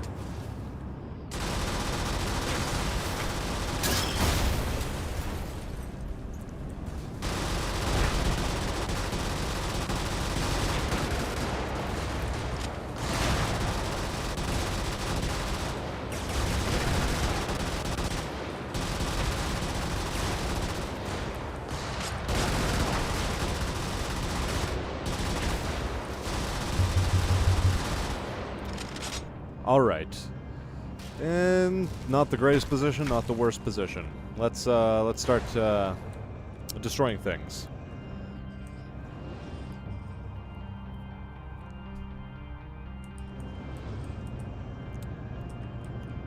A Falk Viraling mount. I didn't know there was a term for it.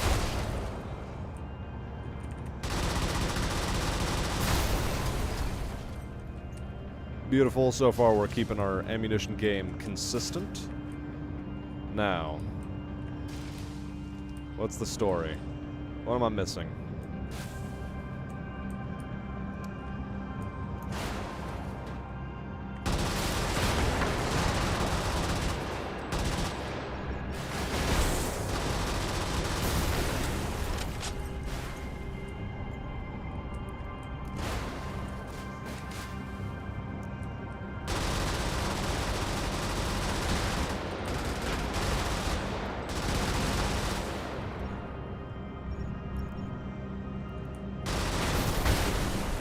Sometimes it is a bit difficult to keep track of whatever's going on screen, but that's okay.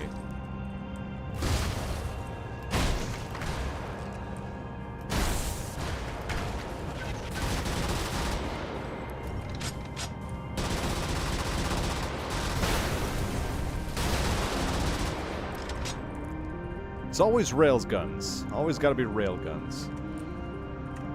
Right. One more big turret to deal with. Once we deal with that, only 3 more missions to go, right? Yeah, this space taxi bumblebee isn't exactly the fastest thing on the market, but it'll do in a pinch.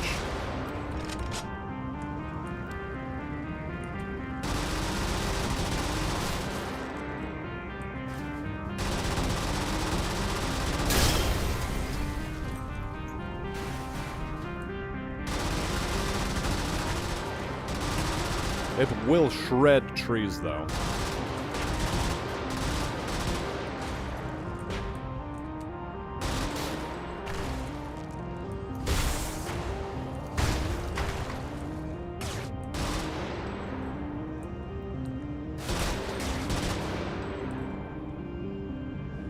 Now, for the exit.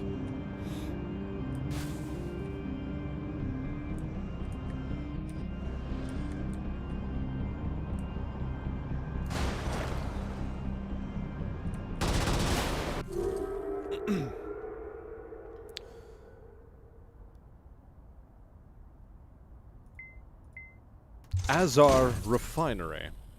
Interesting.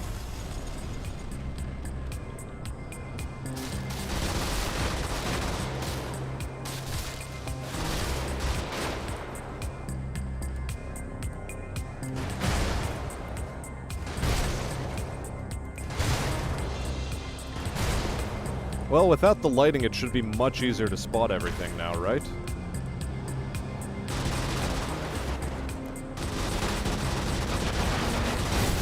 Ooh, that was bad, that was bad, that was bad.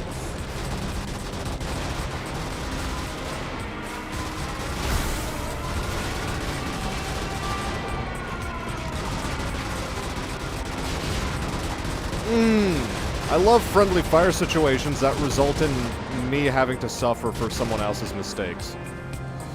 Oh, that's good. That is top-notch. Top-notch stuff right there.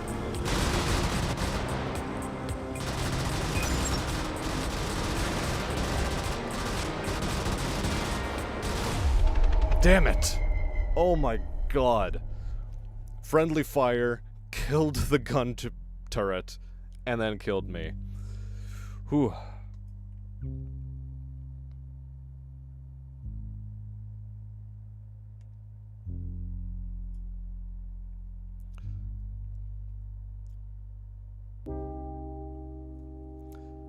What, something off about the pronunciation of Folkvirling? Or however the hell it's supposed to be? I'm honestly not sure. Haven't encountered the word before, and I'm not exactly paying too much attention to the word itself at the moment.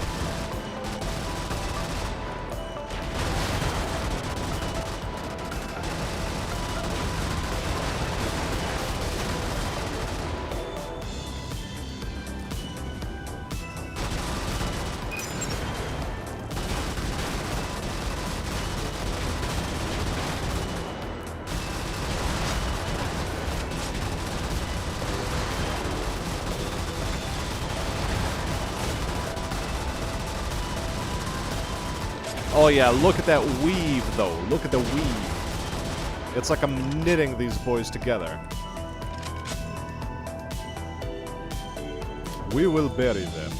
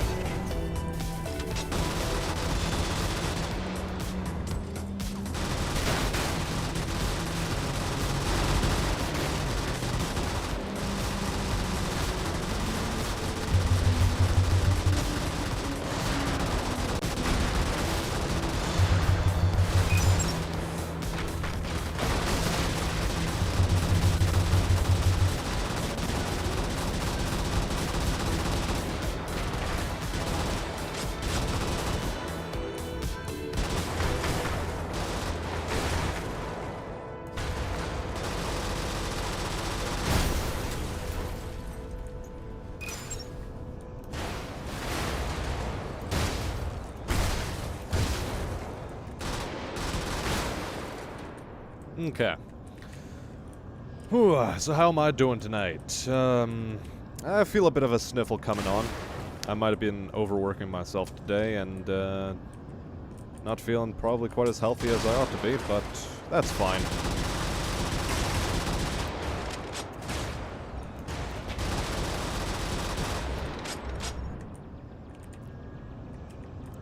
Sundays are fun. Well, I guess it is Sunday already for me. I scream, you scream, we all scream for ice creams. Nah. No, we don't. What causes what sort of...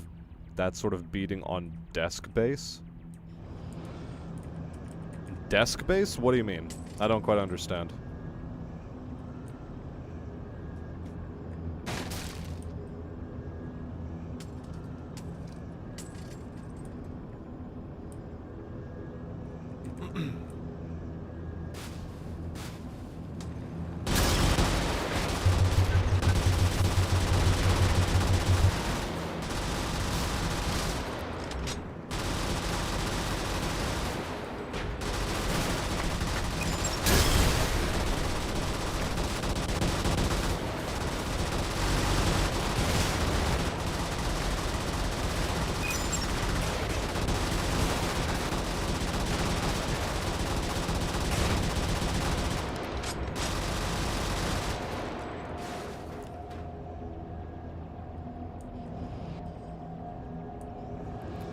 Off and on beating of the base while firing.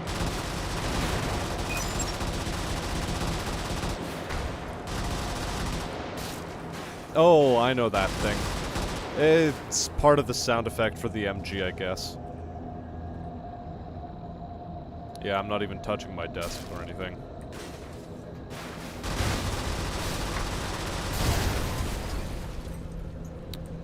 Alright. One last thing I need to destroy. Just gotta get that one last thing and we can move on to the next mission, this time with health.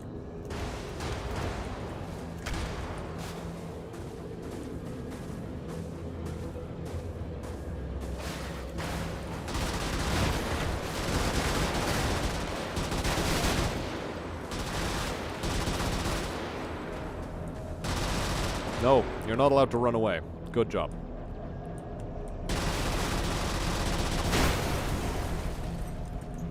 Good. Extremely good.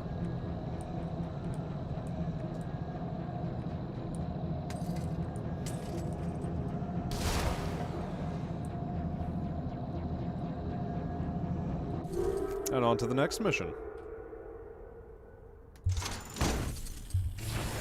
The Azar Refinery.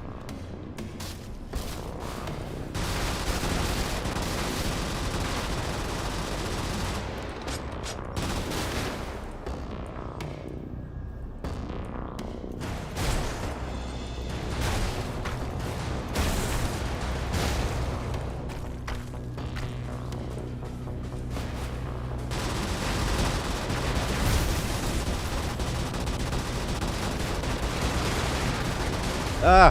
What? What was I stuck on? How did I die there? Again?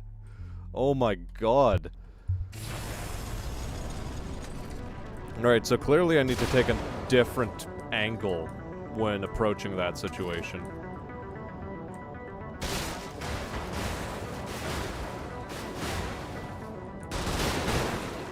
Because holy shit, that did not work.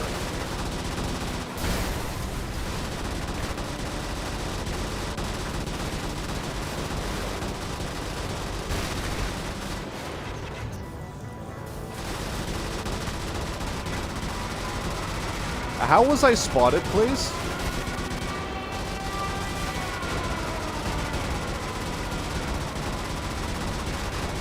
Things I'd like to know. How was I spotted?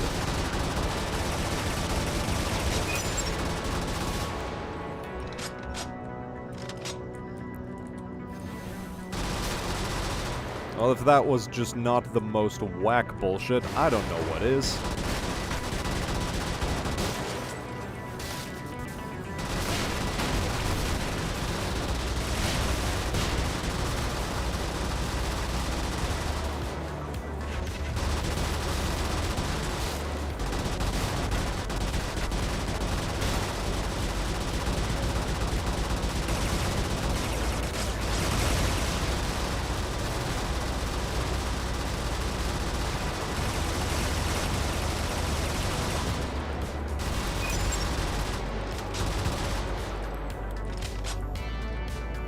Alright. Okay.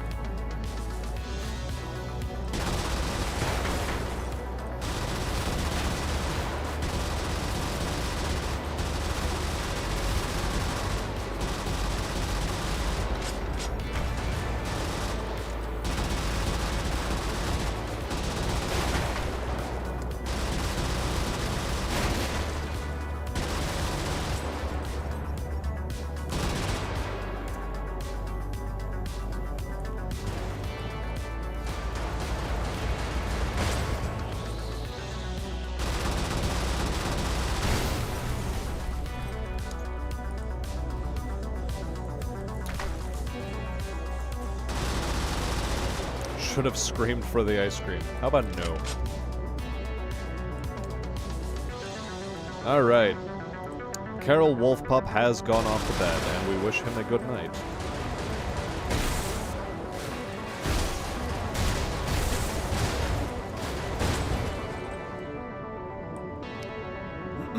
And without further ado, I think this is going to be my last attempt for the night.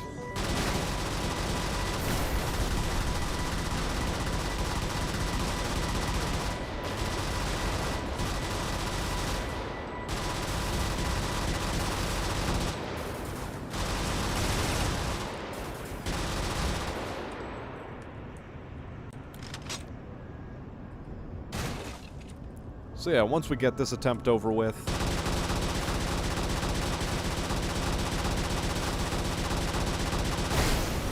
we're just gonna bow out. Hopefully it ends in victory. If it doesn't, well, then it doesn't. Not much we can do about that.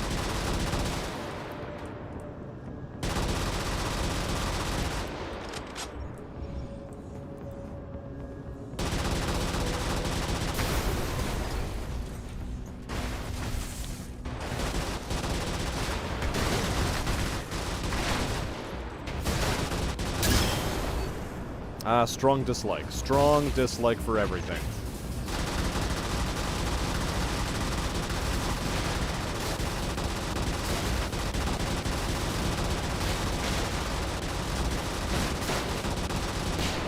Christ alive. Holy shit, it's a murder ball. I'm dead. Whatever. Okay, that was the last attempt. And fine, WNH1, since it was such a short attempt, we'll do Red Hot Chili Peppers lyrics.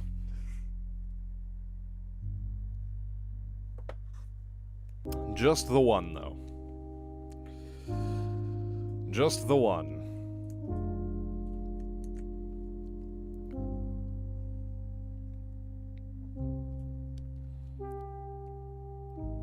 Okay.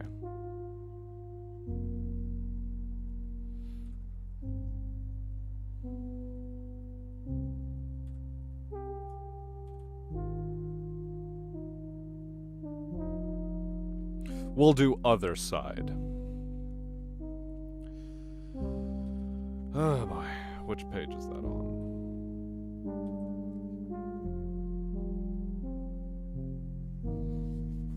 Nah, we're gonna do scar tissue.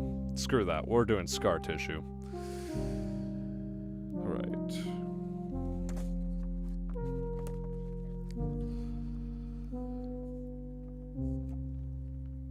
Turn it down a little bit. Well, maybe not a little bit. We'll keep it there. Scar tissue that I wish you saw. Sarcastic, Mr. Know-It-All. Close your eyes and I'll kiss you, 'cause with the birds I'll share. With the birds I'll share this lonely view. With the birds I'll share this lonely view. Push me up against the wall. Young Kentucky girl in a push-up bra. Fall in all over myself to lick your heart and taste your health. 'Cause with the birds I'll share this lonely view. With the birds I'll share this lonely view. Blood loss in a bathroom stall. Southern girl with a scarlet drawl. Wave goodbye to ma and pa, 'cause with the birds I'll share. With the birds I'll share this lovely view. With the birds I'll share this lonely view. Soft-spoken with a broken jaw. Step outside, but not to brawl. Autumn's sweet, but we call it fall. I'll make it to the moon if I have to crawl. With the birds I'll share this lonely view. With the birds I'll share this lonely view. And once again, scar tissue that I wish you saw. Sarcastic Mr. Know-It-All. Ah, close your eyes and I'll kiss you, 'cause with the birds I'll share. With the birds I'll share this lonely view. With the birds I'll share this lonely view.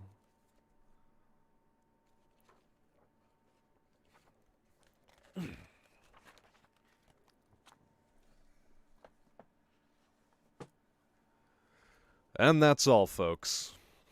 That's it for tonight. We did our best and we failed towards the end there. Even if you're packing dual Ma Deuce, it's not entirely enough to deal with a couple of instances of what I'd call stupid bullshit. But the other part of it is not knowing which direction to go on a map you've never really seen before. But that's fine. That is fine. And so, for tonight, chat, my name has been Smastian. We will see each other again on a Corvid and Spacer and Loyalist-infested battlefield. And until next time, I wish you all a good day.